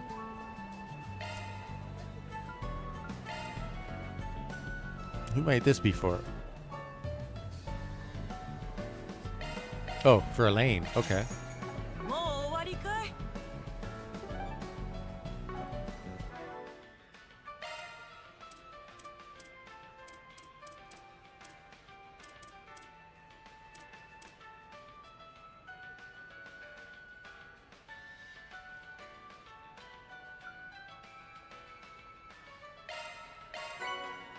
Nice.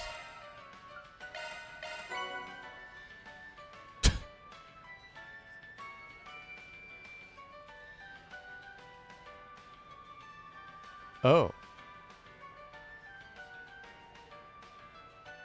Oh. So, This series has some banger music. And I just got one of them.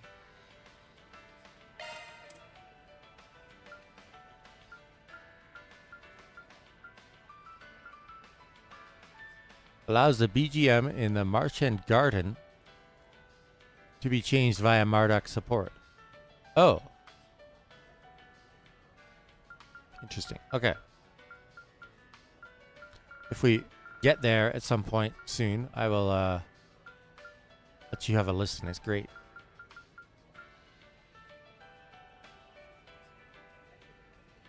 Oh. Interesting. Oh, I can't use that yet?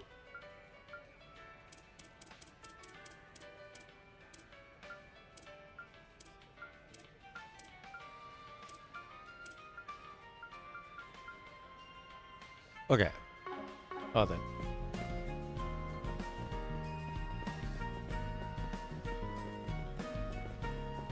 Oh, it's Shino. Well, if it ain't Shino, setting up at the center march for the day, huh? This must be the mobile bar I've been hearing so much about recently. All good things, of course. I'm flattered. No doubt I have my regulars to thank for that. Are the two of you off duty? Despite the plain clothes, no. Van and I have some business that needs taken care of. Hopefully we'll manage to wrap it up before the sun goes down. I see. Here's a little something for you then. Kino screwdriver obtained. It's on the house. Best of luck with your work. Thoughtful as ever. Good looking out. Yes, much appreciated. We'll stop by again once things are finished on our end. Glad to hear it. I'll save you a seat. The Center March has such a diverse collection of stores and stalls. The patrons are on the livelier side as well. It's been very educational for me. You're trying out new clienteles by setting up at different places and times, right? You sharpen up more every time I see you. Won't be long now before you outshine Bermati. That's a bit of an overstatement. Still, I do hope to reach his level of expertise. Bermati was the runner-up at the bartending tournament last year, correct? He's certainly a worthy goal to aim for. Konnichiwa.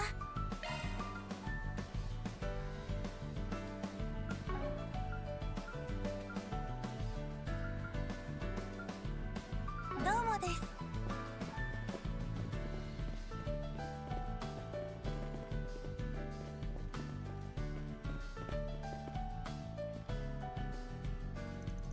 I should have known being out of season would drive the price up.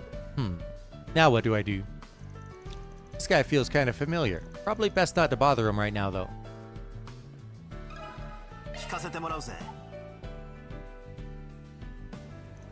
Hey there. How's business? Well, if it isn't the Spriggan from Old Town.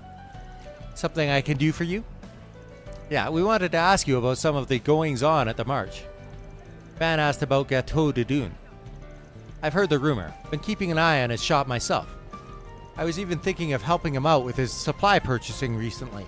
You know, to give his business a boost. But now, I can really only watch from afar. Does that mean you believe Dune is guilty? No, I'm totally neutral here. It's a bit of a toss-up on whether or not it's all true. Anyway, Dune's been able to keep out of hot water so far because of his popularity, but he's going to need to keep that rumor in check. It's possible that some people from his past are coming back to haunt him. Or it could simply be the work of someone who's jealous of his success. I can't argue with that. But it's not just a rumor. There really is something wrong with his sweets, right? Yes, he has unfortunately received a few complaints. And every one of them mentioned the fruit sauce on his featured dish.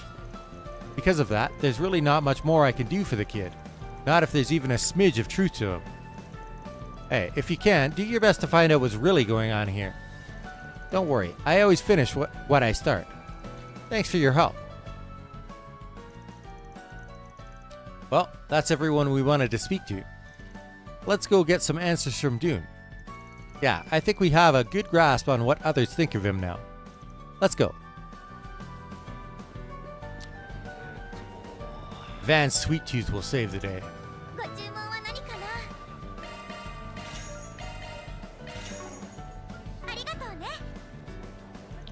If you ever wanted to try some delicious Central Eastern cuisine, then you can't go wrong with our meats. My top recommendation goes to our camel kebabs.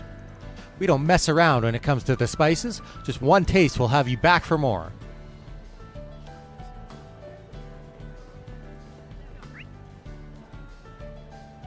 Oh, there's one person I missed down there. This is another super quality of life thing. Being able to speed time up.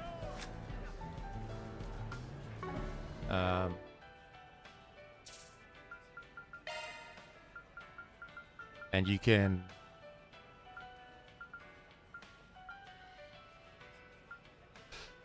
speed it up to 2 times on the field and 4 times on the map. Or, sorry, 4 times in battle and 3 times on the field, something like that.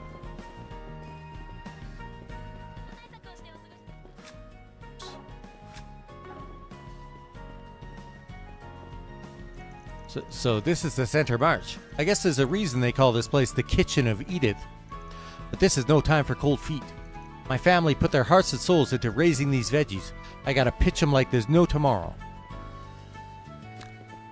Alright.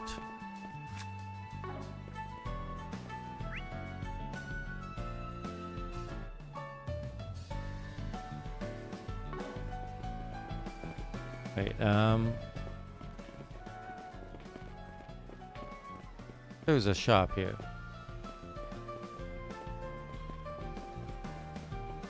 That I wanted to buy from.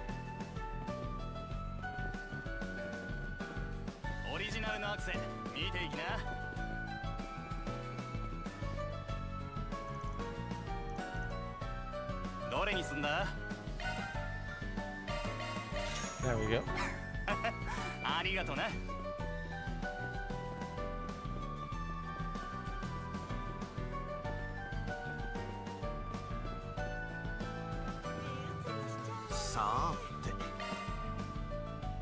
That stuff I could come back for any time.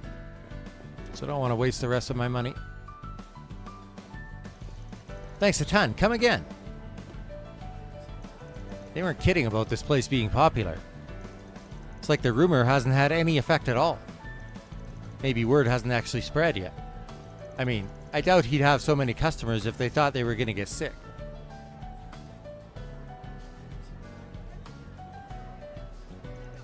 Hey, the hell's going on here?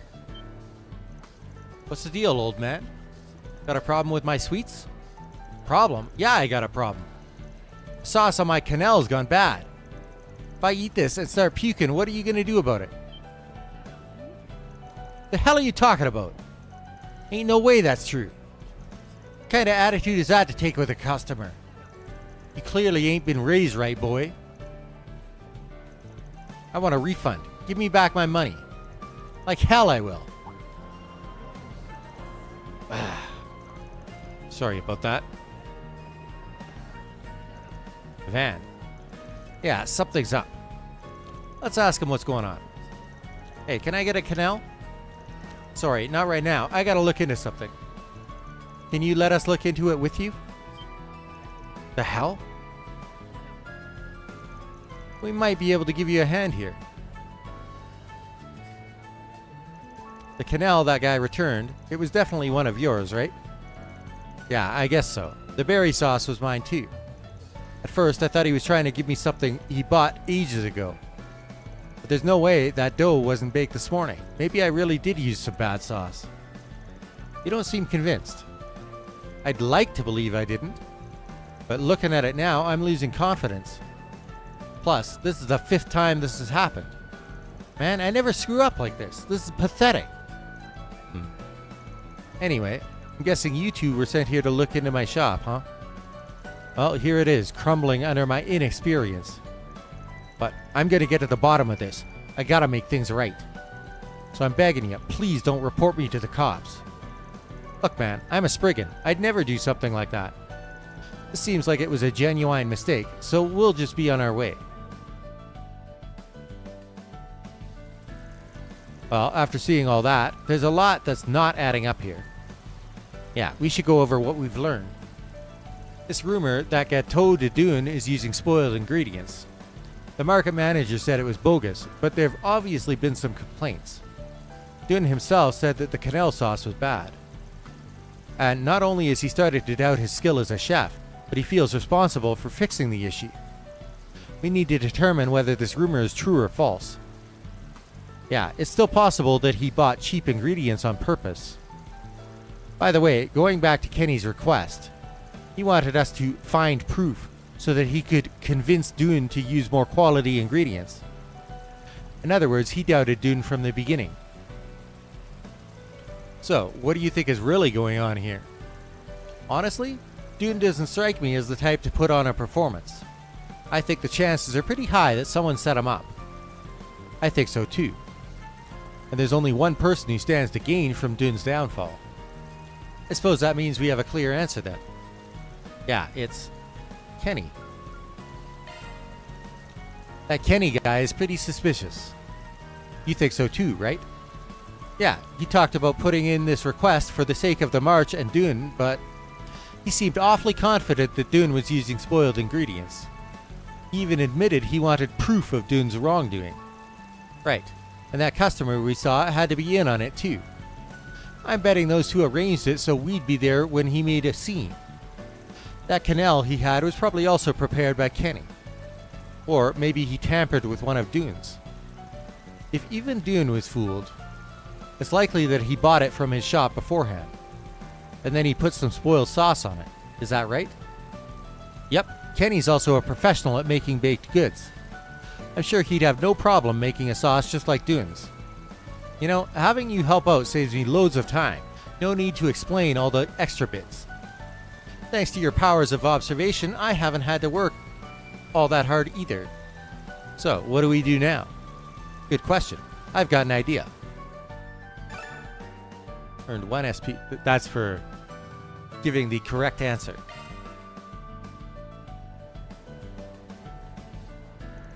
So, we weren't able to find any definitive proof, but from what we saw, it does seem like Dune was using spoiled ingredients. Is that so? How could he? By the way, we've already reported this to the market manager. He decided that it would be best to have Gâteau de Dune close shop for 3 months. Meanwhile, he'll be barred from selling food anywhere else. 3 months? That's a bit harsh, but I suppose it's what he deserves. I hope Dune uses this experience to change for the better. This is exactly the outcome I was hoping for. I don't know how I can ever thank you. I'm sure it would have all come out eventually. But thanks to you, it was solved before there was any real damage done. Hearing you say that makes me glad I spoke up. Thank you very much. I'll send your payment along shortly. It was no problem. We'll be on our way. Now then.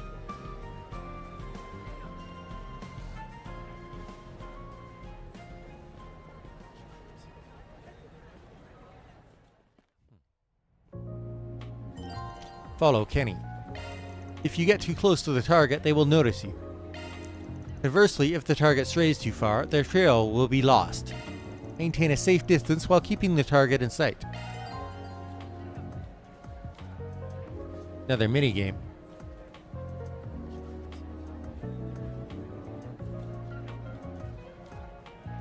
Oh. Use shards to hide yourself.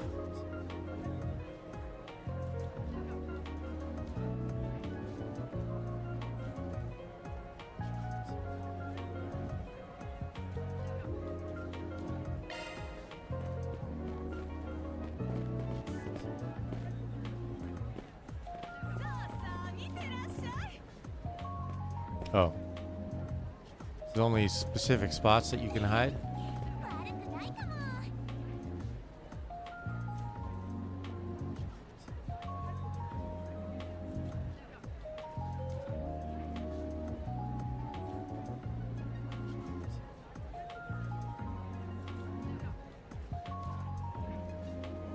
We're not suspicious at all, right?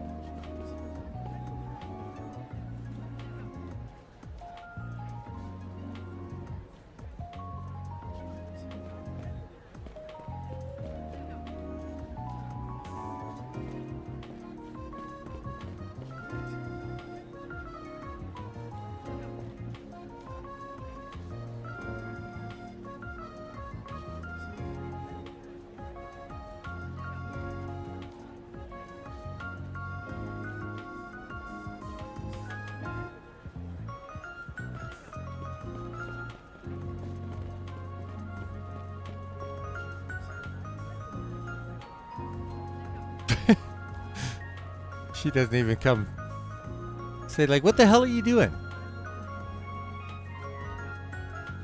No hiding spot between here and there, though.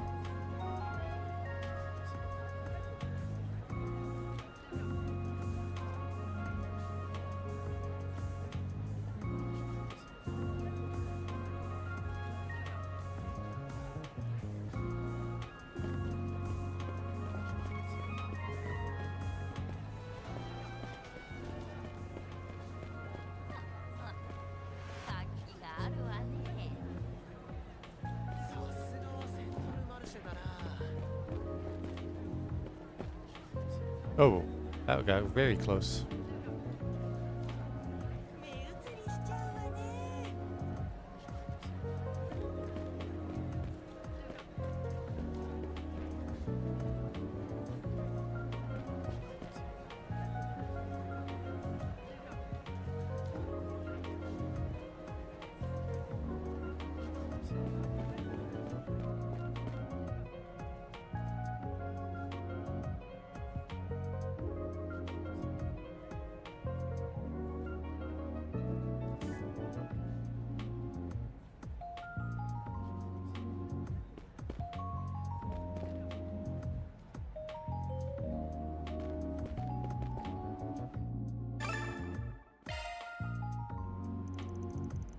It's the man who complained about the sauce. Yep, that's a bingo. Nice work. Here's your payment. Hey, thanks. Let me know if there's anything else I can help you with.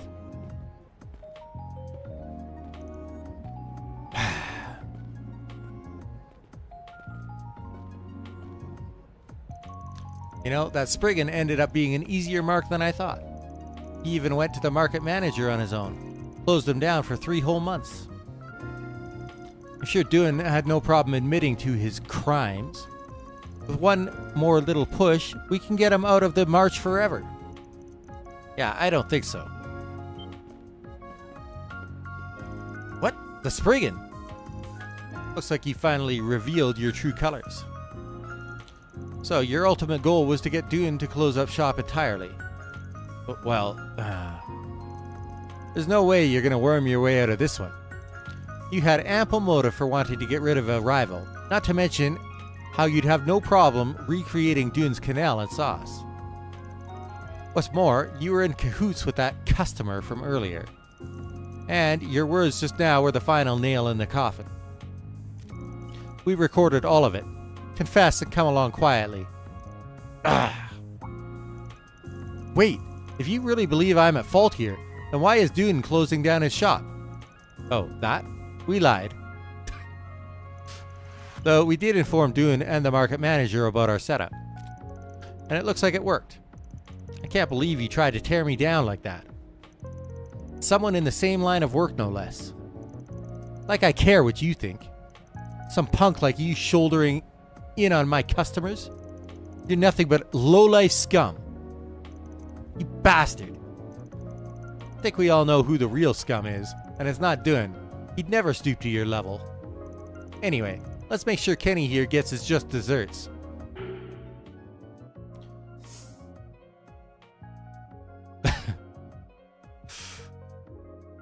I mean...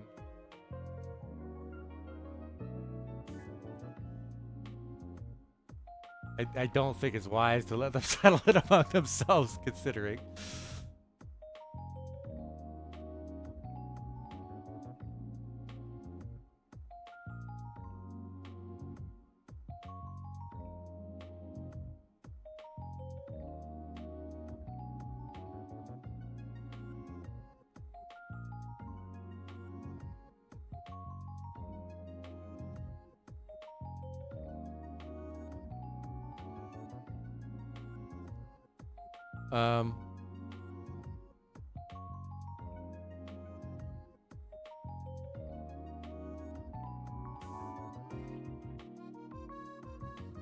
Well, I guess we'll turn him into the police.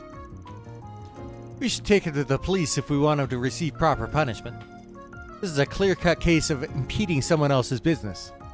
Beyond that, I'm sure all your plotting could probably give you an even longer rap sheet.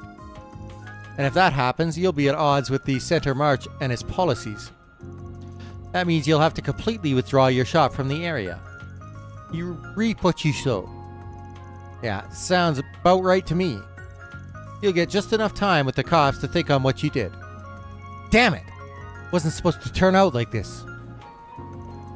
After that, market manager Romaine was informed of the crime.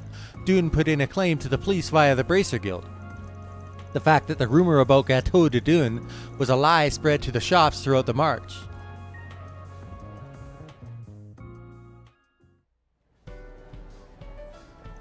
I owe you big time. I can't thank you enough, man. By the way, your reward money's coming from Kenny, right?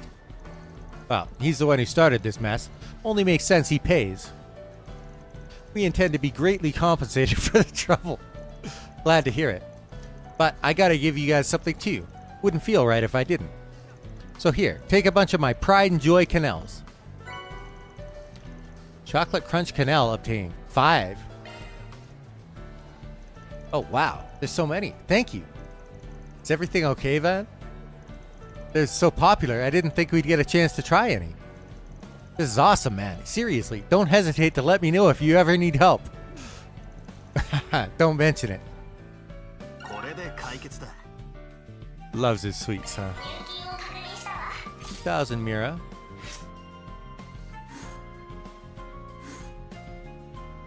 Okay. Certain choices within the game will greatly affect Van's LGC alignment.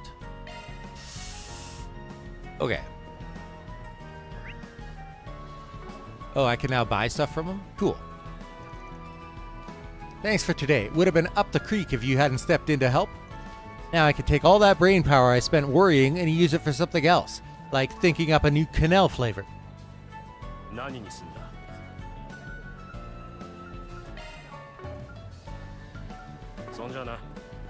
Alright, so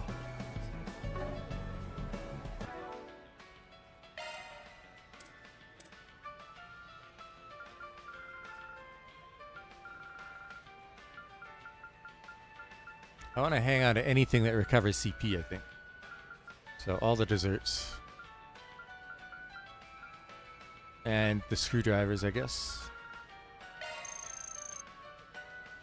Wow.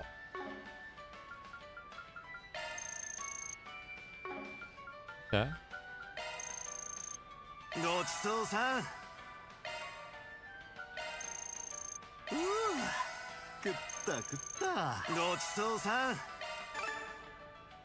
Defense +5 to all party members.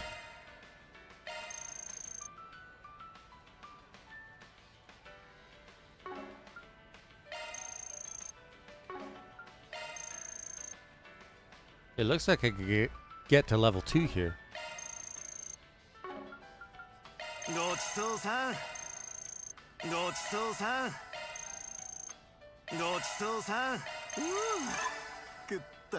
First defense +5 to all party members.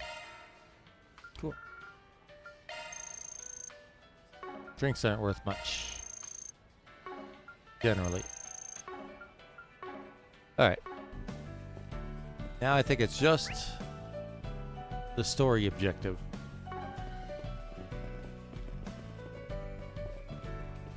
Before I go there, I am going to run and grab a snack. I will be back.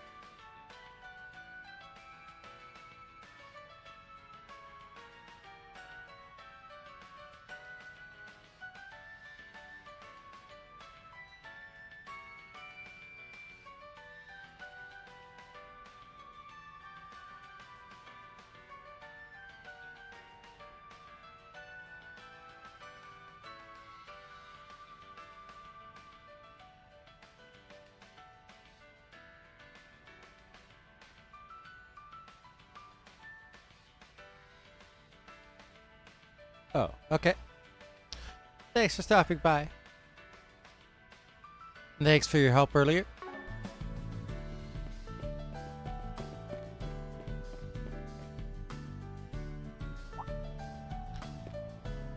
I will probably go to bed after I do this first dungeon.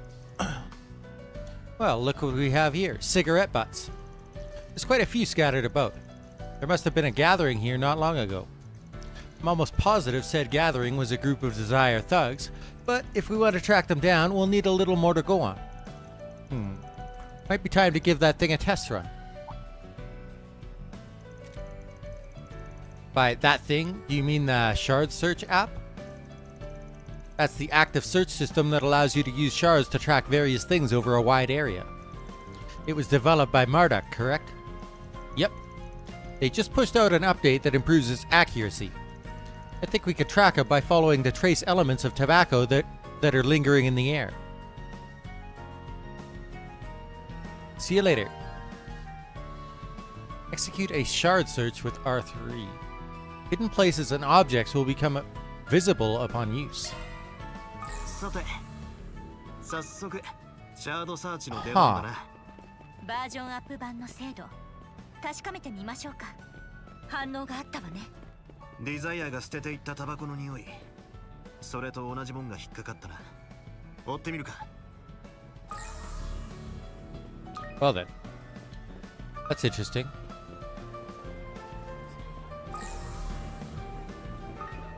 This is a completely new function that we didn't have in the previous game.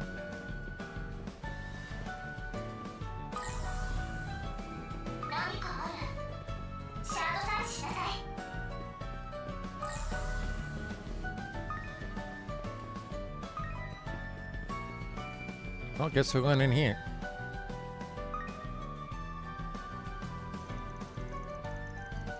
This is the place. There are signs of multiple people going in and out. Oh, the door's unlocked. How nice of them. If I'm not mistaken, this place was abandoned a long time ago.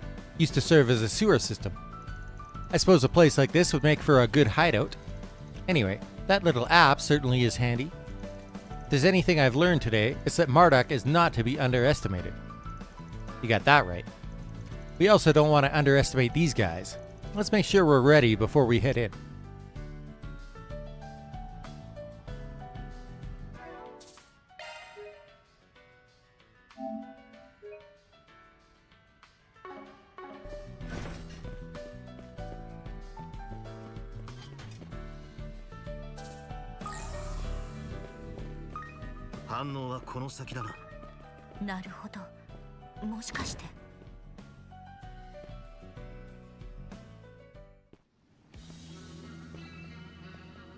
Center March, old sewer system. This old sewer is completely dried up. It must be crawling with creepy crawlies now. Good thing I have the famous Sword Maiden here to keep my ass safe.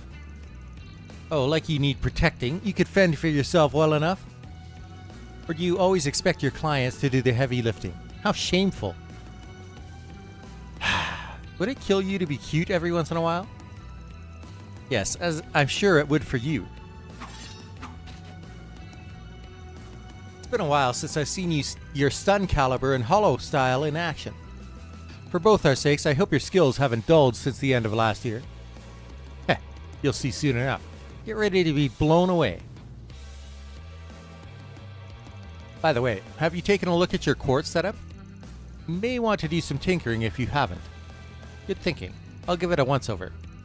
Yes, please do. You should know as well as anyone that effective use of shard skills can be the difference between victory and defeat. Right. If they're quartz combinations, they'll give me different shard skills. Those things have saved my ass more times than I can count. When I have the time, I should mess around with my setup and get it nice and optimized. Obtain Defense 1 and Mind 1.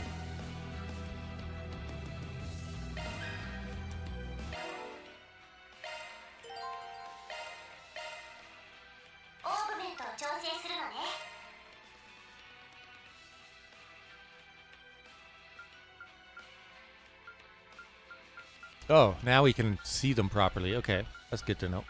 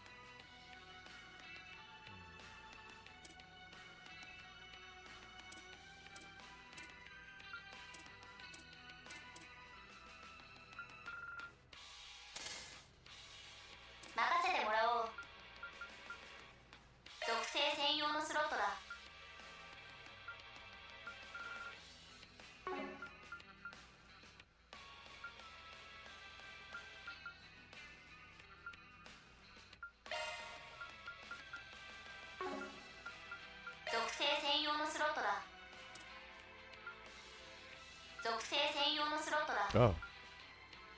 It's a locked slot. 新たなスキル発現だ。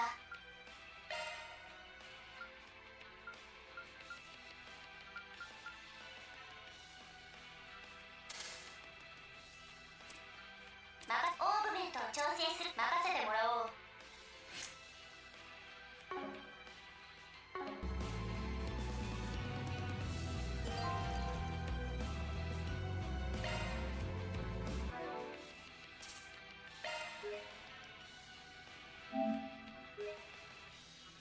Alright. もう少し敵に近づきなさい。 Monsters ahead. Figured there'd be some down here. Yes, but they seem weak enough for us to make quick work of.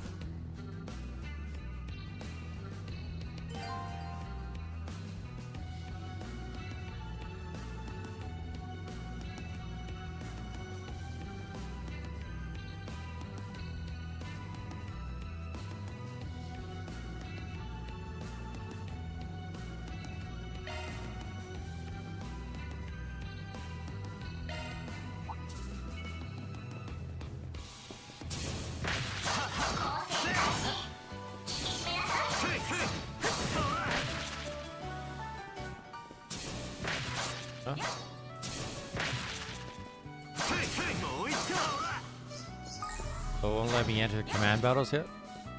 That was going on.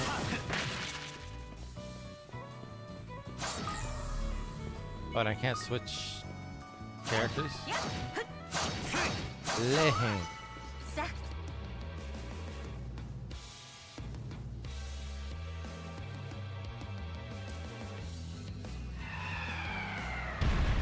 Oh, Rome.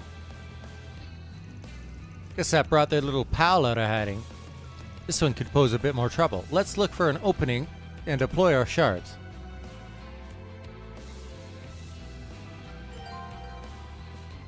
Press R2 for a charge attack. This deals heavy stun damage. Activate when the action gauge is at max. Fill the gauge by attacking enemies. Last second dodges will also fill the gauge.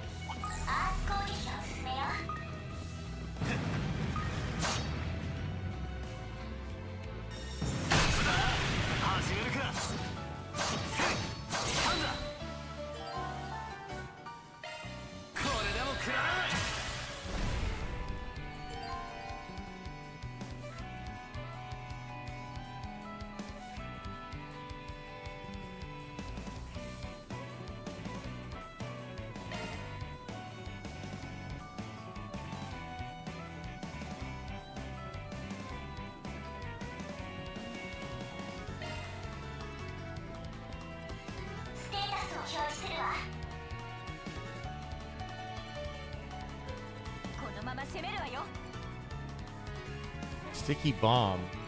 Okay.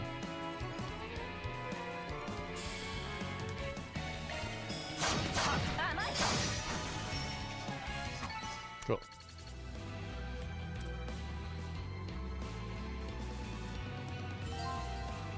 Cover HP and EP from charging stations. Each party leader. Yeah.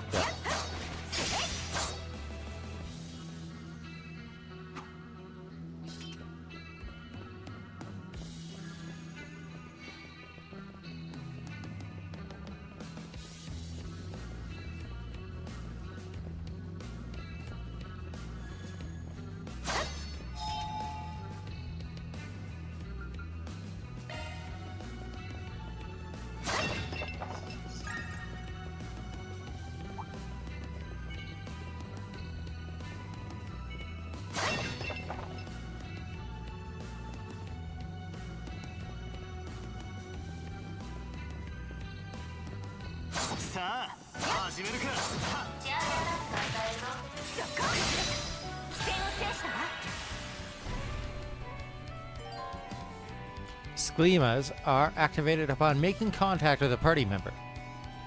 Take advantage of Zypha's shard system by overlapping Zypha users' shard fields.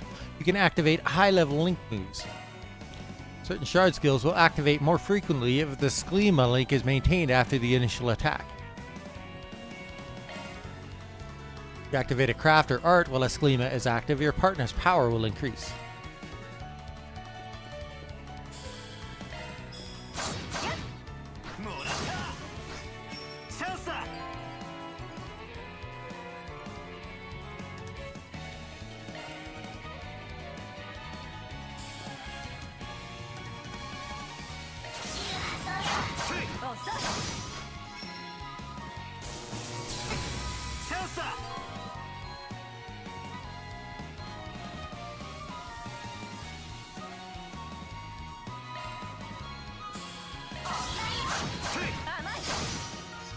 Cool.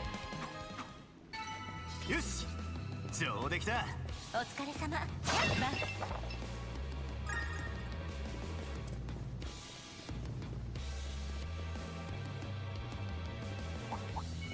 お、宝箱だ。さあ、始めるか。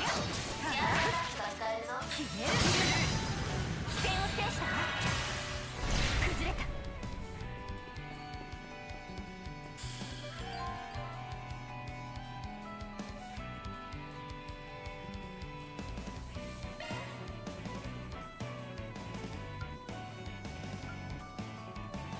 ガンガン行くぞ。続け、エレイン。光。勝ち切る。続いてバン。甘い。よし、上出来だ。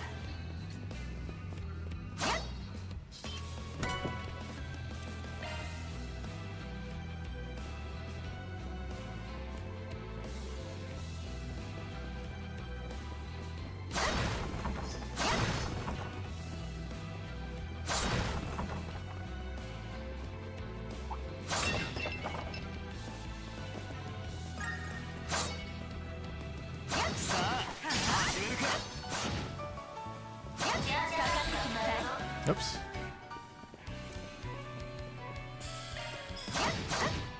おまけだ。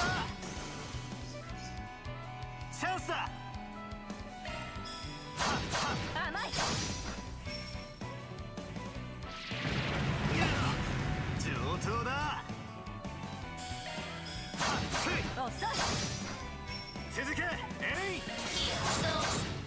おまけだ。チャンスだ。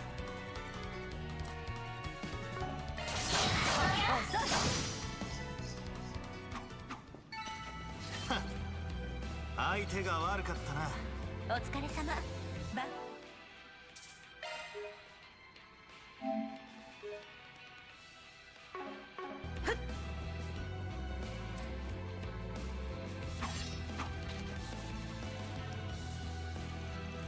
Make short work of these monsters with our arts. Hold on a sec. Why don't we test out that new feature? New feature? Oh, you're referring to quick arts, yes? Yeah, this is the perfect time to give it a whirl. Fair enough, I've been wanting to try it out myself. Hold triangle to activate a quick art. Doing so will release a ranged magic attack. After activation, a cooldown period will take place and you will be unable to use quick art during this time. 敵の群れよ。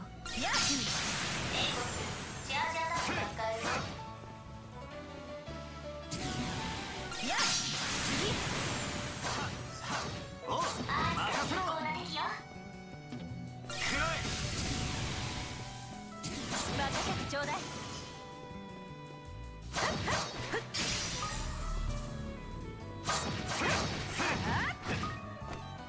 現なる刃。やっ。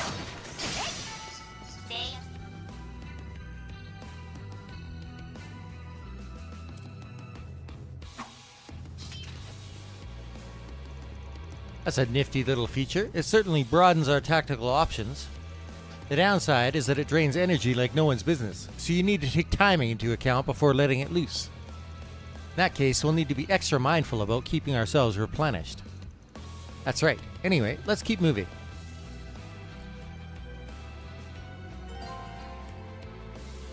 Using field attacks will cause the quick art to recover sooner. For enemies susceptible to arts attacks, the quick art will deal lots of damage. Using an attack to destroy objects on the field can reveal Sepith items or CP/EP recovery items. Finding the items can help restore the EP you spend on quick arts. Wow, I used up most of my EP on those quick arts.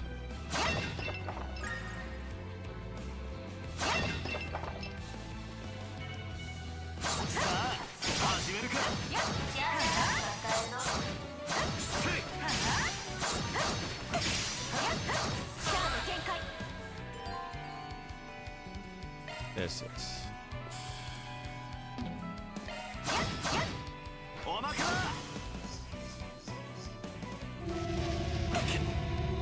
Hey, that did some damage.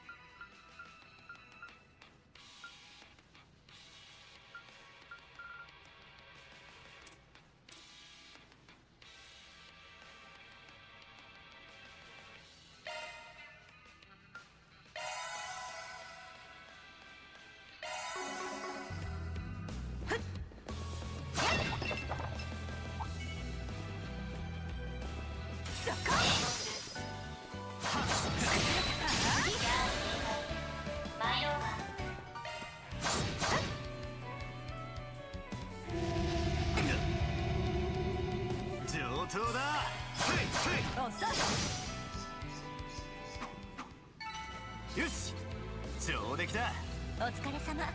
バン。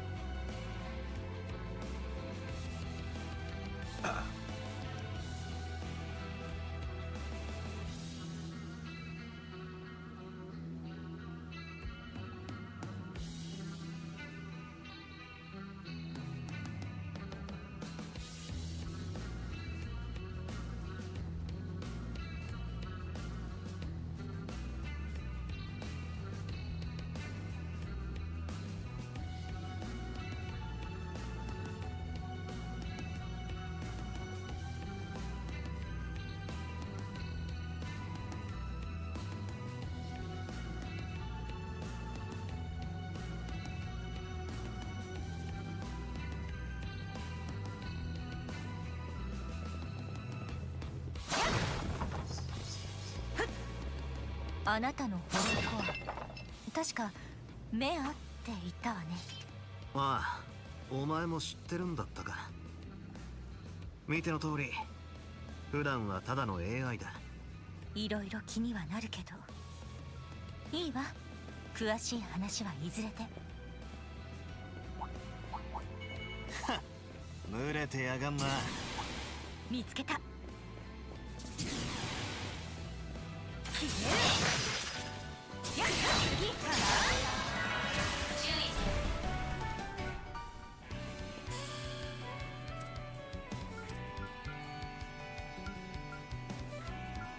ガンガン行くぞ。シルバリークロス。続いてバン。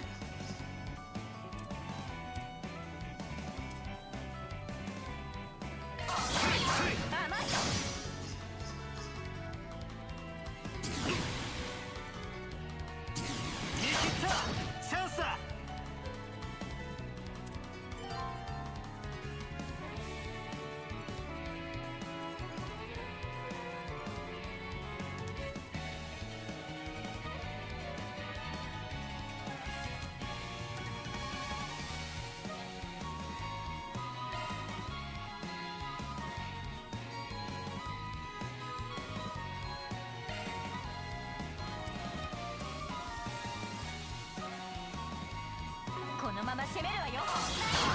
甘い。続け。もらった。チャンスだ。甘い。よし、上出来だ。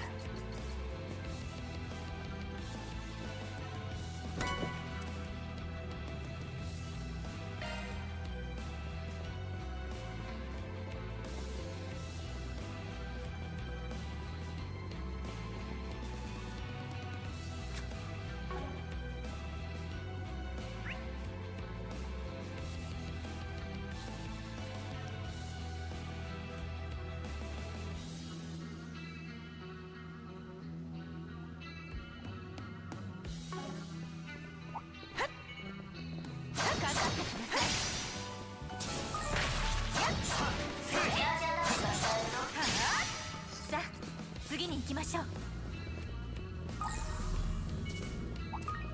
お、宝箱だ。敵の群れよ。いるんだわ。押し切りましょう。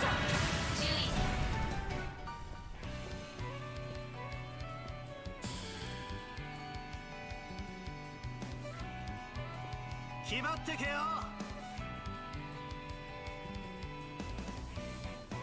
続け。ロ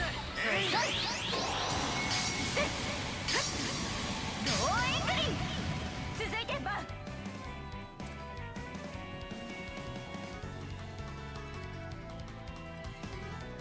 このまま攻めるわよ。援護する。切り裂け。スタンド。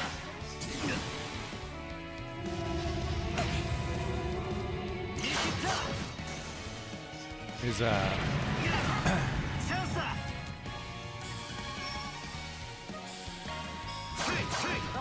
accuracy isn't great, apparently.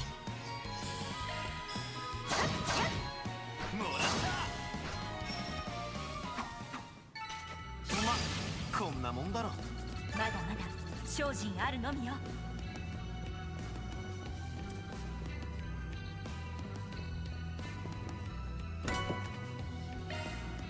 It's a lot of sympathy. What?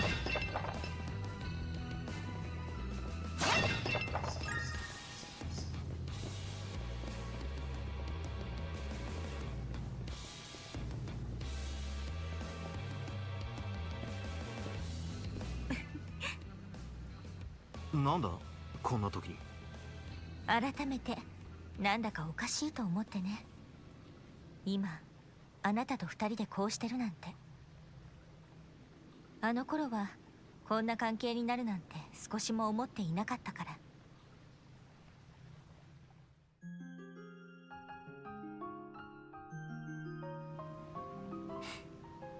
だな。ひょんなことから再会して何度か同じ異変を乗り越えて。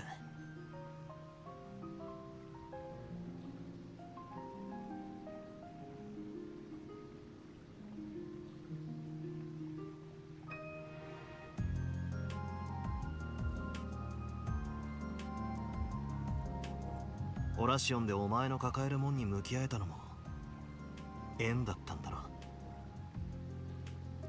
感謝してるわ、本当に。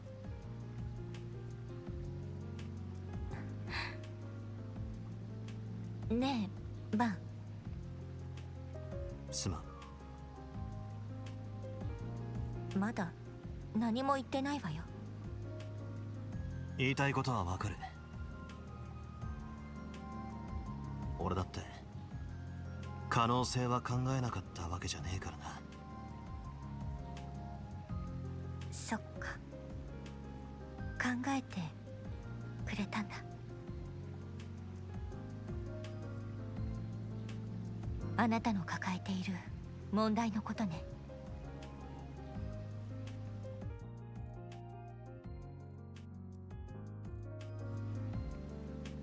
当面の危機は去った。いや、そう思いたいだけだ。まだ何も解決しちゃいない。何の保証もできない今。無責任なことはできねえ。お前にもアニエスたちにもな。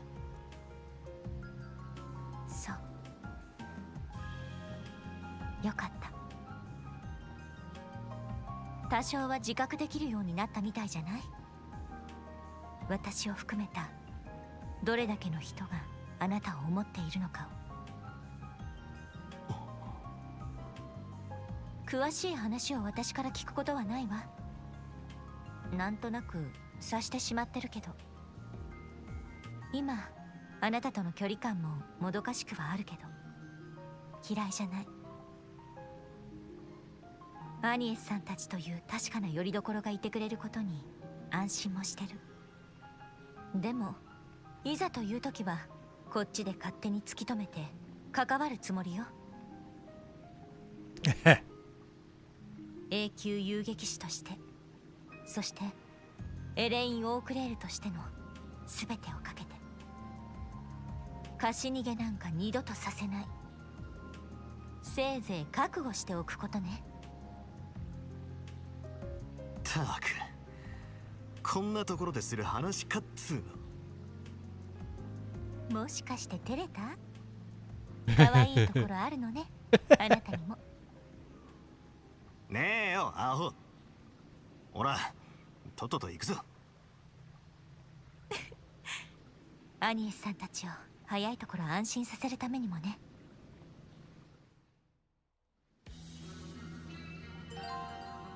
Enemies with low HP to yes.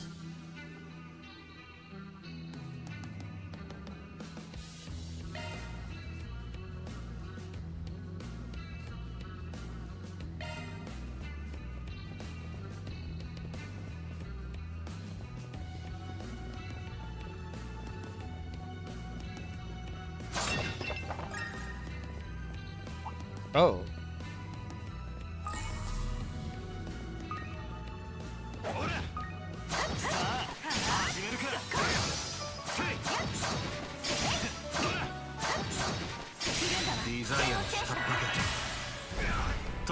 させて先に進むぞ。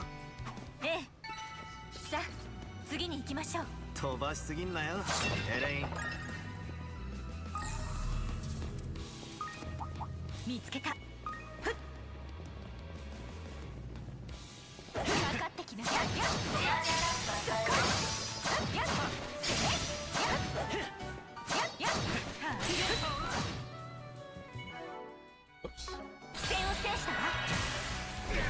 I almost blew it there.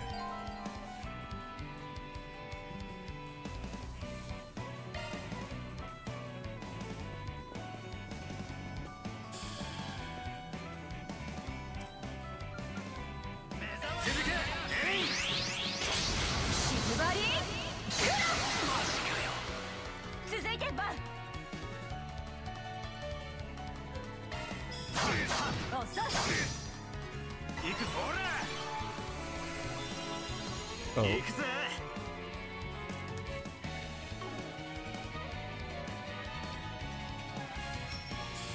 目障りなんだよ。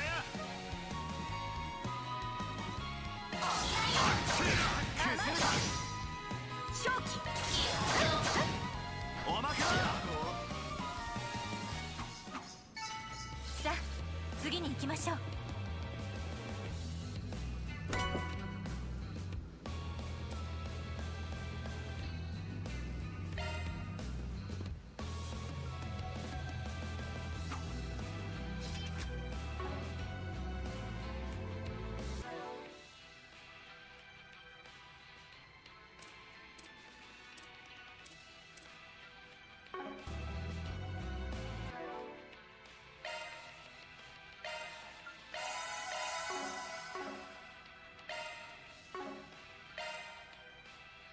Oh.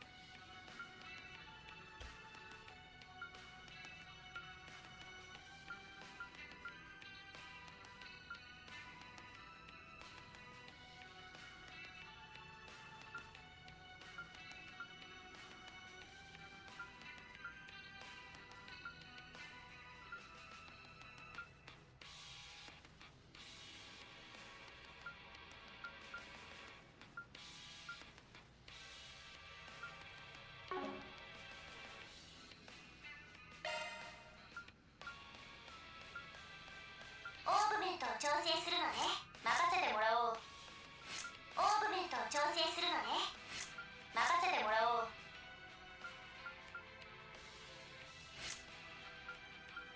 任せてもらおう。新たなスキル発言だ。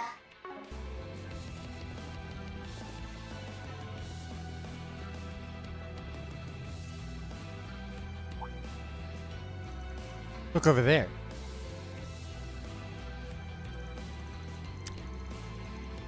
That's one big lug. Is there an extermination request out on it? Indeed, there is. It's had us racking our brains since the monster's habitat was never actually pinpointed. Yeah, well, here's your answer. Should we go ahead and take it down? We could also let the guild do the hunting, now that it's been located. I'll leave this decision to you, Van. I see how it is. Anyway, this might be a good chance to get some extra warm-ups in. Alright.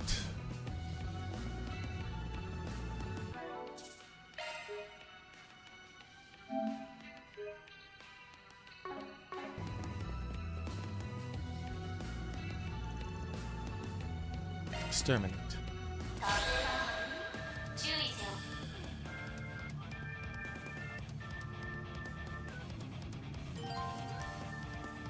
Vandalize raid and Knights of Asteria.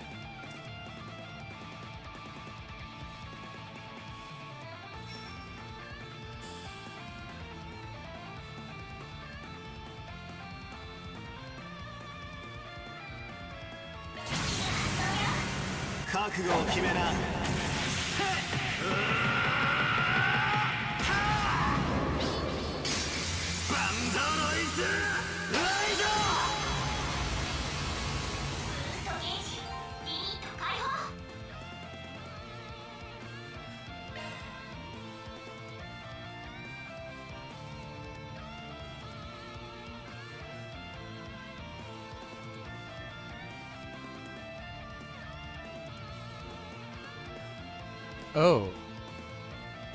That's disappointing.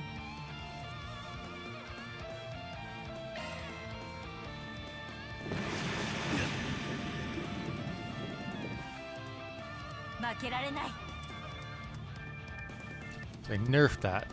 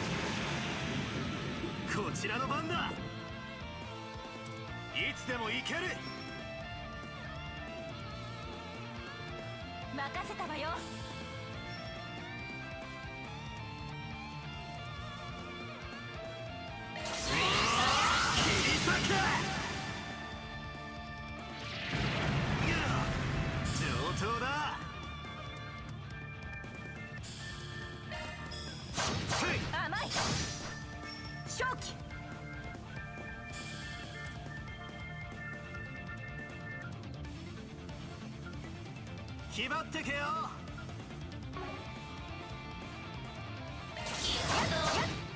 おまけだ。チャンスだ。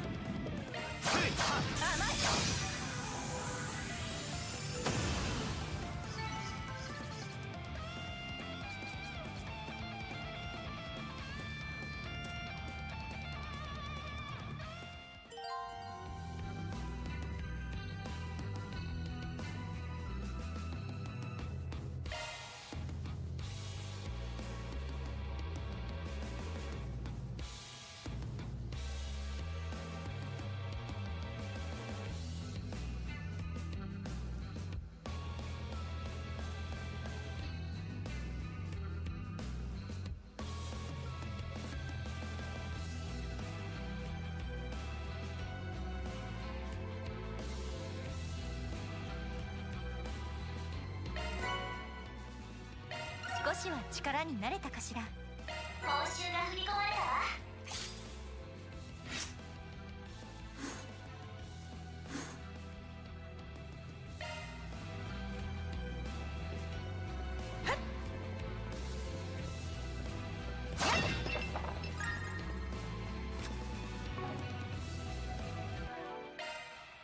メンテナンスモードに移行したわよ。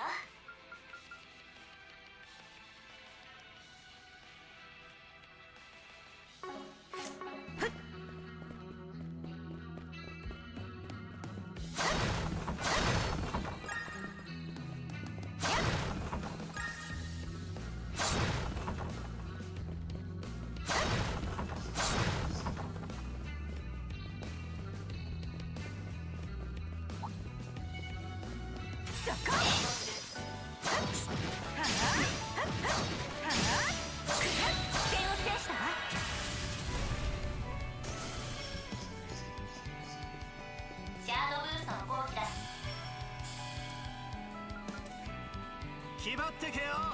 続け。えい。シルバリークロス。続いてバン。ブーストチャンス消えるわよ。援護する。こっちだ。そらそら。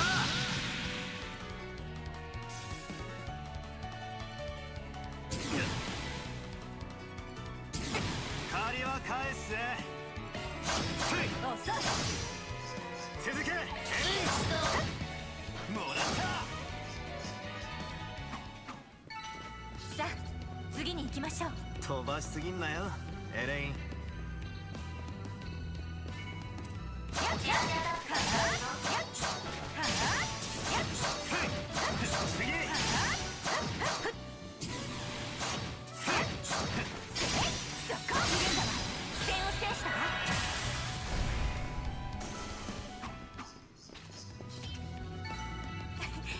今のはいい手応えね。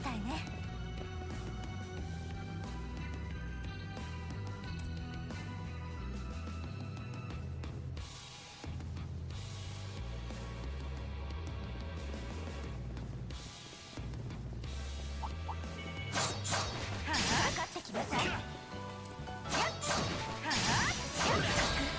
Oh.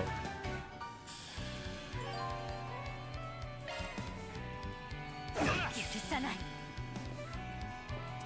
シャードブーストの号機だ。目障りなんだよ。財発動。財発動。こちらの番だ。ブーストチャンス消えるわよ。続いてバン。こっちだ。そらそら。逃走経路を確保したわよ。悪いな。チャンスだ。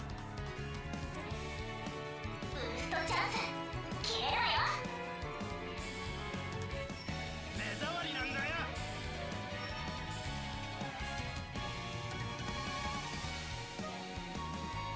おらおら。続いてバン。呪いぜ。くらいな。行くぜ。おら。正気。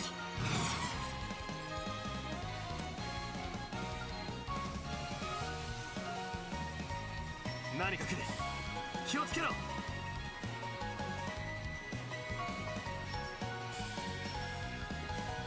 殺す。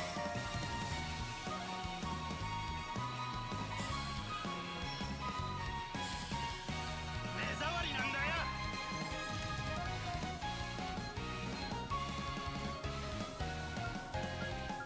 何か来る。気をつけろ。続け。エイン。シルバリーほらチャンスだ。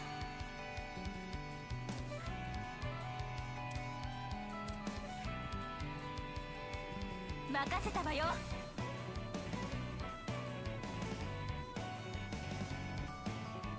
続いてバン。負けられない。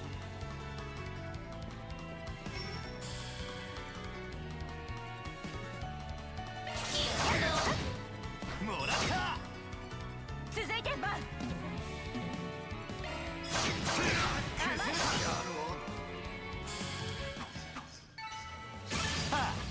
やったか。見つけた。まだまだ精進あるのみよ。 Bugs.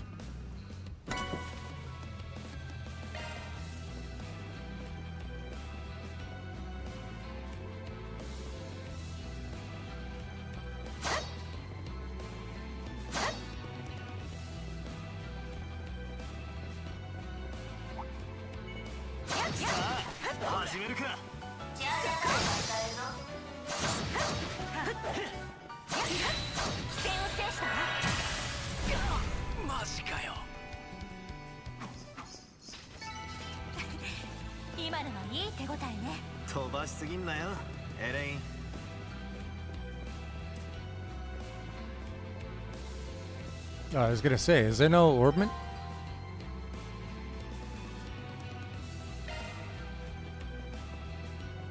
ここで休めそうね。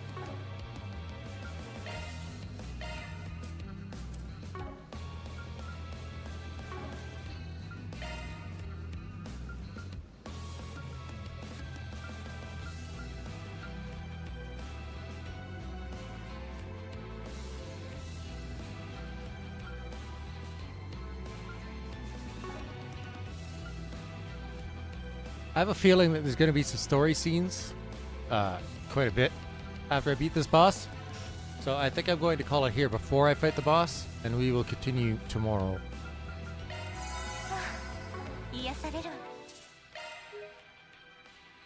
With the boss fight, and probably the end of the prologue, I assume.